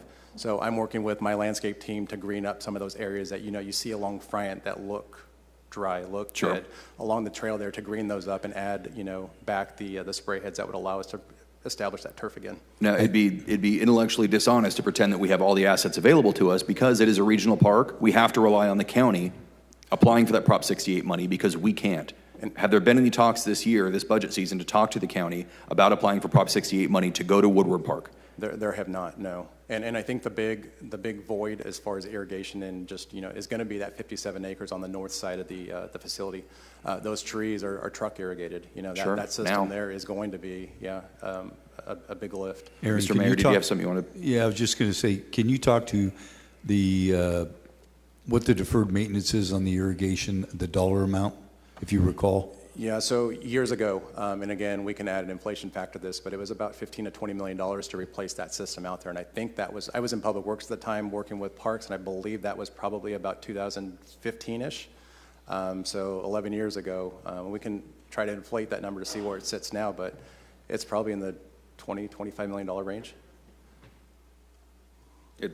It's very expensive, and waiting another 5 or 10 years not only will make the price go up, but it's also going to make the park that much worse. Yeah, and as you know, we're relying on FID. FID supplies water to the lakes that we pull out of. So I'm familiar. Okay, if can we take more seriously that conversation with them? And if you need our help with it, we're here to help. Absolutely. That's all. I'm not going to make a motion for $20 million to fix a park today. But thank you for your time. That's all I had. I think, Councilmember, Finance has an answer to your question. Got a clarification. So the 150, the council motion, that is last year. Council motion number 5 was made for $75,000 ongoing for arts and culture administration funding, above the 2% cap that is placed on that administration for Measure P Category 4. That was motioned as ongoing, and since it wasn't spent last year, that $75,000 was carried over, and an additional $75,000 was added. How about did you get the outside agency support?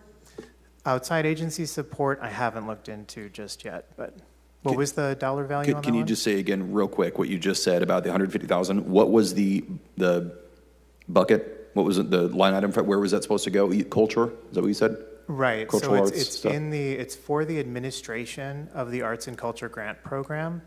Last year it was motioned for award to the, I believe the Fresno Arts Council to administer the Arts and Culture Grant Program, because Category 4, which is the money that's set aside for that program, has a 2% administrative cap. That $75,000 was motioned as ongoing, so that's 2 years of funding. Okay, thank you for looking into that. And I'll look for the outside agency support. Appreciate it. That's all I had for now. All right, Councilmember Vang. Okay, good morning, Director. Good afternoon. Well, actually, it's good afternoon, yes. Yes, we had lunch already.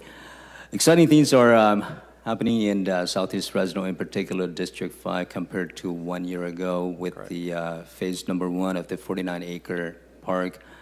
There are several amenities, sports fields that is part of this phase 1, a few soccer fields, astroturf, and grass as well.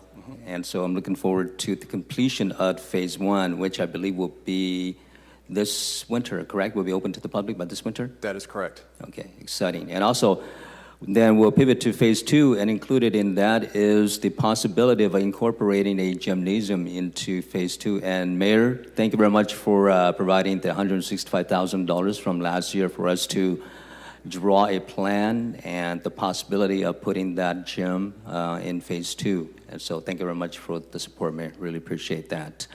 A few questions, and then I have a few RFIs to ask. And if my office has not emailed you those, they will email you as well, Director.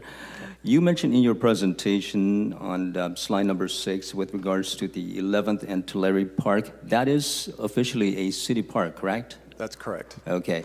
I remember you used the term a new park, and you are right in terms of the description. It is a vacant lot, brown as it is today. Yep. There's no fencing, there's no usage, no utilization of that space.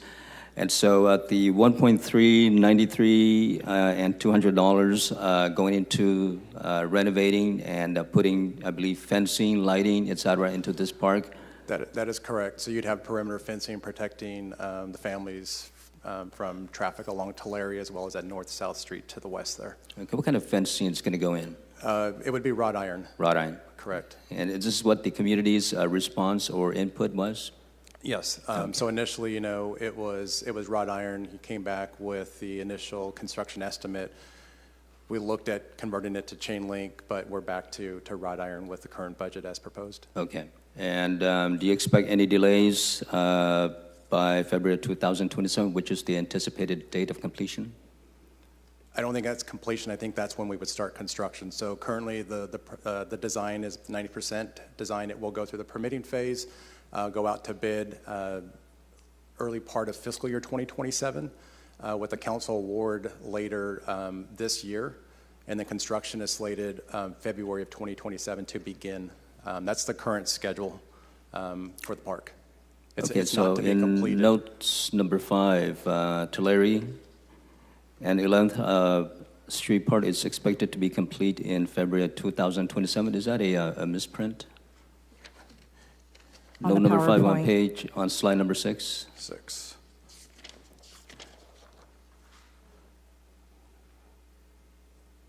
Yeah, that is a typo. That should have said Okay. expected to start construction. in Start February construction. 27. Okay. Thank Correct. you very much for the clarification. Apologize for that. I think a lot of people there are excited if by February 2027 they can actually go out there and enjoy that park. I appreciate that. Thank you, Director. And you mentioned also about the senior meals, the Fresno Madera Area Agency on Aging. Mm-hmm. I believe I have at least 3 senior centers in District 5. What is the age qualification for that? Is it 55, 65, For or the meals, it's 67? 60. Yeah. 60? 60. Okay. And how does one apply for these meals?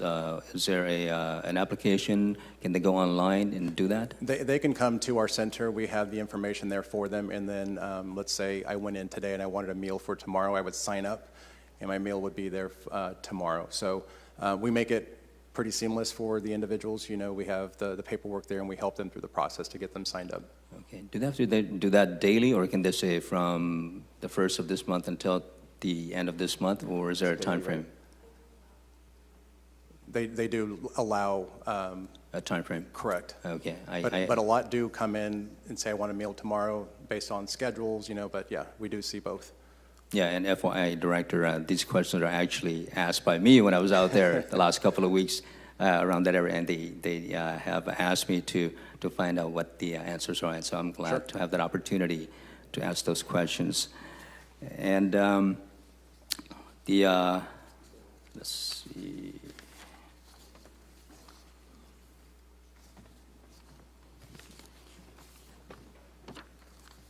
Okay. Oh, yes, you mentioned about the Parks Ranger.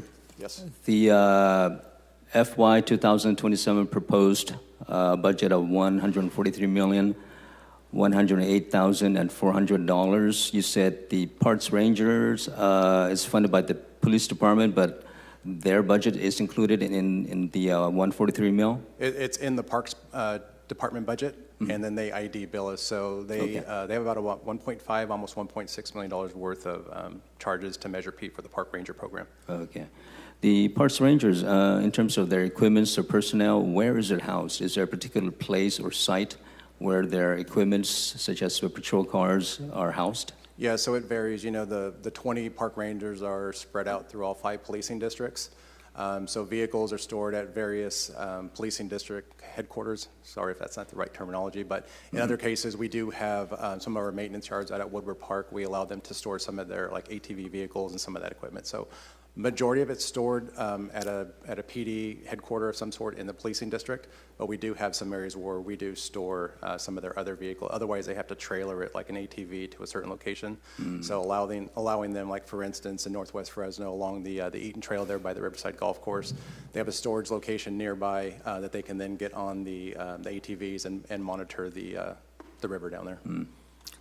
Part of the conversation with the community, and we had 2 community conversations and meetings regarding the evolution and construction of the gymnasium, was to provide perhaps an office space or some sort of space for the park rangers to store their equipments, et cetera. And so I hope as we move along, we can incorporate that idea when and if that gym becomes a reality.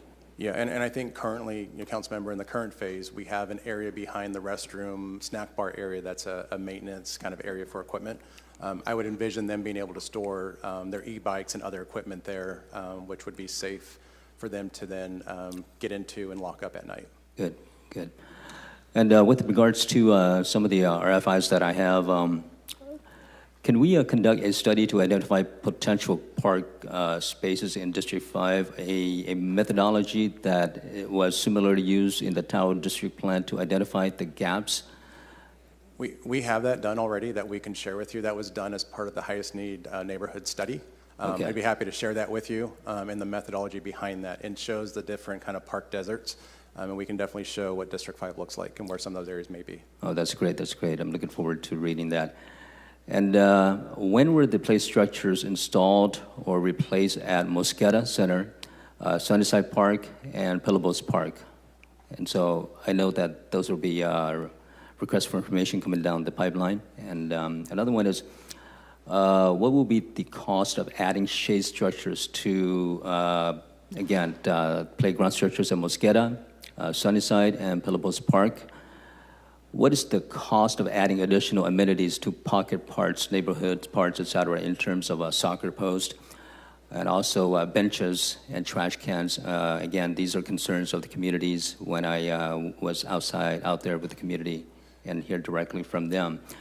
And then finally, what is the cost of taking the City of Fresno's community garden, that is our program, in-house? How much does it cost? And also, how many staff does it take to run this program in-house? I know right now that we contract out to a particular organization to do, yes. I believe we have how many? 3? We have 3, but 2 coming online. Potential, it's a total of 5. And so RFI on that. And finally, I'd like to motion $750,000 for the Boys and Girls Club Gymnasium. And this is a city-owned asset. It's primarily to be used for capital improvement to the HVAC, the plumbing, the structural, roofing, and security. And currently, there are no indoor recreational gyms for the community in that area. So I'd like to motion $750,000 for the Boys and Girls Club Gymnasium. Thank you. Thank you, sir. That's all I have, Council President. Councilmember, I'm sorry, on your motion for the community parks, some of those I think that you and I have talked about may be CFD related, so I'll need to work with Director Mosier on maybe a joint response for you. Okay, so thank you. Okay. Aaron, the Boys and Girls Club is owned by the city? Cedar and Butler, yes. Yeah, the Cedar and Butler Boys and Girls Club. Yes. Including the vacant spaces behind the Boys and Club, that property is also owned by the city as well. The green space back there? Yeah, the green space, yes. Yes. But now it's very brown. Yes. Thank you. Do we lease it or do we operate it? We lease it. Okay. Thank you. Director. Question for you, just for the benefit of the public. Right now we have a very large historic investment going on at a radio park, one of the largest in the city in terms of completely kind of restructuring and revitalizing that park. And there's the existing project, and then there's the prospective expansion of the green space with respect to the property directly adjacent at the south west corner of Clinton and First Street. Is there money in this budget for that acquisition? That money has been rolled over from previous fiscal years for the potential acquisition. Great, okay. So I just want to reiterate that's a very important project for me, and just collectively, but also that minor component that seems to have evaded us. And so to you, to the administration, the mayor, the real estate team, I've got about 7 months left here, and I intend to get that done and make sure that the whole thing is set so that we can have the revitalization there, but also the expansion as well as part of that transformation of Radio Park. Yes, understood. Thank you. Right. I don't have anyone else punched up.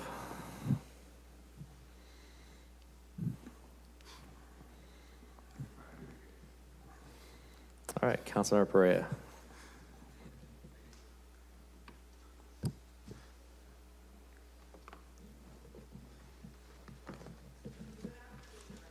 Good afternoon. Mike. I think it's been publicly mentioned out in the media that there is a chance that we may retake ownership of Granite Park. Retake operational duties with Granite Park. Is there money in this budget proposed for us to do that? Yes, there is. And where is that? It was actually, in FY26 and rolled over into FY27. So it's in our adult sports and I believe our maintenance budget. And how much is that?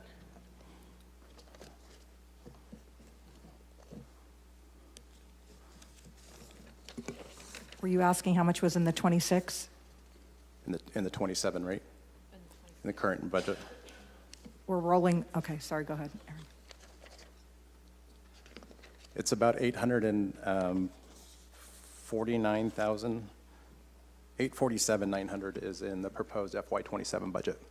And that's how much we will need to operate Granite Park every year if the judge rules that we should retake operational services for the park? That's what our estimate is at this time. Okay. That's just the expense side, right, Aaron? That's expense and a couple one-time kind of startup cost. And do we have the staff to take that over and to operate at the current level of service? The plan that I've kind of looked at, we do. We would look at a combination of internal as well as some contracted services for some of the items that we may not be able to serve immediately. But yes, we do have the staff currently in the program, in the department. What would be some of those services that we may have to look at contracting out? To start would be the landscape services, and landscape services on the ball fields only. I would propose that our staff, our landscape maintenance staff, mows the soccer fields. We have the large tractors with the big implements, 15 wide gang mowers in the back that we mow. Most landscape professionals don't have that. They have a smaller version of it. But where we would need the expertise would be on the baseball fields. It's a Bermuda blend, which is a little tighter, almost like a putting green, a fairway in a sense. The mowers we have are more the rotor mowers. We would need the real mowers, so it would take us time to acquire that before we could really take them over. So the proposed would have a professional landscape vendor to come in that performs those type of services for the first 6 months or whatever that may be. So we would take over, potentially, we would take over operations, all utilities, PG&E, everything. That's all part of the $800 and almost $900,000. That's ticket. correct. Yeah. Okay. I saw what happened the last time we were operating Granite Park, and I have full faith in your team that if we were to take things over, I think things would be done a little different. But I don't know if we should be in the business to operate Granite Park. I would much rather see us sell that asset than to take it on. My staff right now is running movies in the park because we were told that the staffing just isn't there right now to help our movies in the park operations.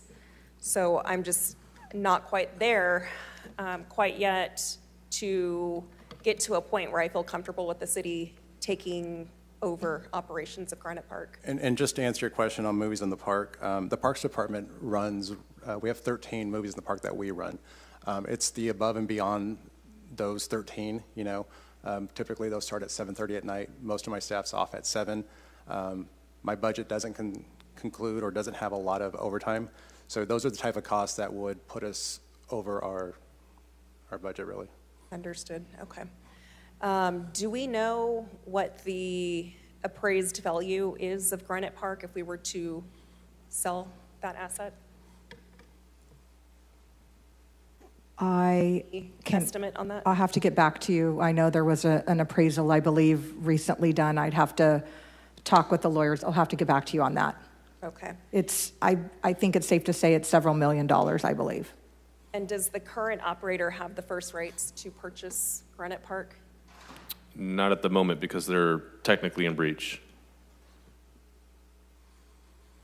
Not at the moment, but if they could get it to a point where they could possibly purchase? I mean, if the Court of Appeals overturns it 2 years from now, maybe. But right now they're in breach, and so that's not available to them. Okay. Those are all my questions for now, Director. Thank you. Thank you. Councilman Vargas? I want to continue the Granite Park conversation because my staff is also hosting movie nights, given the short staff nature of Parks Department and your unavailability after normal working hours. You indicated that most of your staff is out by 7 p.m., correct? Our rec staff operating our centers, correct. So what's the operating hours of Granite Park now? I believe during the week they run games till about 10 o'clock at night. And during the weekend, I believe I'm going to say 8 a.m. is probably when they open to 8, 9, 10 o'clock at night. So it's fair to say it's probably one of the longest operating facilities that we have in the city in terms of a parks facility? Yeah, on an ongoing basis. I mean, we do have tournaments and things that we operate that do kind of mirror those hours, but not on a continuous basis like this. Does the city currently operate any park in which it doesn't control parking?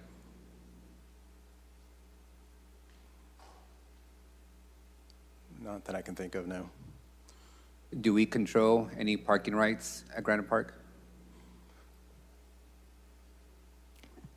City Attorney's Office, you can stop me. We have a limited number of parking spaces available near the corner of Cedar and Ashland that were part of the entitlement. The large-scale parking that was part of a parking license is no longer available to us. So how much public parking do we control at Granite Park? I'd have to get you the exact number. I'd have to get you the exact number. I don't know. I have to get you. I know I can visualize it, but I don't want to give you a number. It's on. I see it's on the corner. So we would have to negotiate. We'd have to attempt to negotiate a new agreement with the owner of the parking if we are able to obtain possession. Is the owner Club 1 in Kyle Kirkland? It's Mr. Kirkland controls the entity. It's called GPP. By all references, he's the owner. Excuse me? By all references, he's the owner of the parking. I think probably, I wouldn't say Club 1, but I think it's safe to say that Mr. Kirkland controls the LLC. Would the options include us eminent domaining the parking area to control it if lease or negotiations is not successful?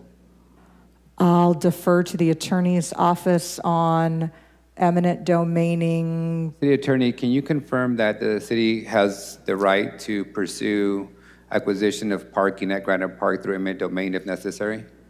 We can definitely look into that for you. Thank you. How many visitors does Granite Park have annually? I think that we'll have to, I would defer to what the public comment by the current operator. We don't take counts there. We don't operate it. So all we know is what they publicly say. Would it be the city's intention to charge admission entrance at Granite Park the way it's currently charged? I would say currently we do not have a fee in our master fee schedule to charge admission. And we have said that we're going to obviously honor all existing reservations. So we would have to come back at a later date to be able to charge an admission fee to get into Granite Park. City Attorney, can you confirm whether Measure P allows for the city to charge admission fees into a public park if it's funded by Measure P? We can also look into that for you. Thank you. So if the city was to take it over, say Monday, is it the city's intention to begin charging admission fees on Monday? No. So we would lose that revenue. We don't have a fee in the master fee schedule to legally be able to charge admission. So we would lose the revenue. Yes, we would lose that portion of revenue. Does the city intend to sell alcohol at this park if it was to take it over Monday? So I would tell you that we are trying to operate it in as close to a manner as it is currently being operated so as to not impact the Understood. attendees. So we are looking at contracting with a vendor for concessions, which would include a bar, as what is currently out there. The city does intend to sell alcohol and keep the revenue of the alcohol sales at the park. I'm sorry, say that again? The city does intend to sell alcohol and keep the revenue from alcohol sales at Granite Park. I would tell you that, as I said, we have short-term, mid-term, long-term plans. We want to keep the operations as closely as possible. So when we first take it over, we are planning on doing concessions and alcohol through an outside vendor. And then depending on how things go, we'll have to plan for the longer term. Is the city allowed, I know one of the issues has been whether there's a restaurant operating at the park. Is the city allowed to engage in concession services in the facility that's present? Is that facility past public health inspection to allow for the serving of food and alcohol? I understand that the current operator does have a valid health department permit through I believe it's end of June of this year. But we are looking at all options for the outside vendor, including food trucks, portable type cooking facilities. So the current operator does operate food on site? Yes, they do. With the correct permits? Correct. Okay. You mentioned approximately $900,000 in the budget for operating Granite Park. Does that just cover operation costs or the cost of us outsourcing concessions and us outsourcing alcohol? Just so you know, the concessions model that we're looking at would not require us to expend. It would be a commission base. We would be looking. It would be a revenue. I'm sorry. Similar to Chichansey. Yeah, I don't know that we get money from. We're actually would get a cut of it as opposed to Chichansey, I believe, keeps it all. Correct. But which has been my, Yeah, we're not looking to give all the concession revenue away. We're looking to definitely generate revenue off of concessions. Do we keep any of the revenue from concessions or alcohol at Tower Theater? Or do we let the operator keep it? No. In that instance, we let the operator keep it. At the convention center, however, we do have a revenue sharing agreement. Thank you. So does the $900,000 cover all the costs of third parties, landscaping, city staff? How many employees are you projecting you would need to operate this park? It really depends. Weekday is going to look different than the weekend based off of the number of But you have to know now, right? It's going to be in the budget. You have to have authorized positions. So how many positions at the height? And I think it really depends on the league play. So I've been trying to figure out what league play is coming out there. So I have a pretty good schedule of what's out there. So is it 3 people or 40 people? No, it's So I'll walk you through. We have the field prep, to get the fields ready for the games. That same crew would then conduct janitorial custodial operations, and then we would have potentially down the road, if we ever got to the concession piece, you'd have additional people. But to start, it looks during the weekday about 5 people. So 5 people, Monday through Friday, would be sufficient to cover that park? Correct, because the games don't start till about 5:30 in the evening and run till about 10 o'clock. So we would bring employees in about 4 o'clock and work them till 10. So a 6-hour day on that avenue. On the weekends is where it does, you will see a higher level of individuals because of break time, lunches, and so forth. How many people do you anticipate needing on the weekends? It's probably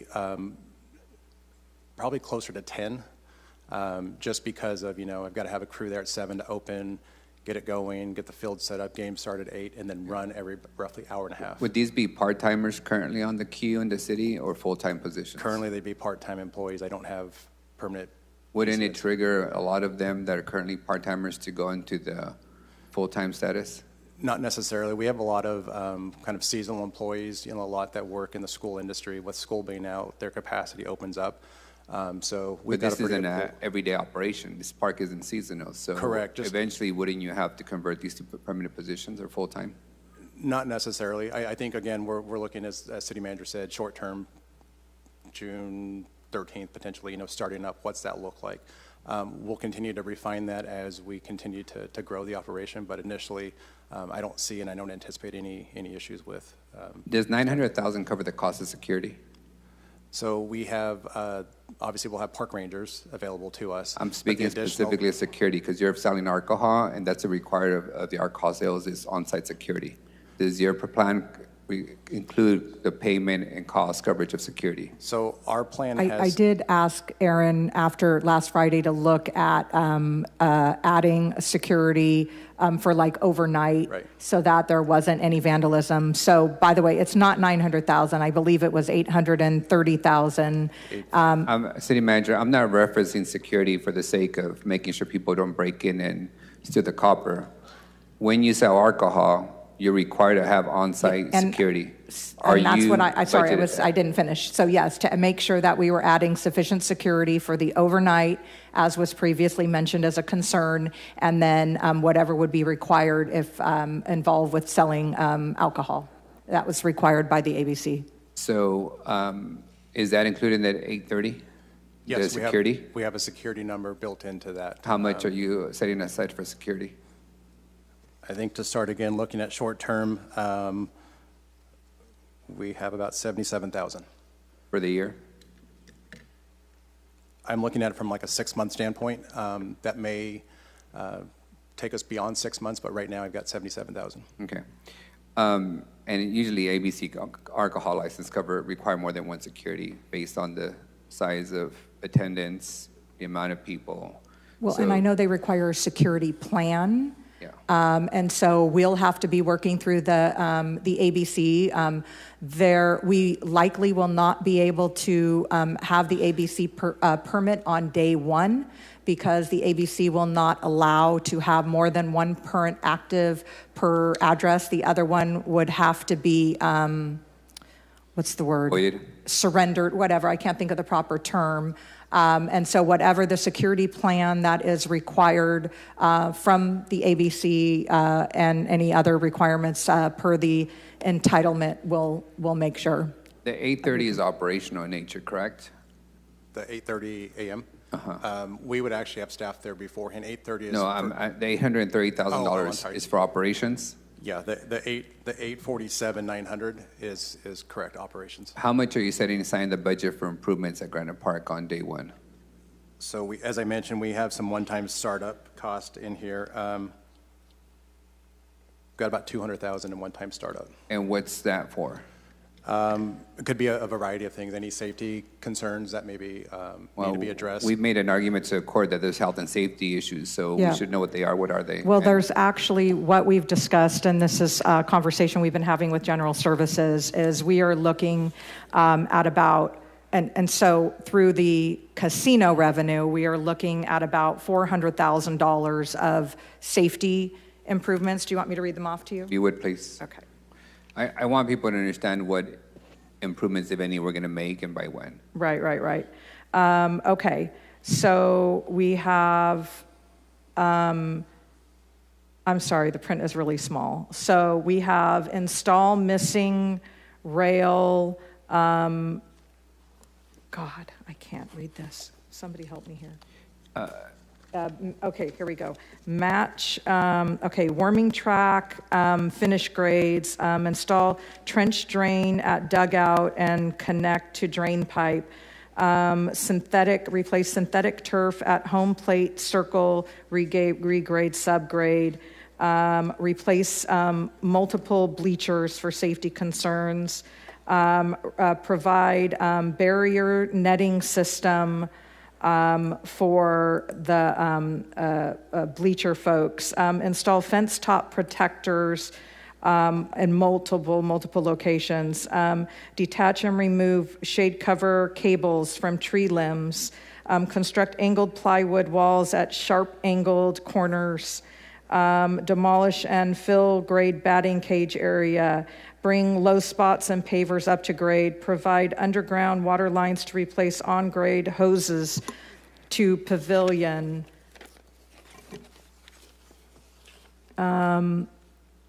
Electricals, resplice conductor feeding first base light pole. Replace missing 100 amp 3-something breaker and main switchboard. Replace wall pack and stairwell. Replace new conduit conductors to provide power to pavilion area. Provide additional outlets inside storage building. Those are from the analysis, and those do not include any of the fire code violations. Do any of these improvements require city permits? I would guess that some of the electrical work does, and... Have those permits been processed? Are they in the queue, or would we process them once we have control?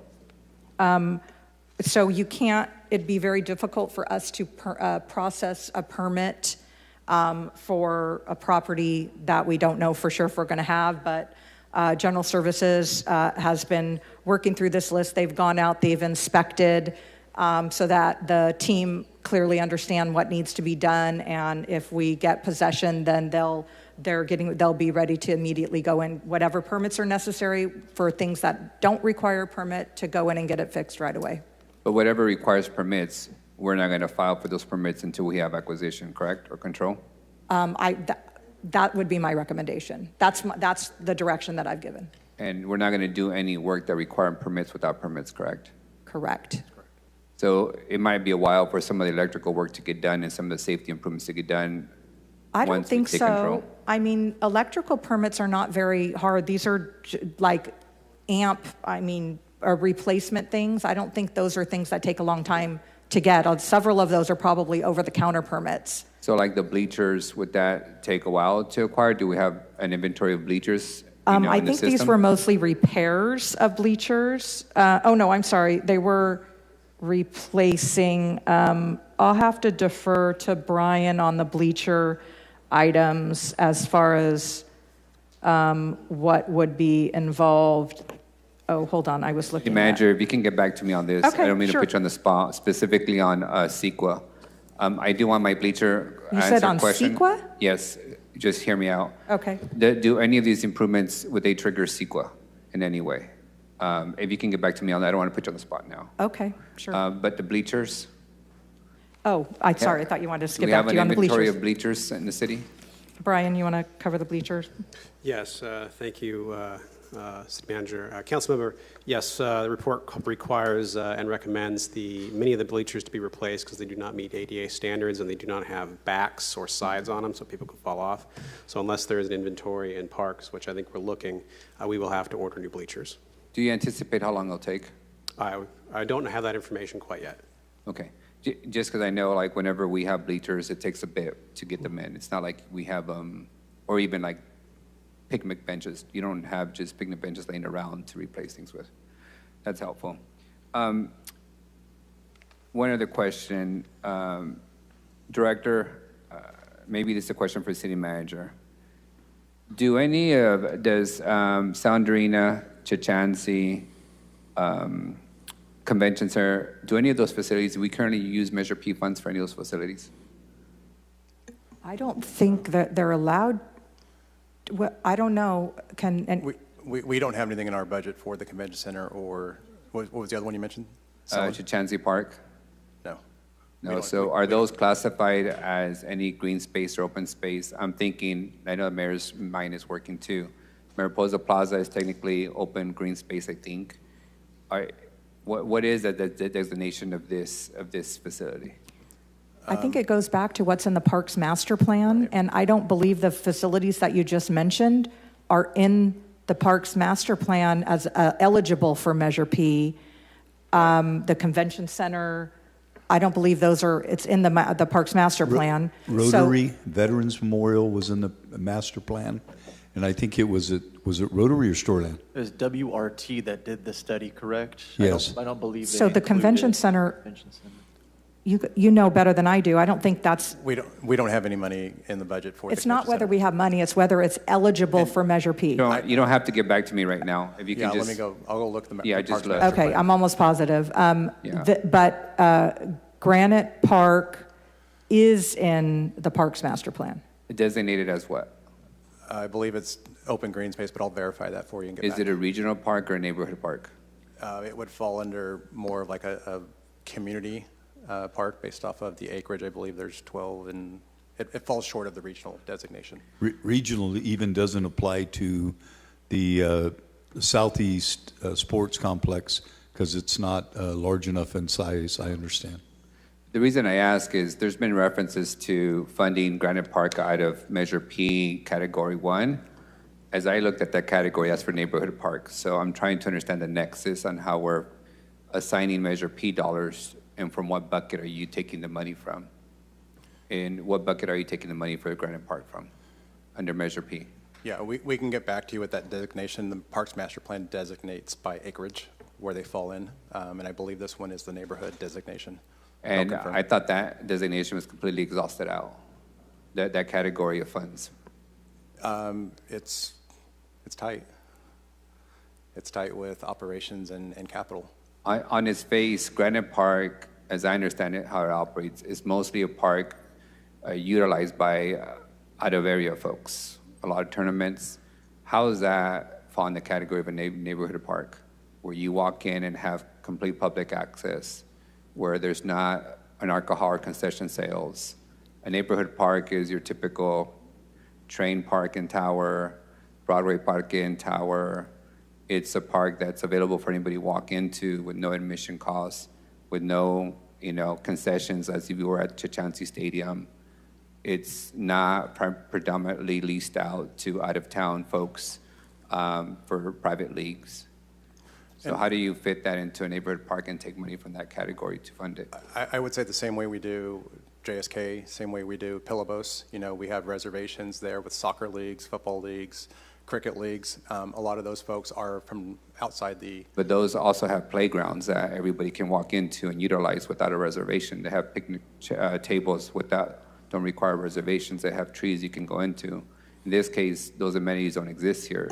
It's specifically for sports leagues. But it was supposed to be open to the public, and we plan to open it to the public in the mornings when it is not in use as a walking park, as an exercise. We do plan to have it be publicly accessible. So if you plan to open it to the public in the mornings, the director just said he's not having staff there till 4 o'clock. And that's going to be the field operations staff. So the manager over that will be stationed there. So opening the facility, allowing people to come in and walk the grounds.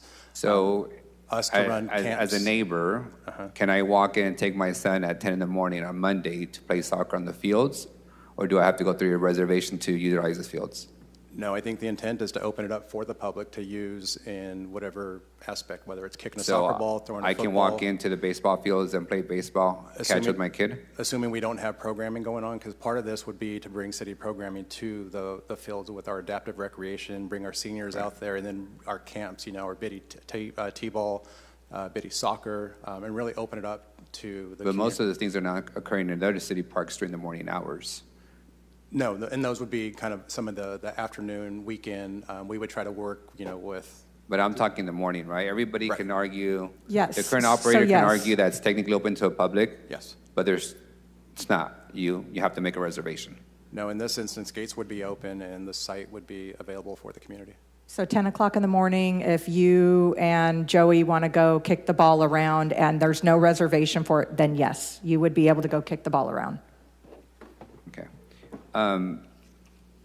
My other questions on Granite Park. Have we been in negotiations with any other operator to take over the park?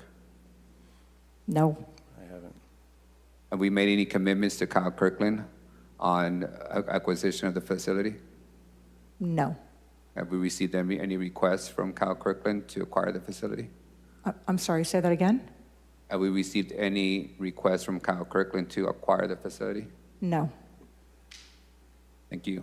I do have some other park questions. I appreciate the city manager your time on Granite Park. I have my significant concerns because let's talk about budget. The current proposed budget, by how much are we reducing the general fund obligation to the Parks Department? So this year's budget, we have 18.3 of general fund dollars coming into the department, which is, I don't know what the 26 number, I have that somewhere, but it is just a little less than what we had last year. But 18.3 million is what's You know by coming how in. much is the reduction of the general fund? I believe, and finance can correct me, but I believe FY26 it was about 21 million. It's about $3.5 million reduction? Roughly. What's the rationale for reducing the general fund obligation to parks this year? I believe some of that was capital related, but then again,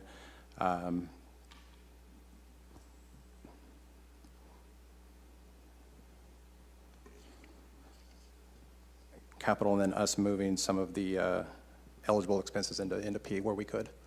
And if I'm correct, in the past, our commitment to Granite Park was $150,000 a year. By us taking it over, we're looking at about $847,000 a year, plus a bunch of other stuff that we're not aware of yet. Well, I would say it's more than 150,000 a year. It's how much then? I would say it's 150,000 a year, and plus the utility bill, the water bill that has not been paid. So how much is that?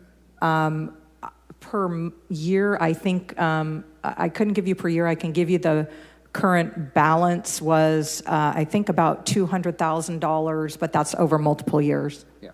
And I think our annual subsidy to Chancey is about $300,000 for utilities. Yes. Right? Yes.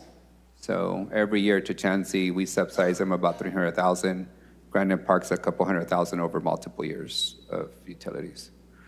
What is your mandated benchmark baseline general fund obligation according to Measure P ordinance? The MOE, I believe it's $14.8 million. 14.8, and does that fit any specific category, capital or operation, or is it just total?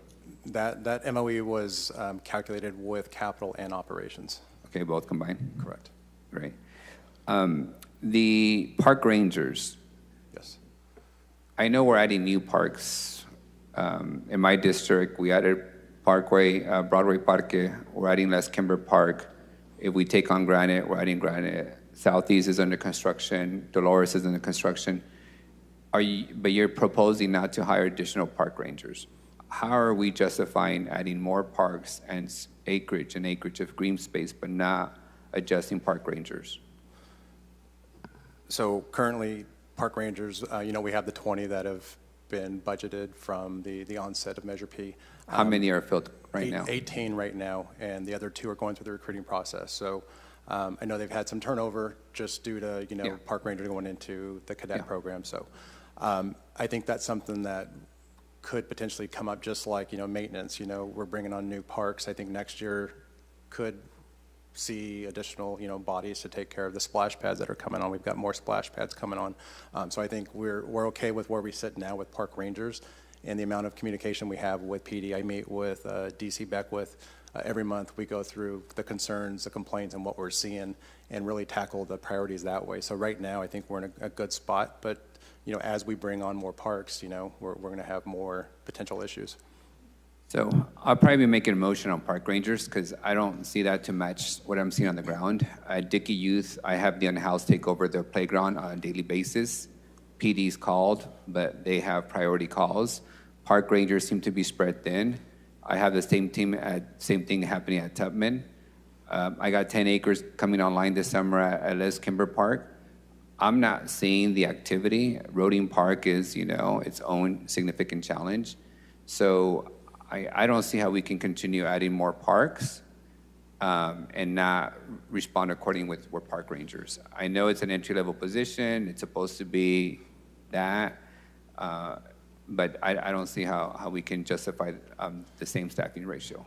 Yeah, and I can speak to Dickey. It's right down the street from my office there. So I see every morning park rangers there, moving people along, emptying trash, helping us with keeping that park clean and safe. And in the afternoons too, around the splash pad, now that that's open, people congregate on the picnic pavilion there. So we've actually worked with PD even beyond the park rangers. They've actually had sworn officers going out there and kind of do a sting on drinking. A number of other facilities too throughout the entire city. So I think the park rangers are the first line of defense, which then can dispatch that. And that's kind of the beauty of them being in that policing district with the sworns. Right, every morning during briefing, they can kind of, hey, wait, I'm seeing this over at maybe it's Martin Ray Riley Park, maybe it's Dickey, maybe it's here, and really move resources around. In addition to my staff, communicating in the mornings what they're seeing, and direct line of communication with the park rangers, calling them on their cell phones, and then elevating it from there if need be. I noticed in your budget you have a substantial amount of money unallocated for new parks. How much do you have unallocated for new parks, and what's the plan for that? So in category 1, we have which is neighborhood parks, correct? I'm sorry, category 2. My mistake. Okay. That's the bucket you're referring to, correct? Whichever bucket. You tell me total. New parks. So category 2, new parks. So our beginning balance coming into FY27 is about 5.6 million. Measure P is going to bring in about 5.2 million with other revenues such as interest. That total revenue is about 11.2. We're appropriating 6.6. So in that citywide new parks, about $4.5 million is left unallocated. In category 2, high needs, that number's a little bit higher. Total revenue is 26, and appropriations are about 20. So as I mentioned earlier to Councilmember Vang's question, we're looking at the various heat maps and looking at where park space is needed throughout the city to develop these new facilities. But in addition to that, I think going through the parks master plan, as well as some of the areas of town that we're seeing where maybe it's crime, maybe it's blight, whatever that may be, and working with Plan and Develop reaches out to us quite a bit. Hey, we have this parcel that's designated as green space. Is it something you're interested in? So working with our partners with planning and let me ask you more directly, Director. Okay. Who's scheduled to get the next new park? And this isn't about my district. I think 2 new parks in my 7 years is a pretty significant feat. But who is scheduled? We ought to have some low-hanging fruit of what neighborhood is ready for a new park. And don't we have properties already acquired? Because what I don't want to do, which I'm tempted to do today, is make a motion for you to acquire X parcel and build a park, because it seems not to be, we don't seem to be making progress on the new park category. I think the Parks Department has some land in our inventory. Where? For instance, Tulare and Argyle over in southeast Fresno. It's a small, more like a trailhead. It's about a 0.2, 0.3 acre. Not probably ideal for that area. There are some other parcels we've looked at. Negotiations, I think, as I was talking to Councilmember Carbasi about, the negotiations, our appraisal values, and, what the owners are coming back to just make it. Why aren't we utilizing eminent domain when we have the authority to do that for public spaces? We can't with Measure P. But we have general fund set asides, not just Measure P on that bucket of parks. So you have $18 million of general fund money. You can easily use that dollar for eminent domain, as we have in other instances. So why aren't we pursuing just eminent domain for public spaces? I think it's finding a place for that general fund into P. Is it eligible? Can we even move it into P in some cases? In some cases, we can't. General fund dollars that can't use for eminent domain on a green space? Green space that we own, or are you talking about just? That we acquire. We could use, we could use general fund, but at the same It's time. not currently the way the general P dollars are allocated. I hear what Understand you're that. saying You of can like swap use the out. color of money of general fund Yeah. for the eminent domain. We'd have to juggle things around. I could be possible. It's not presently the way that we have the dollars allocated, but we would have to look and see if we But can it- juggle things around. It is an option for us to just acquire property through eminent domain for a new park, use the general fund allocation of Parks Department for that acquisition, and then use a Measure P portion to then build the park, right? We could use Category 2 to build the park, yes. You know, as we start having conversations around Measure P, whether it's childcare or rangers or whatever, people are going to criticize this. You have X amount of money sitting there for new parks, and you're not using it. And I want to be very thoughtful that we've exercised every option to meet the obligations and the intent of the initiative, which is new parks is some of it. Is Granite Park eligible as a new park under that category?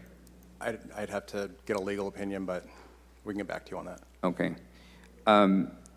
Your pedestrian and bike safety program, do you address e-bikes, or is that are you just addressing traditional bikes?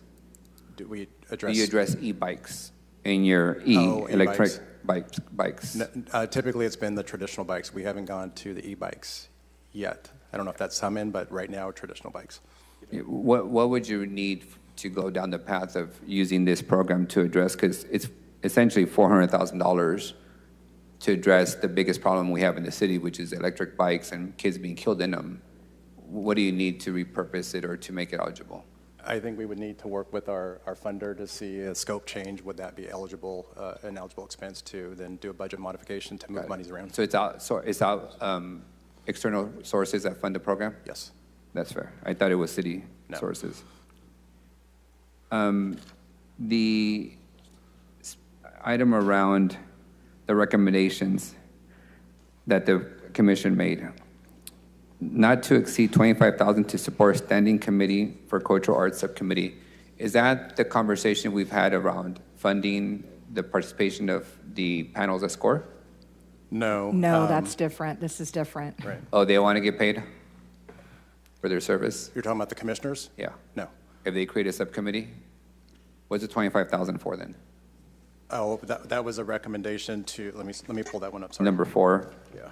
Recommended that funding be provided not to exceed 25,000 for the support of a standing committee for the cultural arts subcommittee. Yeah, so that was, we did create a subcommittee for this round of the grant guidelines. So that was something that they put in previous to us taking that over. So that was something to put in for meeting space room, security, translation services, paper, printing, and so forth from the committee. So that was an old recommendation. And I'm assuming the subcommittee adheres to the Brown Act? Say that again? It adheres to the Brown Act. That's why you need translation services and correct all the other. The 25,000 for the purpose of EAAC grant panelist stipends. Is that also in the developing guidelines that you guys are drafting? That is, yes. That's where we would pay the raters.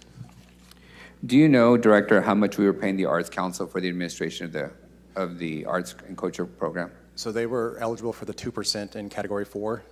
So what was the total? Out of $5,115,000, is what they received for the 2%. 120,000 total. And then I think the motion was to provide another 75, correct?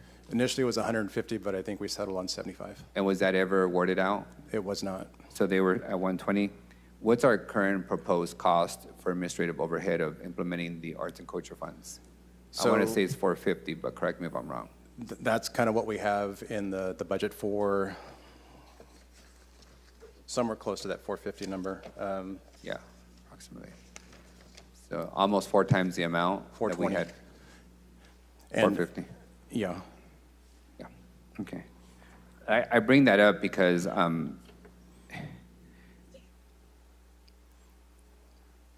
back to Granite Park, Chachansey Convention Center. We used to operate the convention center Soundary in-house. And back then they argued it's cost savings to outsource it because it would cost us too much money. That was the argument for also outsourcing the operations of Chansey Park. we're now taking on potentially Granite Park. Every time we take something in-house, it's significantly more expensive. And my concern is, who are you going to take from to cover that cost? What park is not going to have a ranger? What park is not going to have a capital improvement? What park is not going to have youth leagues by us stepping in to take something that fundamentally, whether it's the golf course, that's privately operated for a reason. I would say that a couple years ago, you and Director Mosier, I think you guys got a handful and a earful from us related to the condition of green space, that it wasn't green, if you recall. Mm-hmm. It was technically yellow all across the board. And of course, there's a lot more complications around irrigation needs to be addressed. It had not been addressed for years. The skill set to fertilize, to maintain, to rest fields, to rotate fields, all that is part of the complexity to maintain that kind of asset. And I fundamentally believe Granite Park's operation is being underestimated and significantly undersold on what is going to be at what cost to the rest of the system of green space that we have in the city. And I, for one, am not going to give an inch of staffing, an inch of capital, an inch of operational money from my region to go operate a park for a bunch of private leagues. And my last question on Granite Park is, it's my understanding that one of the leagues that we banned from our city parks for the multiple and ongoing violations of rules is now operating there. City manager has indicated that it's our intent to honor reservations at that park if we take it over. Am I to assume that we're going to allow them, a city violator with a long record, to continue operating in Granite Park if we take it over on next date? So I would say that... You don't have to answer now, but... Well, no, I want to make sure it's clear. We're trying to address the concerns that have been placed in the community that we're going to, quote, shut Granite Park down.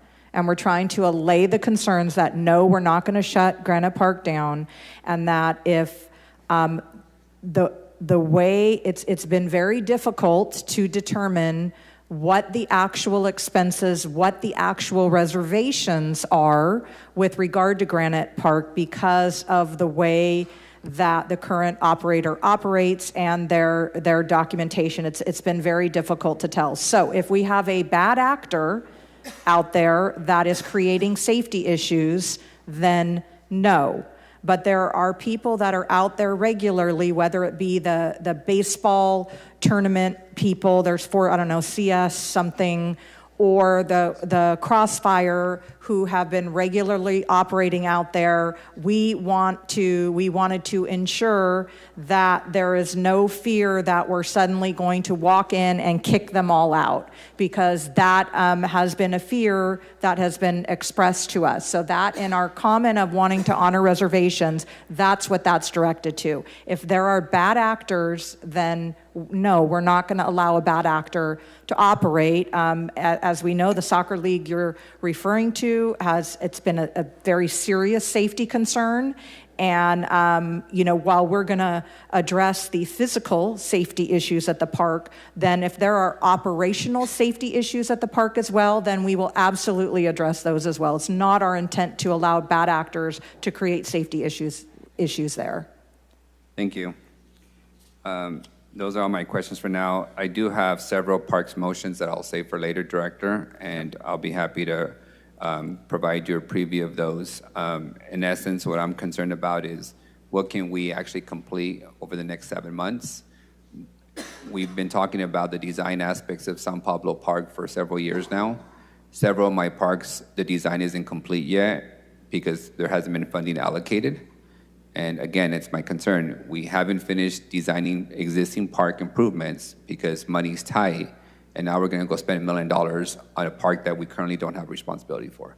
So I struggle with talking out of both sides when it comes to parks, and especially when it goes to neighborhood parks. But I appreciate your time and your commitment to the green space, and kudos to you and your staff. The parks do look in much better condition. Thank you for that. Councilmember, I want to make sure, because I don't think this was put on the record enough, that I understand we've just been focused on the expense of Granite Park, but there is significant revenue that comes into that park as well that will be able to offset the expenses. We've talked about there is a set aside from the casino that can be spent there once it's open to the public, and there are other revenue sources, just like at the regional sports complex or whatever, of when tournaments are held. There are other revenue sources that will help to offset the expense at Granite Park. I appreciate that, but I do want to also clarify for the record. You just told us that the Club One money is projected to come down, not go up. So that's a drying well. Well, no, and I also said that since we produced the budget with the preliminary injunction in place, that there probably is more money that can be realized. That just the budget had already been put to bed, and so we weren't able to dial that up. And then I also, one thing too, there is definitely going to be a reduction in expense at Granite Park because we aren't going to be paying the board members. So that nonprofit, on average, over the last 4 years, on average, has paid board members over $500,000. So with that expense going out the window and not being paid, that helps reduce expenses as well, and that won't be an expense that we'll have to absorb as a city. So is it your position that we're going to make a profit at Granite Park on year one? No. Do I think we're going to make a profit on year one? No, I don't, because So what are you anticipating the we're loss going to to be? honor reservations that have already been paid, in some instances in cash. And so we're going to have to honor the reservations that have already been paid for likely multiple dates that we certainly aren't going to be able to get that money out of the park. So we're not going to be able to get every bit of revenue out of it. And we aren't going to be able to track back, how much cash was paid through those. But so no. Do I think we're going to make a profit in year one? No.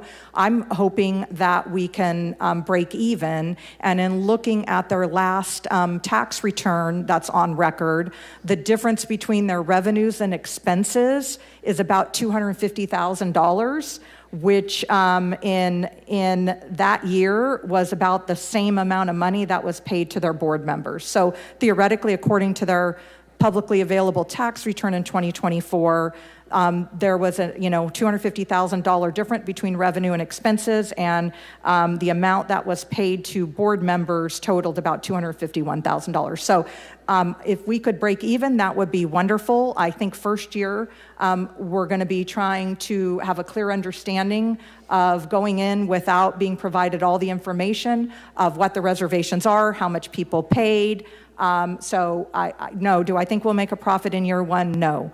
I'm hoping to break even. Your analysis is giving me throwback to Valley Children's Board of Directors and their compensations and their leadership. Their what? The Valley Children's. Oh, okay. The nonprofit. Yeah, I mean, we definitely had $894,000 in 2023, so that's comparable to Valley Children's. Yeah, it's quite interesting, the compensation of executives and nonprofit leaders and board members. So very interesting how we are willing to criticize some, but not others.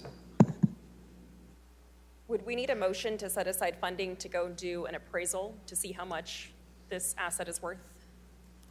I can give you an answer on that today. I think there may have been one through the legal process. I just need to double check on that, but I can let you know if we think that's needed. I'm going to actually ask the attorney's office if they could chase that down if we had an appraisal done recently.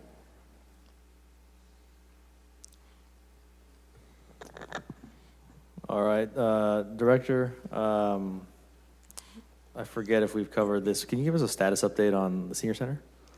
Sure. I briefly touched upon this, but this past week, June 1st, the week of June 1st, temporary construction fencing was erected. And I believe the current schedule right now shows the second week of June, starting to see more activities, more staging to occur with kind of a groundbreaking per se later part of this month. Great, that's good to know. What's the, probably more for capital projects than you, but what's the estimated timeline based on that start date? I believe that's completion date on the current project schedule is summer of 2028. Okay, great. Running it back to my previous question about the Radio Park additional property acquisition, that the current rollover funding is that going to prove a sufficient amount of funding to actually follow through with the acquisition in this coming fiscal year? And if not, what's the gap? Let me get back to you on that. I know at one point in time we were working with the appraisal and the attorneys, so let me get back to you with a definite answer on that. Yeah, I'll make that an RFI. Perfect.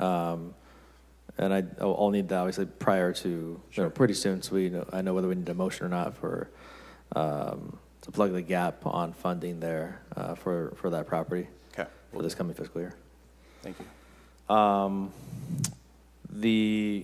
Additionally, I want to move my attention over to Manchester Park. I don't think we have the construction of the splash pad funded yet, do we?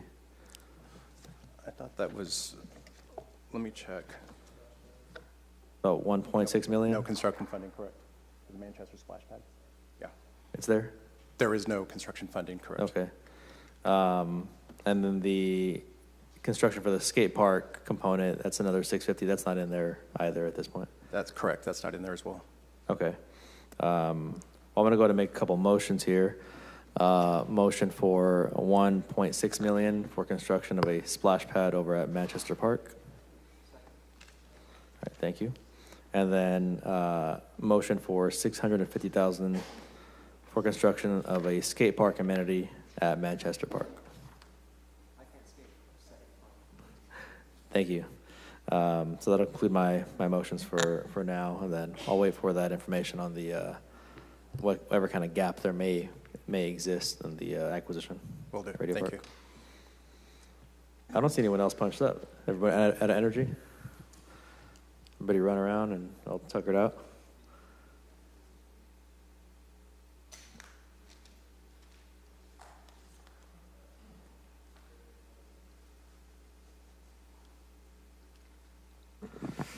All right, no one else is punched up. We finished all the hearings for the day, as well as a special meeting. I think that's gonna be it for us today at 4:30 p.m. Not bad. Thank you. Not bad. I'll be back here tomorrow for, let's see, we got another 6 departments to cover tomorrow. So we'll see you all at 9 a.m. Thank you. Thank you.